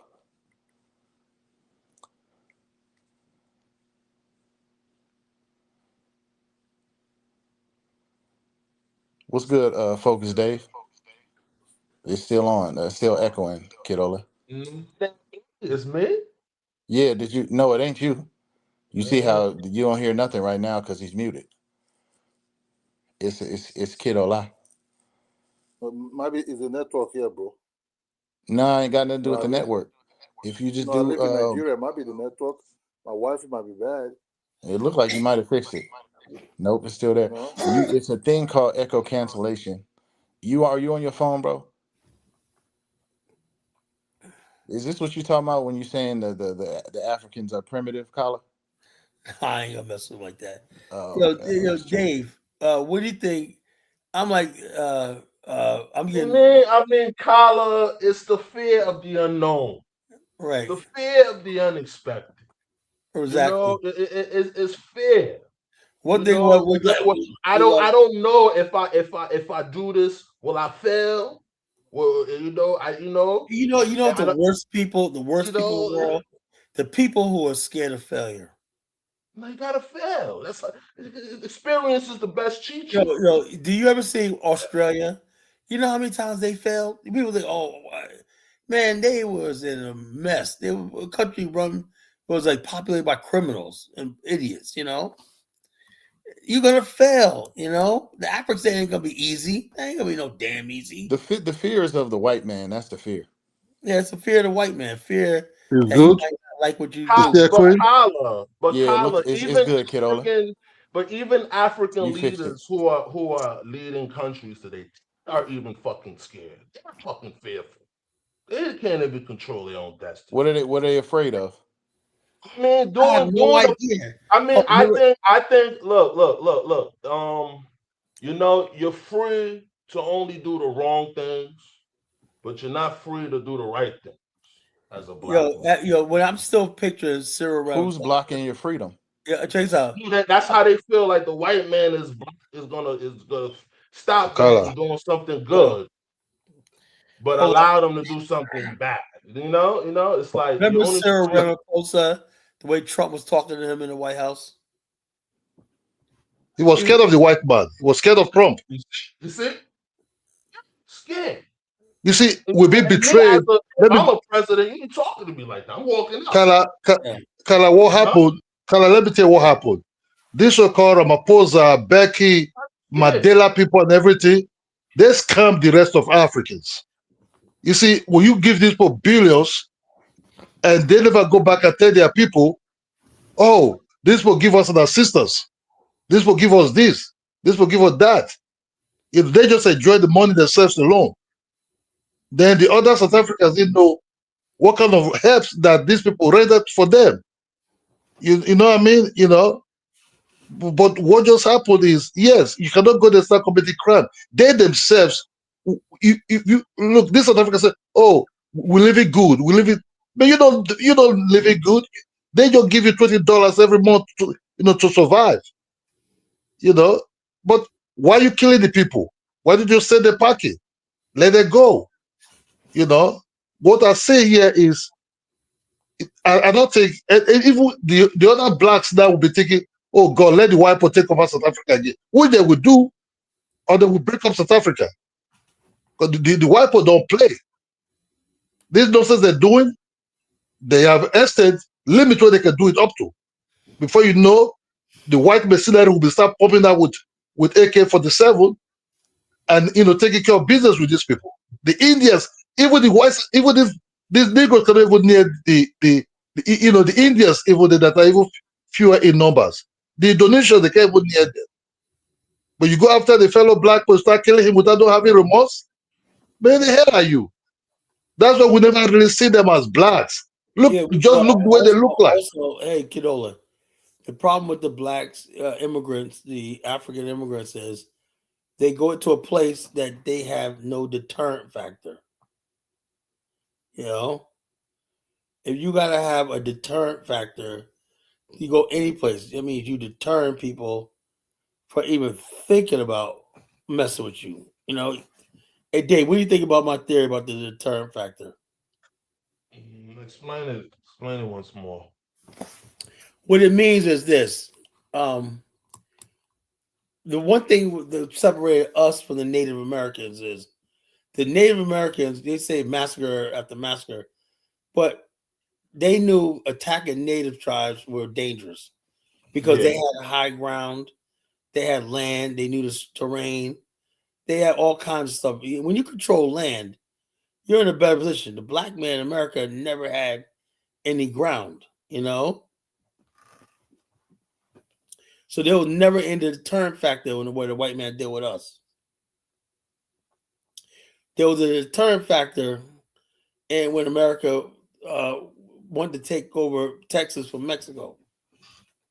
They knew that was going to cause war. They knew it was going to be heavy casualties. That's a deterrent factor. That okay, we could probably do this, but is it worth it? It'll cause us. But black people, they don't even give no consideration.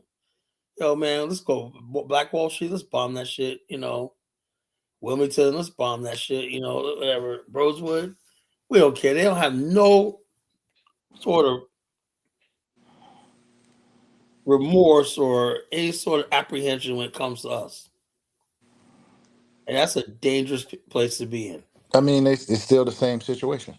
Yeah, we are. We're still the same But situation. I'm saying it's always going to be, if you have a hostile government, bro, you're always going to lose. They control the military on all aspects. They control the state military, they control the federal military, all that. Let these Negroes started going after where the white people are staying or where they're dominating, right? But the white people are not joining them. The Indians are not joining them. You know why? The Indians know after the foreigners, and the white know after the foreigners, or what they call the foreigners, they will want to come to them, and they prepare for that battle. They know, I and mean, and the white and the Indians and the Indonesians that are there, and the Chinese, you don't see they speak. And when other race don't speak, those people are prepared for a war. You understand? but why can't the black people just go against the whites? What's the holdup? Like, They what's cannot. stopping They're them? very scared because they deal with it too much. Those whites have already shown what they can do. And what those whites Yeah, will but do it's now will be more. They got very, more very. blacks. Why they don't just They cannot. They don't have the power. They look. When you be oppressed for so long, for hundreds of years, they have to learn for these foreigners that are coming what's called confidence. Confidence. What is black South Africans don't have is called confidence. They don't have confidence in business. they're not using it against us. They're taking the energy and they giving it to the They, foreigners. they, They're not yeah, gonna give it yeah, to the bro. white But people. we don't have confidence. Confidence means a lot. I They don't have don't I confidence don't in like anything. that. I don't like that term calling another black person a foreigner in Africa. I don't like I hate that No, no, term. no, no, I no, mean, no. but You can't blame. good fences make I good neighbors. I really Well, don't like you can't blame them. They were isolated for years from other blacks. Even black South Africa called up other blacks, even Zimbabwe Africans. but And what you should how know, would you how would you call a Zimbabwe or both? They share the same tribes. It doesn't matter. I don't understand that. Well, Why would you it's the call same way. somebody Like, from Zimbabwe a foreigner if and y'all share the same tribes? well, I'm saying if me and you live next door to each other, can I just walk into Am I your right house or and go in the wrong, Fadola? refrigerator? They share you, tribes. you see, you see, when the white people were ruling them, they isolate them from other race. The one that come out of those race are the elite. Those elite were, moving everywhere. But you see, Mugabe tell their people what kind of help other Africans render to them. But the elite in South Africans, they're very good liars. The same thing you see with this. If you check what they did to Winnie Mandela, how they lie about her, that's what you're seeing now. This push they're doing, right? This push they're doing is have some political game on it, right? So they actually be isolated for a long time. They don't see themselves as Africans, but they see Zimbabwe who have more confidence than them as Africans, and they don't want nothing to do with them. So it's not about. But you see, most of them if there's a we don't flee. Do you know how many thousands of South Africans that live in Zimbabwe doing mining? Do you know how many of them that live in Malawi that doing business? Do you know how many of them that live? They also everywhere looking for, you know, how to survive. You know, So um, yeah, but they created a ground. They would allow the government to deport those people, like what Donald Trump is doing, to deport these people and let these people go away. It's not nothing wrong if you don't have people to live in the country that you need to leave. But what we see in the TV, that what we're seeing, what the appetite was doing to them, when they were on top of this big truck, started shooting at them. You understand? That way irritate other Africans and say, no, we need to fight this for let them this black be free. But what we see on TV, what they're doing right now, they just shooting people. Do you see the video that the Somali guy was being shot? They just Ethiopia guy. They just shot him like they don't care. You know, you think anything, just just unalive you at once. That is barbaric, very, very barbaric. With a fellow black, because it's just from a separate region, man. Now, now,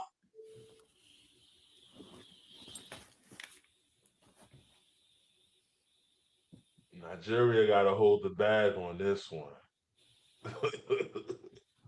It's really heating up between the Nigerians and South Africans. It's really heated right now.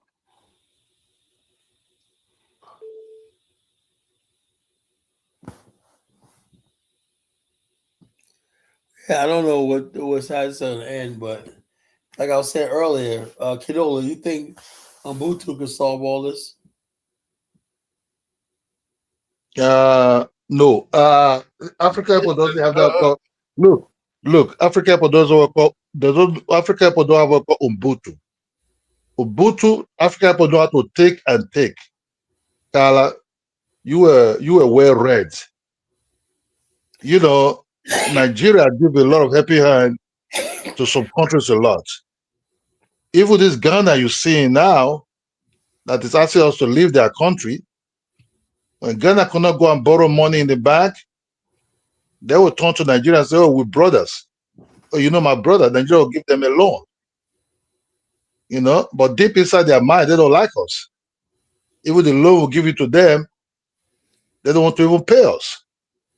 You know, but they paint us were bad. You know, they try to use their agents to demarket us. You know, Ghana MP will just be arrested for fraud. You know, you see those that point out, oh, you are a scammer, you are a scammer. You know, they do more than what you projected them to be doing. Ubuntu in Africa is very, very difficult. It's like, you know what you have in our family, they call you for money every time. You give them 10 naira or give them $10, they want $20. If you give them $20, they want $30. So I think we can just might be afraid. Then everybody have his own boundaries. I think that will have more respect in Africa that would so-called Ubuntu that never really exist.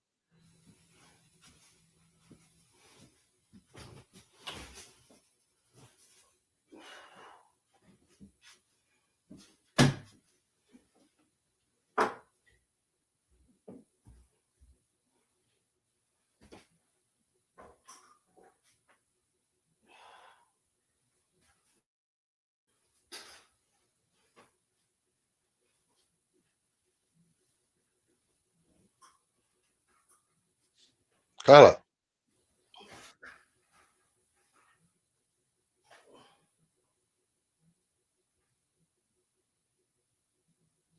Kala,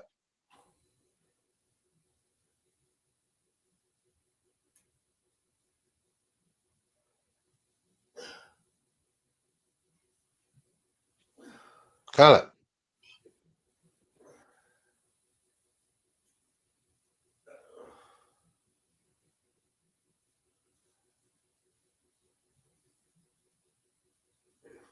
Dave. Yeah, I'm here. I'm here. I'm here, man. So we just have to the whole thing is I we just see have y'all to want to see. cut. Y'all want to cut MTN off. Y'all want to cut No, DSTV. They're yeah, talking about Dave. privatizing it. What's going Condola? Y'all got to come to. Dave, They got to Dave, meet up. MTN, You know? yeah, but Dave, MTN now, if you cancel MTN, right, MTN is also being owned by heavily by Nigerians also. But you see, Yeah. if you cut MTN, do you know who owns MTN? MTN is being owned by a white South African. Most of Mm-hmm. these businesses you're seeing is being owned by white South Africans. They will tell you we're not involved. We're not involved with these people. Why must you do something like that to us? We don't know Yeah. nothing about them. So the black South Africa, It's hard. It's hard to. It's hard to do. It's complicated. yeah, Yeah, it's very it- complicated. it- yeah, because the Negroes do not own no investment in these countries. You see, that's why. You, oh yeah, that's why, Dave. You don't see the black people. They can just do their thing where they have access to. But they don't have access to majority of the businesses in South Africa Oh, where okay. they The have big access to. business. The big business. Yeah, Yeah. Okay. Okay. so they have a limit in that area where they can run this their protest. You know, but when that come to the big corporation, yeah, when that come to these big businesses and all these heavy things, they just want to Oh, loot. No, Dave's, oh, I have a okay. friend. Dave's, I have a friend. Dave, do you know what they analyze their biggest star? Well, Lucky Dube. These people, they thought Lucky Dube was in Nigeria. That's Oh why they my. went to rob him. Oh my You know? God. So No, so really, so really. no Cadola. So really, this thing been going on a long time. It's been going on a It, long it, time. it be going on for a long time. I, you Yeah, know, it's been I, going on a long D- time, man. Dave, I have a friend who lived in South Africa for years. He told me this is what they're doing. He said the truth of the matter, they don't want some of them don't have jobs, and they believe in robbing. They don't mind robbing you. And they have one thing in their mind. They see other fellow Africans who are progressive or doing things. He said crime is not only be done by the foreigners, black alone. He said the bosses of the boss of this crime are white people. They're the one shipping these things into container and bringing it into South Africa. You Oh, see, it's what? they're the one bringing all kind of things to South Africa. Say the Indians, the whites, you know. He said the South Africa themselves, they're doing the same thing. Some of them are into drug also.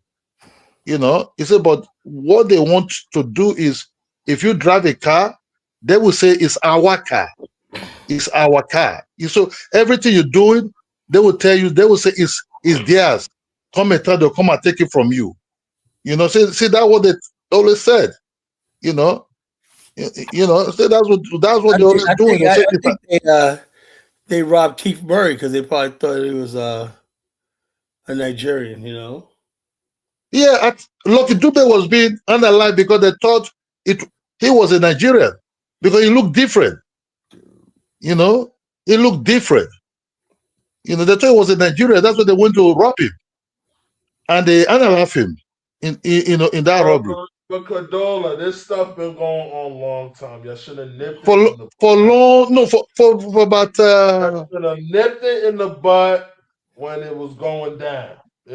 From the first time, y'all should have. Yeah, but When it was small, when it was small, the they should have ANC nipped it in the butt. ignored black crime, and they were like, anybody don't like it, they can leave South Africa. Remember that?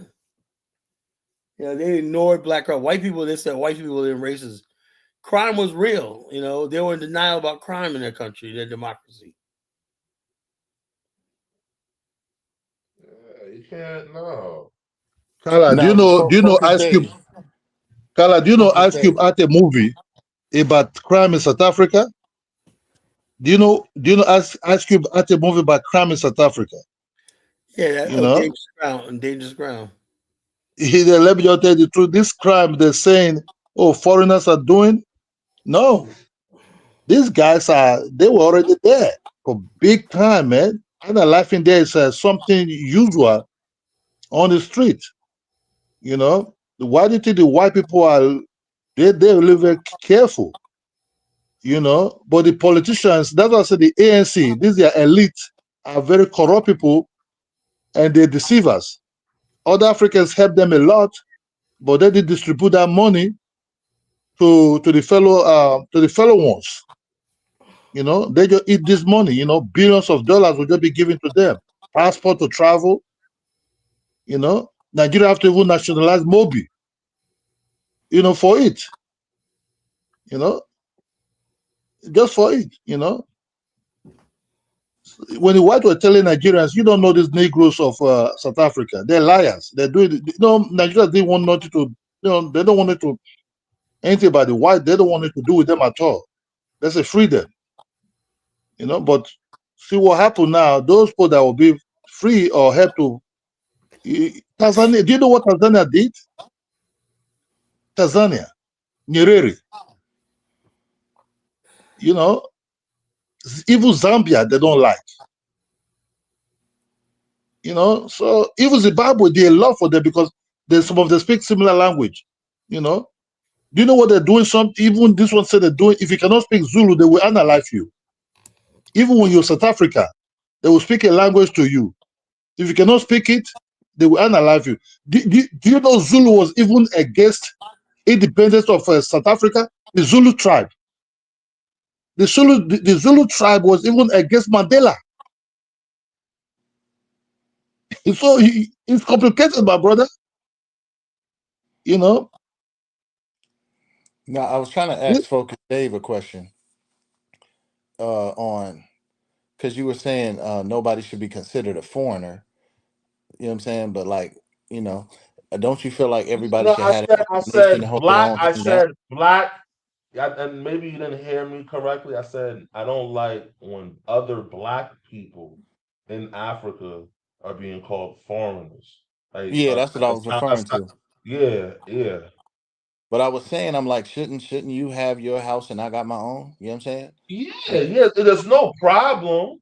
But I'm sure. And look, to get into South Africa as a Nigerian or whatever, you need a visa. You can't just get there illegally. And if you get there illegally, you're gonna at least pay an immigration guy or something. So it's other South Africans that's gonna let these Nigerians in. So you understand me? 9 times out no, of ten. I get it. I feel like in South Africa's position, they're living in like a different level of life than these other African countries. You know what I mean? So Definitely, that's why definitely. they could look at them as foreign. It's like you're not coming from a more developed country. You have a different type of situation than what we have here.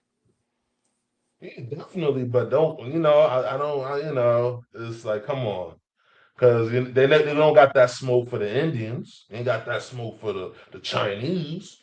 I even seen Chinese marching with them. You got to really look at the videos, bro. You got Hmm. white people marching with them, Chinese, yeah, but they're not doing that to those foreigners. Right, I'm sure there's white people there that's illegal. right, They're not knocking at their door. They're not going and you know. So I just wanted to be fair. If you're gonna call somebody a foreigner, okay, let it just be everybody. This just be you, the South African boy, and you and the Zulu, and then everybody else is a foreigner. You got to smoke for everybody, but they're just doing it to other Africans. Like, come on, bro. Like Kadola said, they've been isolated, so it's understandable. They've been isolated. They've been fighting things over there, but come on, no.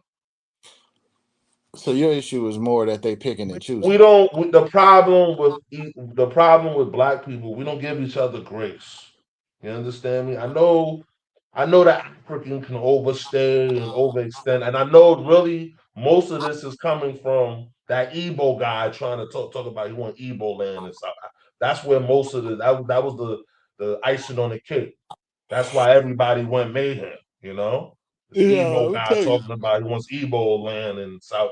That's what really got everybody haywire. No, I'm gonna tell you So what it I is, get bro. it. It's the title of the show. Fear. You feel me? Yeah. There's a concept called displacement. Displacement means I'm mad at Kala, but Kala's a big, strong. I can't do anything to Kala, so I'm gonna take everything all out on It's the Kid same Ola. thing with it's the same psychology with the FBA and the ADOS guys. It's the same psychology. Yep, I get yep, it. Picking on the lower hanging fruit, yeah. but it's like, come on. But You it's not know, just picking on the lower hanging fruit. It's the person A is slapping you upside your head, and then you're taking that energy instead of going back at person A, you're taking that energy to another group of people. You see what I'm saying? They go at person A, man. You're right, right, Their ancestors was going at person A. right. You talk about Mandela, that's not too long ago. That was the 90s. Yep. Yeah, I was born. I remember when Mandela came to Yankee Stadium. Who was out there in the Bronx? Come on. Yeah. Come on. You know, But that's all this shit is the it's same no, as the FBA shit. right now, it's no excuses in this day and age, you know. It's too much. We've been through too much years of trauma. I get it, you know, but we should be more organized in this. That's all. I'm not asking for black people to unite. I know what black people can unite, but let black people get organized. We can't even do that. Mm, Organized. That's it. That's not organized. What they're doing in South Africa. That's not organized. mm, mm. That's just vigilante and jungle justice. There's no immigration officers looking for foreigners. They don't know where's the ICE agency. They say they are advanced people, they're modern. Where's your ICE agency? You're just in the street with spears and shields and knocking, looking for foreigners. Come on, man. No. It's a way to do things. They say they're modern. They say they're the most modern black on in Africa. They're not doing it a modern way. Nah, Yeah. they, You understand me? they need to take My that father, smoke to other people. Doing it a modern way. let's be honest. What the Igbo people did, when you live on the edge in the country, you don't go there and start establish whatever they want to do, a leader, whatever Mm, it is. that I You know that keep Africa. that thing. I know African man. That one was the man icing on the cake. That one really hit Yeah, them hard. yeah, That's a He hit yeah. them scapegoat, hard. though. They already been doing this. I'm telling you, Mufasa. That was the one that really hit them hard. It wouldn't have got to this point really if it was something else. But this one, no. This one made them. I'm gonna tell This you one the made truth. them. Everybody go. I'll be That sensing a That lot one everybody. made of them think. jealousy from South Africans toward Nigerians. I'm not talking about the ones in their country, just in general. Yeah, but that was the reason that I know some South Africans out there. That was the main reason. This Igbo guy. They said then everybody gotta go. When this Igbo guy, then all the Africans, everybody from go. You know, That that was the icing on the cake. what the Igbo guy did was wrong. I hope Very wrong. Don't do that. even we Nigerians, we be wanting this. You see, we know where this problem are coming from. You see, we be warning our brothers our compatriot in Nigeria. Please, what you are doing is not good. You see, when the Igbo do something, it's everybody. It's everybody. You know, What do you mean when they do something? It's everybody. because they're very loud with their money. The Igbo, They're very loud. We're supposed to, Nigerians are arrogant. They're showing up. It's not really everybody. It's not. It's some set of group of the Igbos who are showing up with this money of a thing. We be trying to tell them. Look, if we say to the Igbo people, we try to discuss this thing with them. Now reduce your whatever is going on, bro. You know, bro. When I was living in Europe, Igbo man would write a phone number and give it to a chick. I give it to a chick and say, call me. A phone number on $100 or on €100. You know, and they don't do it to the wife because the wife don't dance with those things. Wife will say, why you give me this? I don't know you. Why to the wife they don't try that nonsense. Sometimes they want to do it. Oh, I will buy you a good. Well, you don't know me. Why should you be telling me all this shit? But they do it a lot with fellows Africans or African descendants. I mean, but don't that reflect on the men of the women they do that to? They try it with Oh yes, the white women, and yeah, they don't go yeah, they for do it. it.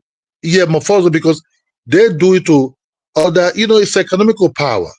They do it to that. You see what I said? I said with Not with the whites, because the white people will just, tell them goodbye. Or they'll ask them, what kind of business are you doing? What's your job? And you can't explain it. But with the other Africans, African descendants, those ones don't ask because they want their money, because the economical power is not that is very small. More or less they But I don't even thought don't so. have in these Are you countries. trying to say that it's just the Igbos that's giving the Nigerians this reputation? I thought the Yes, Yorubas were spending a bunch of money on these women too. yeah, but the Yorubas are very low key. Hmm. Yes, I'm a Nigerian. Yes, all what you're seeing today in over the whole world, even in Ghana and other places, is being done by a particular. I'm not. I'm not tribalism, but we are just have to say what it is and where this problem is coming from. You know. Nah, I thought it was Igbos and Yorubas. You trying to make it seem like it's more. Yeah, You're but saying the the Yorubas Yorubas. are still doing it, but it's just quieter. Yes, that's what the worst. Look, Nigerians are not even the top 10 of people that do some shit. But with the loudness become more loud, then you I start mean, having problem. When the they're number Mufasa, one out of the Mufasa, blacks, Mufasa. though, I'm gonna right? give you a statistic. The top scammers in the world are Indians. Oh yeah, I thought it was like Eastern Europeans. No, no, no, no, no. Are they? For scamming? Are the Indians? Mm. we just the loudness. No, you can say, okay, you can say Nigerians have misbehaved, but when we start studying where this thing is coming from in Nigeria, we start seeing them. We start seeing, okay, they went to South Africa, they become very rich, they came back home and become very, very rich. How do people get rich like this? And they start blowing up, they start calling themselves king of South Africa. In Nigeria, they start, we don't know, Yeah, but where this. it's like Kyla said earlier, bro. In y'all culture, y'all uplift people like that. You know what I'm saying? If you come back home on some scamming, whatever, everybody's gonna uplift it. As long as you're spending money buying bags of rice and shit like that, Yeah, everybody's but gonna nobody know, you're but celebrating. nobody know, yeah, but nobody know how they make it the money. They will not tell you They if you're how not in they their don't ring. know, bro. They know how they Hold make the on, bro. money. Look, Come on. oh, if you're not in their cycle, they will not tell you honoring Nigeria how they become rich. They will never tell you that. But also, you just have to go and check the South Africa economy. How can you, then you start thinking, no, this guy hand is not clean. I remember You when know, I was like traveling in the north, I was taking this the airline Max Air. Everybody I was encounter, every time I mention Max Air, I forget the guy's name. They talk about him, and everybody say he was a smuggler. He was this, he was that. He was dirty, and he cleaned his money up and bought an airplane. Everybody, and he was getting props. People respected the guy. Nobody was like, "Oh, he's a thief," and you know what I'm saying. All of who these for where? dirty people in he's from the north, but I'm saying it's not just him. The guy from Max Air. You ever fly locally in Nigeria? No. It's one of the airplanes. Yeah, one of the airlines in Nigeria is called Max Air. But I was Oh, like, bro, Max. I talked to like four different people. I'm like, how do y'all all know this about this guy? So I'm like, so this guy just openly was dirty, cleaned up his money, got an airplane, and everybody knows Yeah, about it. a lot of them. The truth of the matter is, the northern people, they don't go to some of all these countries. They're more into the Saudi Arabians and these other places, but they don't go to. If you see any person in Europe, you have to be southern part of Nigeria, and inside the southern part of Nigeria, they are the ones that can take a risk but don't really care. Look at Asia. The risk in Asia, the Nigeria take risk, they didn't go for taking those risks. Do you know how many of them they're in death row in Vietnam and everything? We talk about it. It's not that we don't address this thing, but the Yorubas also doing it. But man, majority of Nigeria don't do what they're doing. Only that the few that are going outside to do it, they're spoiling the name. And Nigerian government don't ask them, how do you get this wet? You're free for all. Something Just, has to just be going on, man, because everywhere you go in the thing, they say that it's Nigerian men going around in all these African countries, tricking off on all these women with a bunch of money. It can't just Yeah, be just a few people. It's got to be a lot, like a handful. It's got to be a decent amount. yeah, but you see, you see, they don't do it in the United States. We don't hear this noise too much because the system work there, right? If I they hear about. I know, still hear about them, but it's they just like if they come here, it's not gonna make a difference. They're not. Plenty of people make money here, but it's still some Nigerians doing it here too. yeah, that's what I mean. But you see, the system work. They will pick them up by surveillance and other things, right?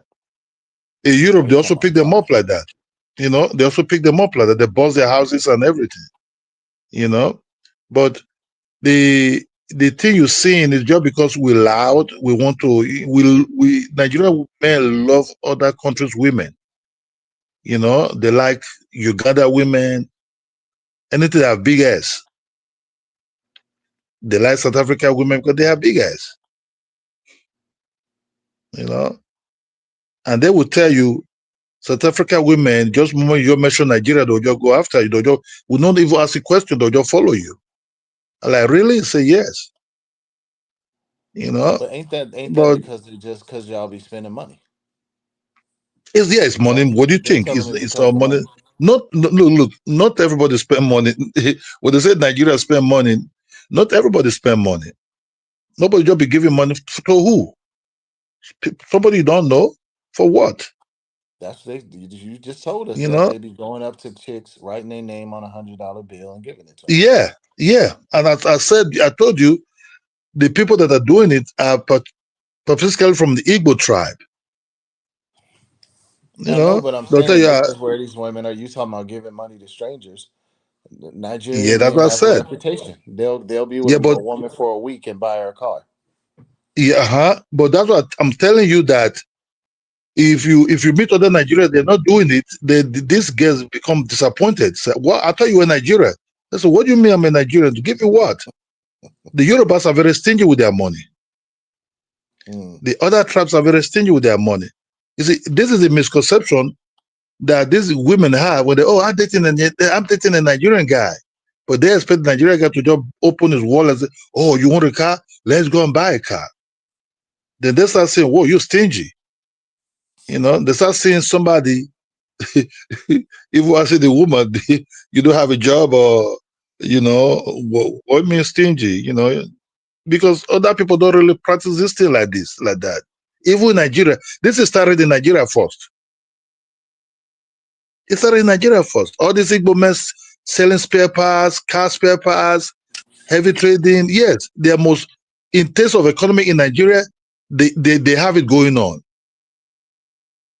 But later part, some women don't really want anything to do with them like that because you just say about money, you don't talk. Take money, take money. Even the Igbo girls, some of them don't even date them. But they say, no, I need a rest of mind. I want somebody I can talk to. I want somebody I can share my whole team with who can grow together. At the time, the money become boring because they give you money, that they cheat on you, or they just deal with you also. Because it's all about the money.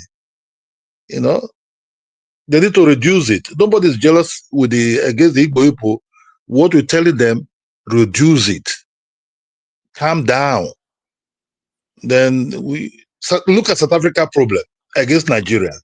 It's caused by the Igbos, the Igbo king. If you go to Ghana, caused by the Igbo king, and whatever they're doing there, you know, it's a pity that what they're doing is What is the they need Igbo to king slow it doing? down. What's the Igbo king doing in Ghana? The man said it's a king, and you cannot go to somebody else's land and you want to declare king of an Igbo people. And you said you want to build an estate for the Igbo tribe to be coming there for like resort. If they're coming from Nigeria, they have a place to stay. You can't do that. Hmm. Even in Nigeria, you cannot go and establish a kingdom inside a kingdom. They will, man, they're not going to tolerate it. Even I inside mean, Nigeria. let me ask you this: did you vote for Peter Obi? Yeah, I like Peter Obi. You don't feel like he gonna do the same thing as the other Ebos? No. Mm. I remember when it was going around, they had in Lagos and stuff, they had all those papers and all those posts. They were saying like all these Igbo guys are gonna be your new leaders if you vote for Peter Obi. And I know a lot of Yorubas was falling for that. Yeah, yeah, but the Yoruba, look, the same thing they're doing now, that's what they also did to Yorubas. They say Lagos is a no man's land. And the Yoruba, Lagos is surrounded by Yoruba speaking people, right? And their king came from all these places before, Akitola, the Obas, and all these things. So when you start telling people who already have a related tribe in this territory already, before the white man came, they started saying Lagos is no man's land because it was a British colony, power separated from other part of Nigeria, later being included into Nigeria. You causing a problem. And because you control the economy and everything in Lagos, but you don't have the political power, that will make the Yoruba started destroying some certain things and clamping on them. Now, the biggest business center they were controlling, they lose it. The Yoruba take over by just making I a was law. told, but see, yeah, when I was there, I had a friend of mine. He's actually from Oyo, but he lives in Ogun State now. And Yeah. he was like, yeah, I know them Ebos are building up a whole bunch of stuff, but at any given time we can take it, and we will. hmm But the problem is the Igbo people don't say you land in their territory. You cannot even live with them in their territory. That's the problem. No other tribe is going in their places to buy land and build a house there. If you do it, they will rob you. They will they will make your life miserable there. That is a Mm. problem. So they can come to your place and build mansions and build businesses and everything, but you can also go to their places and do the same thing. You can't dominate their places. You know, even if you marry them, I have my own tribe who married them because we bother them a lot. Who marry an Igbo man, and the guy could speak the language, understand the language. He said every day the sisters of this guy will always say, "It's not really one of us. Even the child he gave to us is not the." They start saying the guy run away after 6 years. The guy left. He said was Mm. being continued discriminated against job because she's not, an Igbo girl, you know. And and she came to my sister boutique, my late sister boutique, and she was telling my sister, that's what I heard about it. I said, really? He said, yes. He said, bro, forget about what you see with them here, try to pretend we're brothers. If you go to that territory, they don't receive us like that.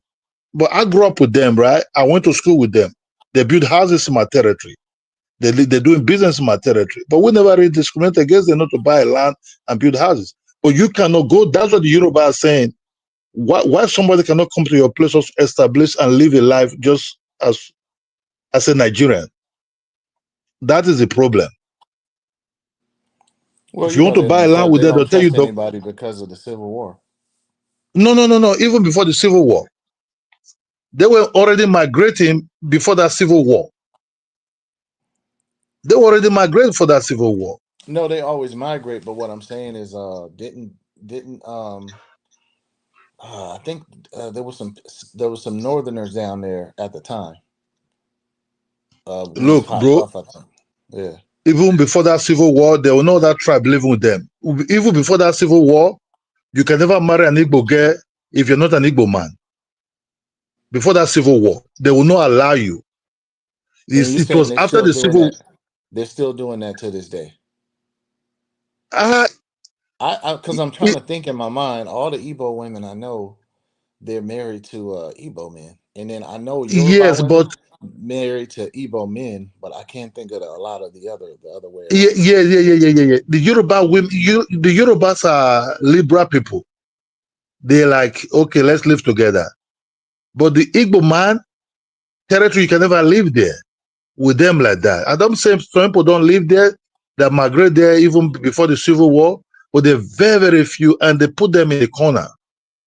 They have their own, they're not progressive like that, and some of them are like, Muslims that came a long time, but they just maintain themselves in a very tiny space like that, and and they still have connection to their homeland where they're coming from in the north.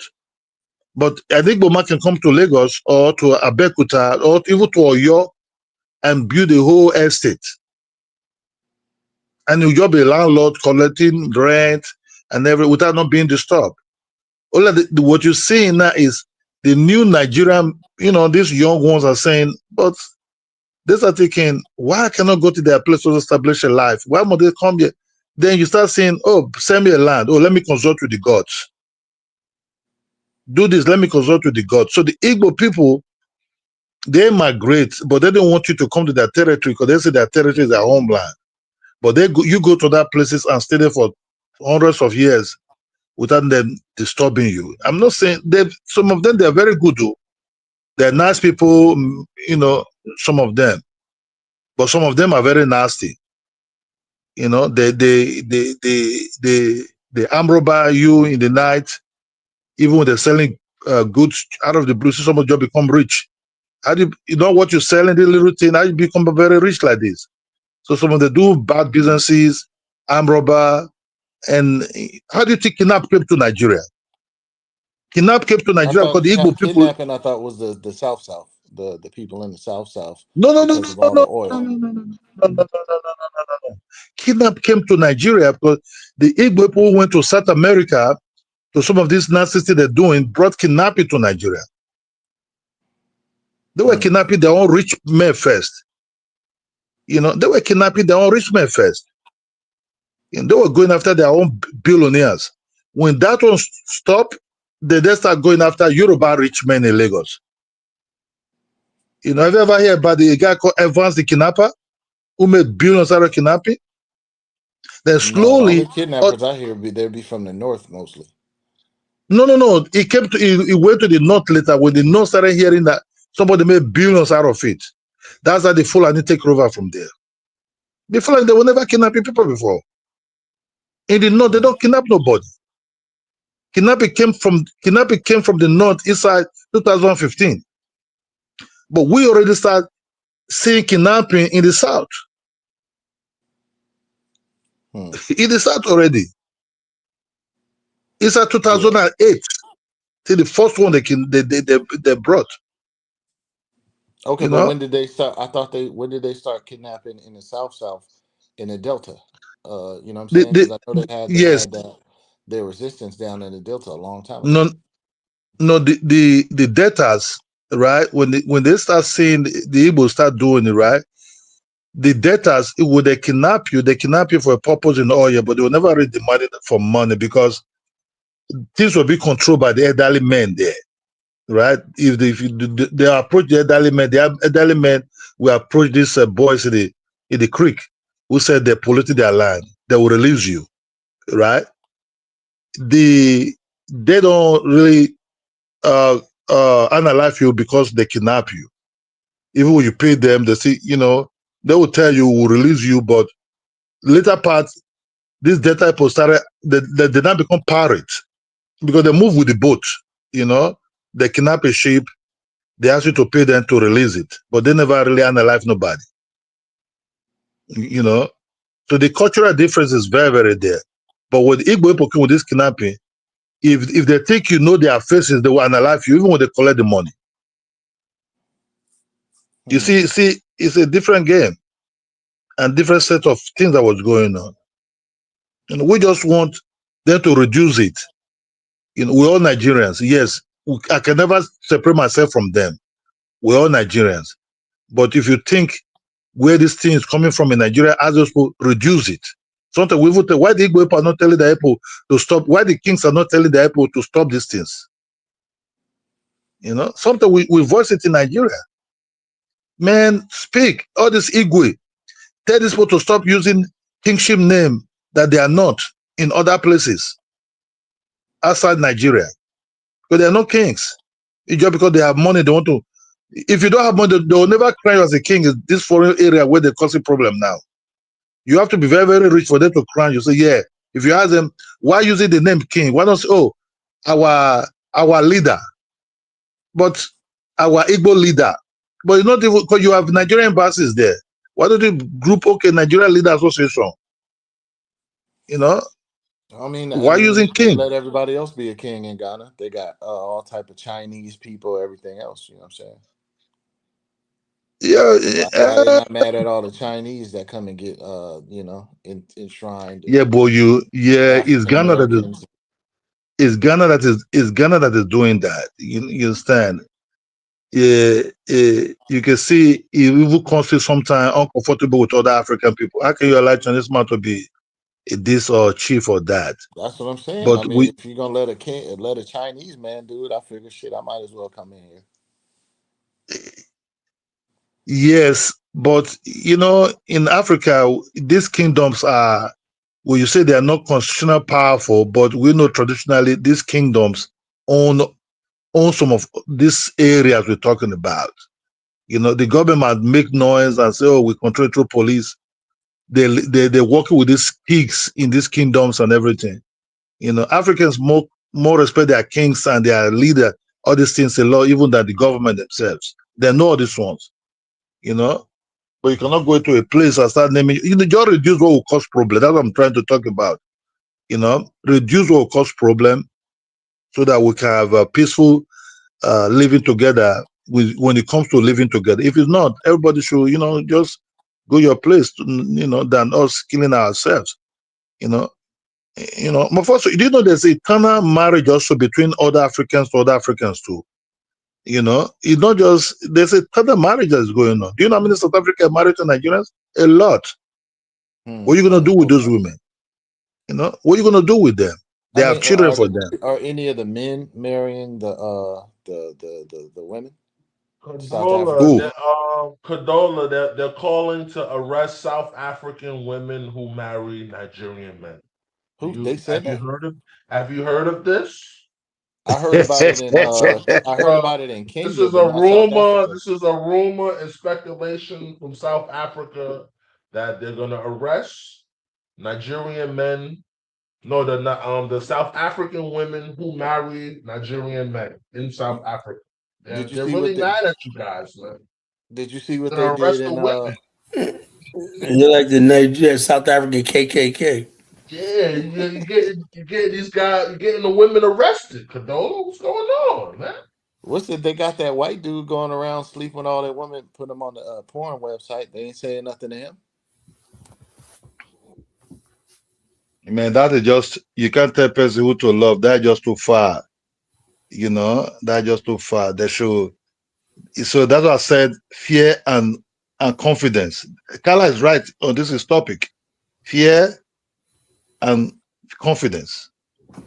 Yo, When you don't have confidence, Focus they're Dave, scared. did you see what they did in Kenya? They tried to say they want to stop them from dealing with foreigners.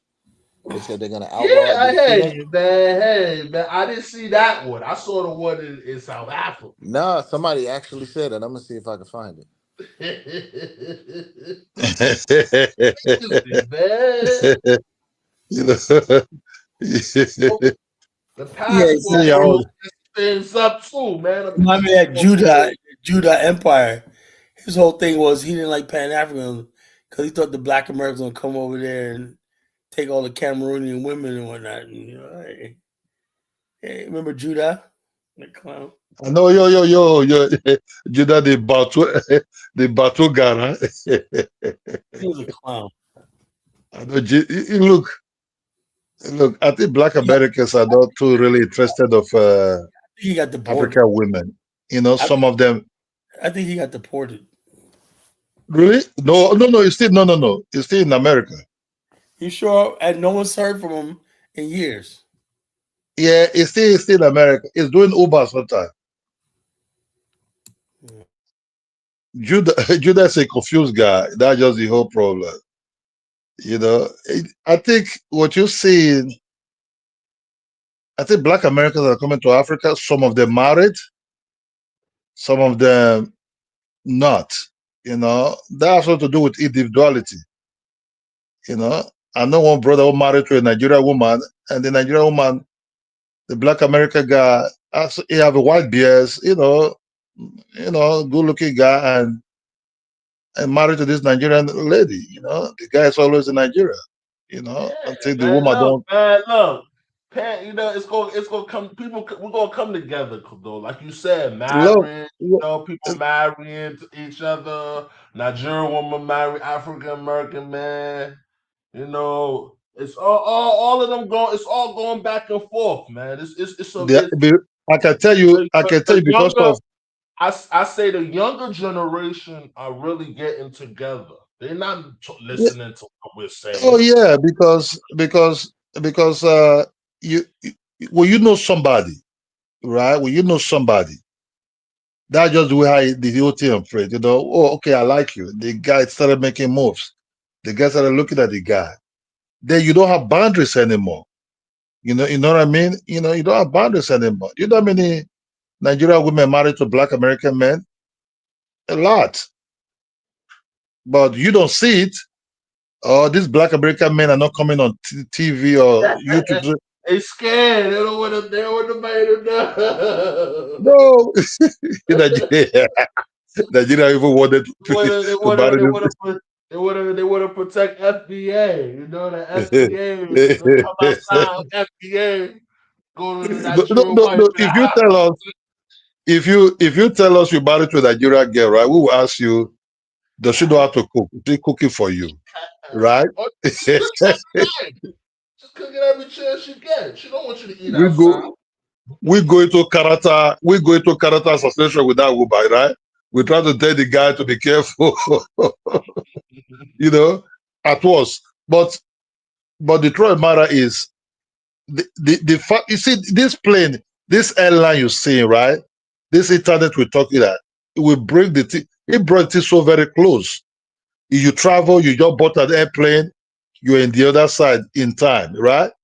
You pick up a phone, WhatsApp or internet, you're that side. You communicate with people now, video call.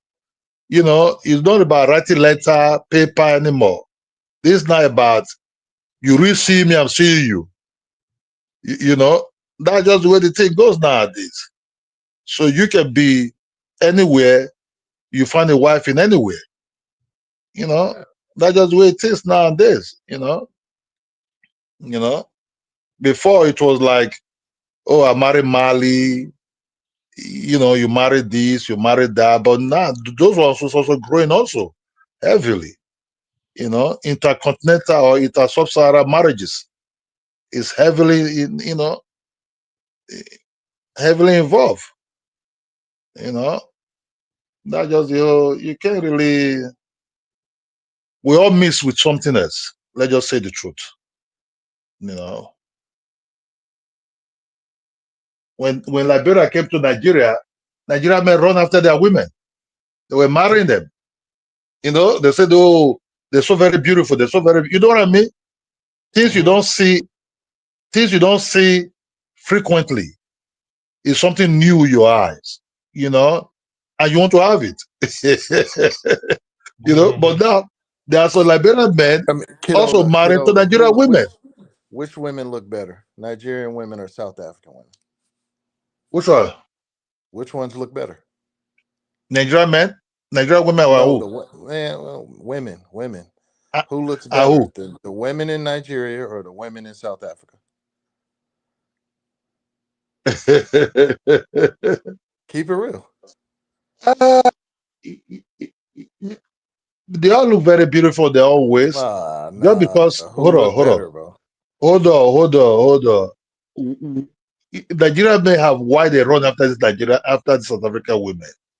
It's just because they carry big ass. That's just the truth. I mean, that's a big Ni- deal, though. You can't just say it's Yeah, just that's a because, big though. deal. That's important. Nigerian women, most Nigeria majority of I'm not saying Nigerian women don't have big ass, but we Nigerian women look more athletical than the South African women. You, you know, that's just the whole truth. It's so better or whatever it is because Nigerian men don't see some of this thing a lot in Nigeria. Somebody just huge in his ass and they just want to, go in there. That's just the Okay. truth. Which one do you think looks better, bro? Man, to your standards? to my standard Nigeria women. Just do it for the home team, huh? No, no, no, no, no, no, no, not for the home team. I- I- I- I- I- I'm checking a lot of things, not just for the beauty alone, for the strength, for the endurance, somebody you can work with and build a lot of things with. You know what I mean? You Yeah, but know, you going off. I'm talking about just looks. That's how I know you think South African women really look better. Because now you talking about moral victories and they got better character. I know you like the South African women, right? no, no, For no, no, just no, looks, no. right? But I'm No, I saying like if we white take women. away how I they like act, just no, the I looks, like the white South women. Africans look better, right? I like white women. I don't like. I'm not really into blacks like that. Oh, here we go. This I forgot about you. You the one that yeah, you the one that had the white wife or whatever. The restaurant was Yes, popping or yes. something like that. You were What? you were you said you was a houseboy and you met your wife, I never a right? houseboy though. I never a I thought that's houseboy. what you said you was a houseboy. No, no, no, no, no, no, no, no, no, no. What'd you I say? was no, no, no, no, no, no, no, no, man. I came into white from my being a white boy, being a houseboy. You can't do that. That's what you said, bro. You No, said don't you was be, a houseboy. don't be, man. You try to, Back you in try to tell Africa, me you was a you houseboy. got the. I was a don on my own, man. I was doing well for myself. Okay. You Dave, didn't he know, say something like that, man? I just got a no, bad memory. no, no. I said, see what I said. I said they can be understanding. Then I want people. You know what I mean? You don't have to start showing weight for them to like you. They just like you just who you are. Then from there, you started building weight together. That's what I said. I don't know. I'm gonna have to go. I'm You gonna run know, the tape back. my I think it side, was my something side like of you was a houseboy or something like that. no, I can't, man. What the And hell your is wife, that, man? you You can't found be a a white white. wife and she rescued you from poverty. No, no, no. Let everybody rescue me, man. I rescue myself. She rescued you. That's why you like white women more. No, no, no, no, no, no. Everybody is beautiful. Everybody is beautiful. In every place you're beautiful. When I was 18, 17, I like Queen Latifah. Yeah, yeah. Now you just trying to cover it up because you like white women. No, no, I'm just telling you, everybody is beautiful. Everybody is beautiful. You can everybody is beautiful. Depend what's your preference and who do you like.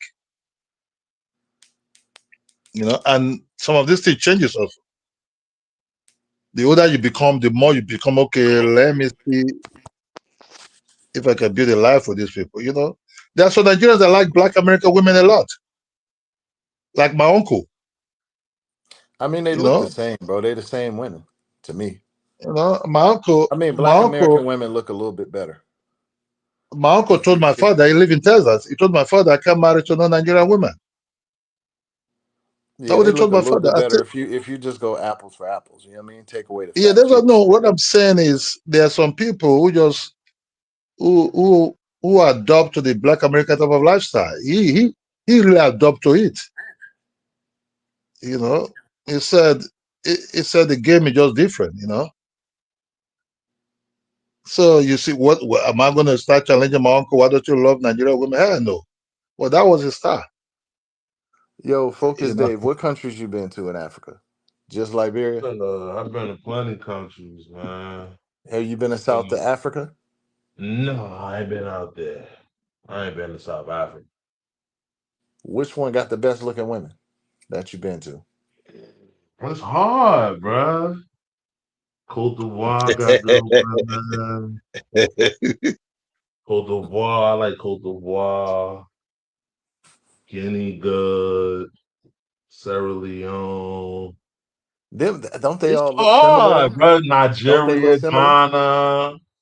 It's hard. The African woman is just a beautiful woman, man. Oh, but what I'm saying is It's like hard Cote to d'Ivoire. me, bro. Cote Cote d'Ivoire, like I d'Ivoire, went to too. Benin Republic, right? It's right next to Nigeria. The Okay. women in they basically look the same as the Yeah, Nigerian women. they look the same, but they got different flavors. They got little differences, though. Like different dishes they might cook. depending on their tribe. You know, it's just I don't know, Mo- man. Mufasa, what you don't see regularly, that's what you is very new to you. You know. So Yeah, let's assume, yeah, let's it's assume you different. go to. That's what I said when Liberia came to Nigeria. Whoa, Nigeria was their women was like, oh, they're very beautiful, right? Because they don't see it regularly. You understand me? They have different accents, but they're the same.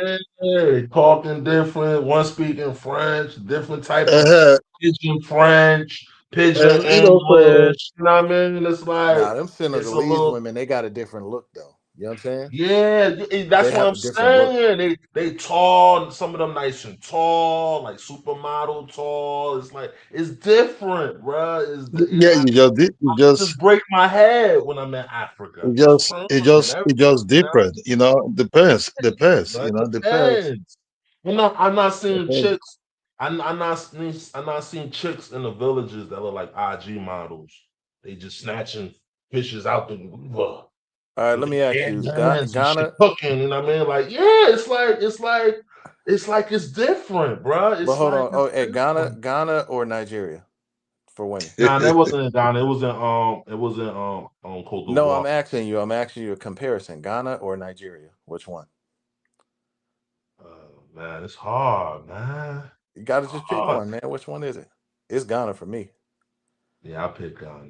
I All picked right, Ghana. let me Ghana, let me The Ghana reason or why, let the me tell reason Senegal. you. why, the reason why, because I know Ghana more. I've been to Ghana more than Nah, we just looking at the women. I'm saying the looks of the women. Ghana or Nigeria. Which ones look better? I picked Ghana because I know Ghana more.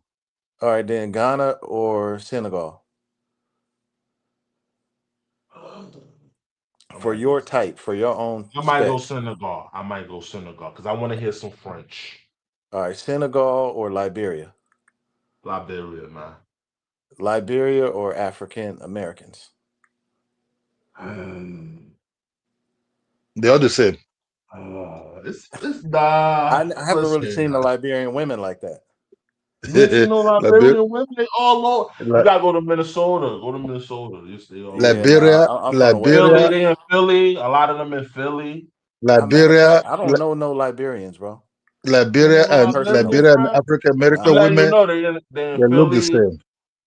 They in New York. They in Maryland. Yo, they out here. You said they look Why the don't you same, mention? kiddo. Like, Why don't you mention? Why don't you mention Gambia?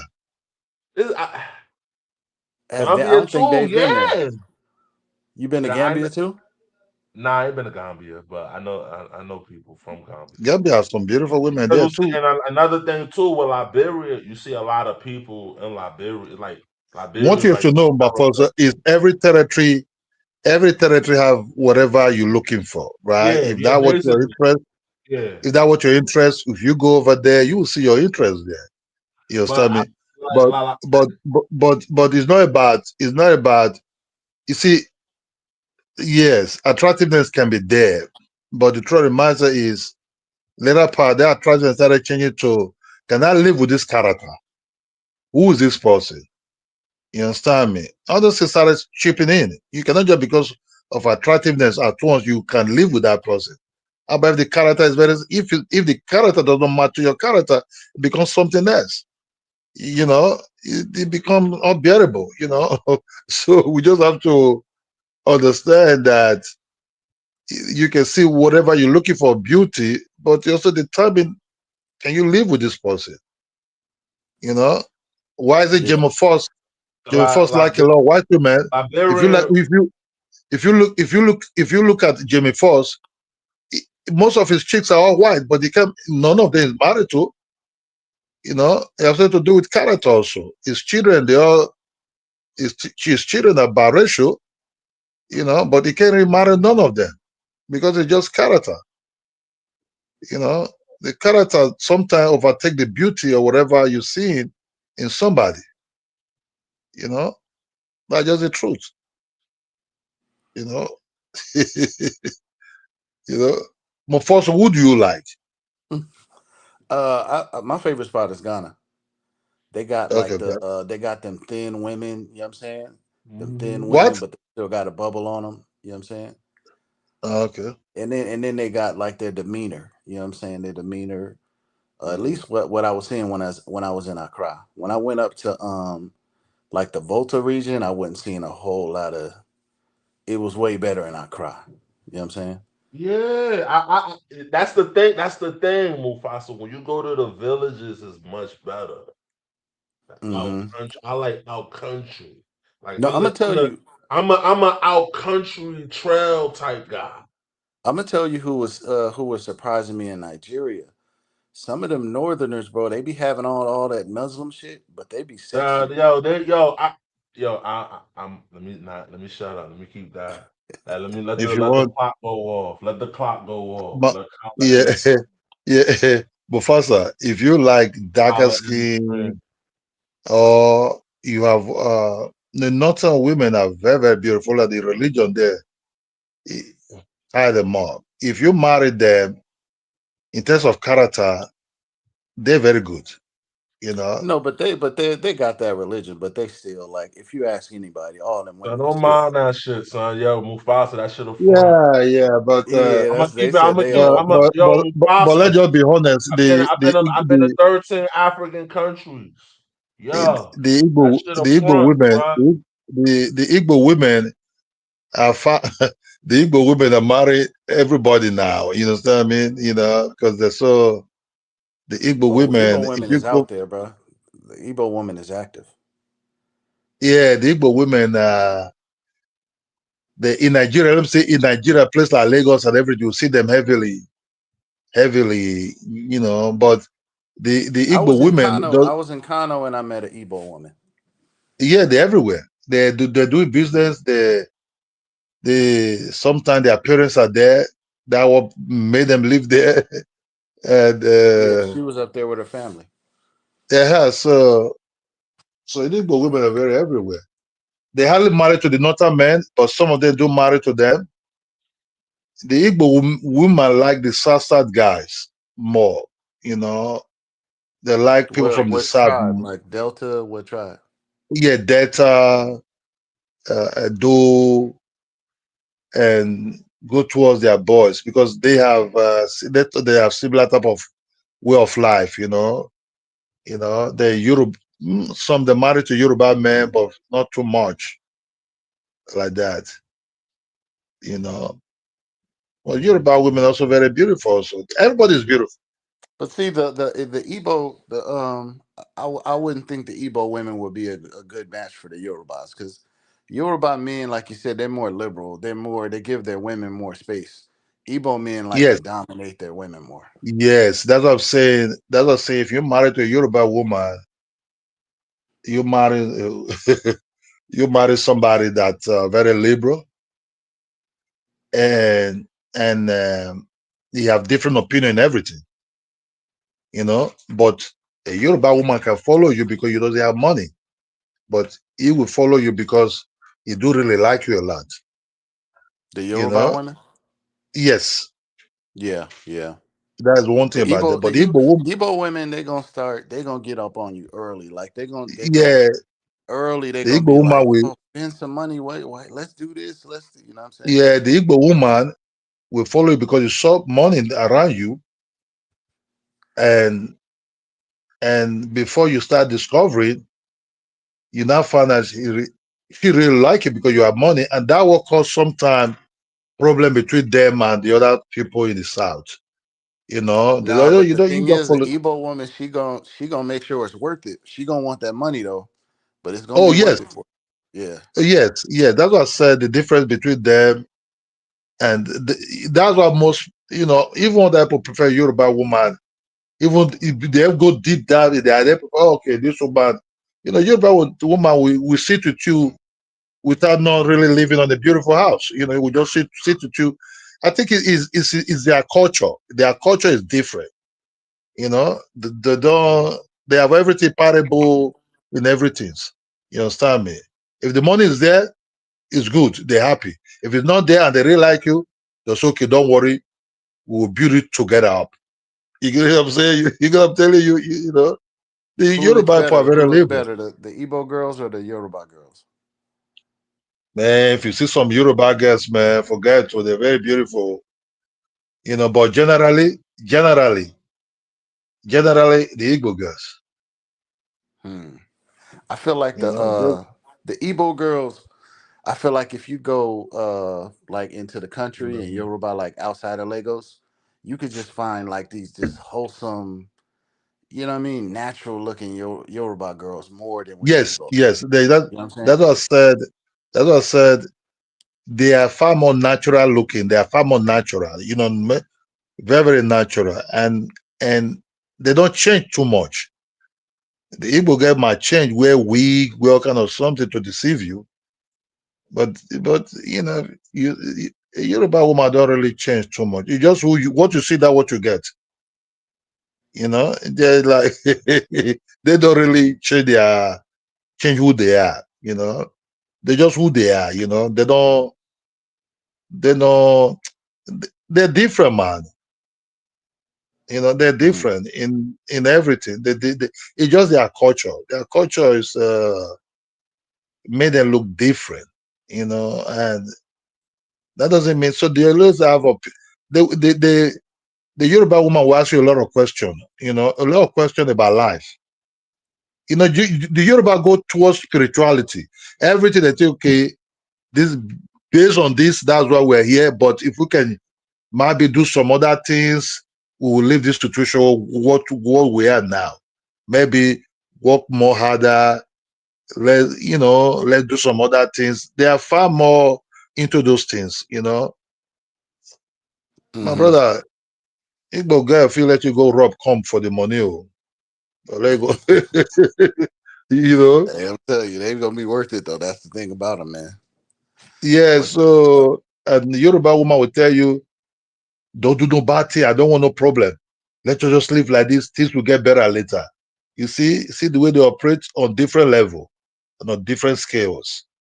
You know, Right. even when the Igbo girl know you are a Yahoo boy, will run after you still. I mean, But any girl Europe, gonna run after a Yahoo boy. yeah, my bro, if you check them in Lagos, I use Lagos as an example in some places. A Yoruba girl will panic, will fear about police, about arrest. Igbo girl will give their fear. Man, let's buy mansions, do business, fuck the police. You know what I mean? That's just the Yeah. way it is. The boldness in the mind is with the Igbo girl. That means the boldness in the mind. The Yoruba girl doesn't want no trouble. They just want their own peace. You know, that's just the whole Now, thing. Igbos are probably more adventurous in general. They'll take more risk. Yeah, yes, that's right. Yeah, yeah, they're far more deadly with money. Far more deadly with money. There's a saying in Nigeria: never share money with an Igbo man in a room. It will kill you first. It will kill you. They take the money. In Nigeria, you know, we all like money, but they like money more than any other thing than us. You know, they are very nice people. Also, they are very very nice. Depends who you meet. I grew up with some of them. They are very very good people. Not like everybody have bad side of their own society. But what I'm saying is, I just did some work for a Igbo man. It was a rich Igbo man. I mean, he had like a Rolls Royce. He had one of them new Teslas. He had a what he had in a Porsche, where a Rolls Royce. where in Nigeria? Nah, in Riverside, right here in California. He's in the Southern California. Uh-huh. Uh, yeah, he had a Yoruba wife, and then he had a son. His son goes to Harvard, and then Hmm. his daughter's still 12. You know, his son was like 19, and they all came back. I was filming. I was working for him, filming his birthday party. You Hmm. know, it was really They, nice. they, They hired me for 2 days. At first, I did the day. He brought all his just his family to his house. He had like a really big house. He had a tennis court, everything on the bottom. He had golf, a little mini golf. You know, that's all on the hill and behind his house. Then he had a pool, and then yeah, big house. Um, yeah, he's doing real well for himself. So first day he just did we did the house. You know, he all his family came, And then the next day, they had a venue, and everybody came, like all the people from work and all his friends and everything. People flew from all over to come to his party. He had a Yoruba wife, set everything up. Uh, Hmm. Beautiful family. Yeah, yeah, because of yeah, maybe there's a reason why I married to that Yoruba woman. That was not all of them have similar mind. Some of them, some of them are different. But if just that I said, everybody is different. People are different, Mufasa. Hmm. Some of them like Black American women too. Do you know what I mean? There's one Igbo king that married a Black American wife. Hmm. Yeah, in Igbo land. The guy lived in US for years. He married a black who's a queen there. No, but a lot of Nigerians is with Black American women. Yeah, that's what I said because Pretty common. because I because haven't really seen any African American men. Or let me have I now slowly, now slowly the Black American men, in my own place, in my own village, there's one guy from North Carolina, I think something like that. A guy that came with his whole family to marry in my place. You know, what he was a Nigerian, no, the woman African is a American. Nigeria, African American guy. I think from North Carolina or South or North Carolina dude Where at? that Where came you with. from? Benin, I'm from Edo State, and yeah, Benin, Edo. Yeah, Edo. Yeah, yeah, yeah. Edo. So the guy came. That was even December period.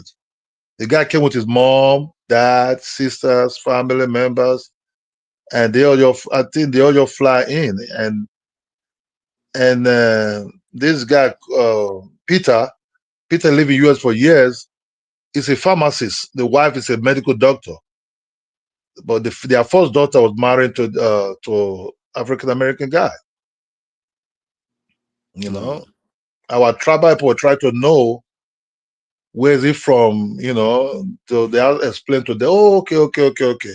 Oh, so they were okay. They now understand what is going on. I said, okay, oh, nice. So the guy performed the marriages, tried right. They pay the bride price or whatever they want to do that concern that culture, and it was nice. They live in the guy's mansion. Then is married. Slowly it's coming, but we take some. It will slowly they marry. Man, because these guys are not come on your YouTube. Some of Black Americans married to Nigerian women. Some of them live in the United States. Some of them live in Africa. Nah, that's what I'm thinking in my head. I can't really think of a African They American are. man. They You are. Focus Dave, you seen it?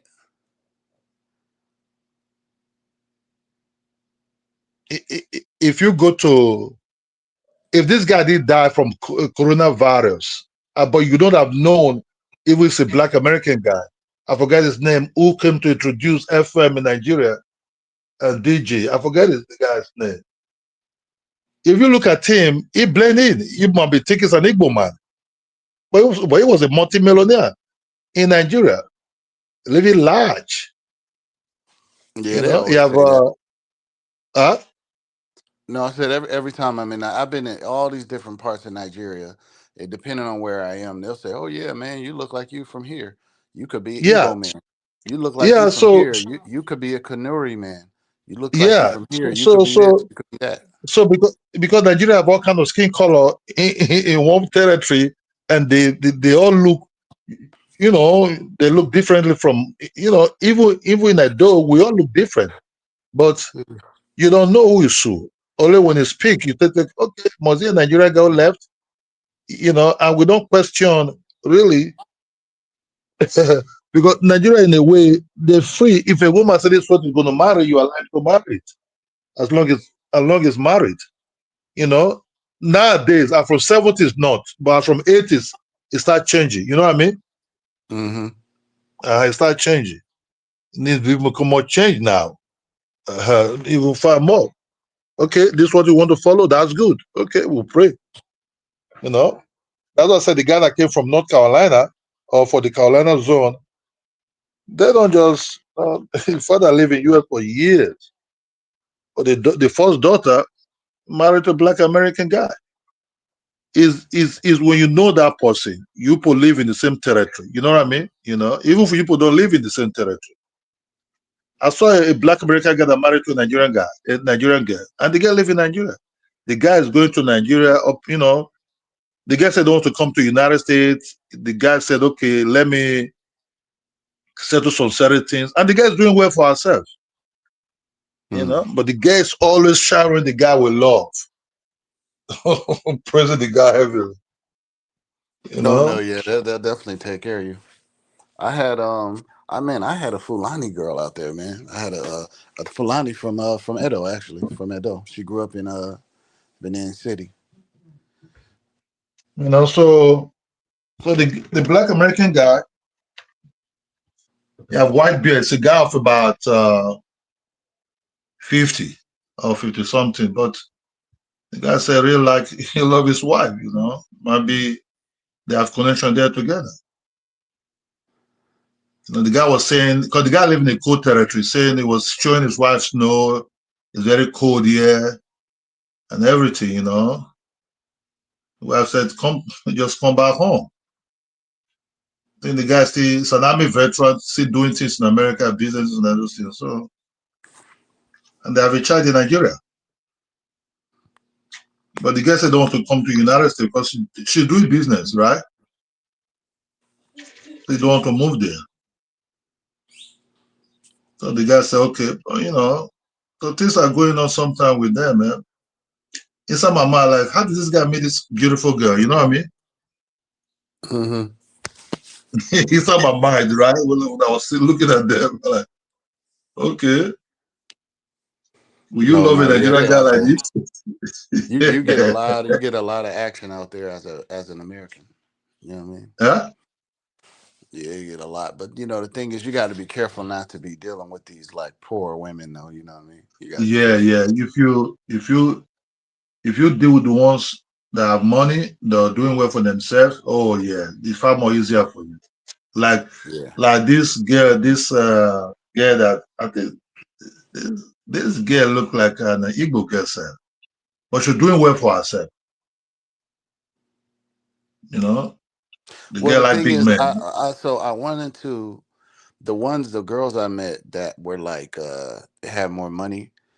It was I didn't meet anyone. Well, I met one in Benin Republic. It was like a principal. You know what I mean? It was running the school, Hmm. whatever.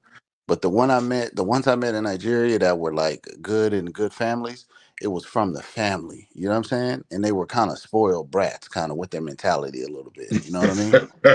They weren't. You know what I'm saying? It was a little different than what I was used to. You know what I mean? Yeah, yeah, yeah. If you're They like married to to, complain a lot. They like to be, just you could yeah, tell that they because were they don't. raised as brats. Yeah, yeah, I understand. I understand. To me, you're talking about girls from a very rich family. Sometimes don't have character. Some we call they don't have character sometimes. But the other thing is, yeah, yeah, And they all want to know it's all about what you do. Because the whole time it's funny, like when you go, you could take them out, you're talking to them. All they're trying to figure out in their head is, how am I gonna, if I have to bring you to my parents, what am I gonna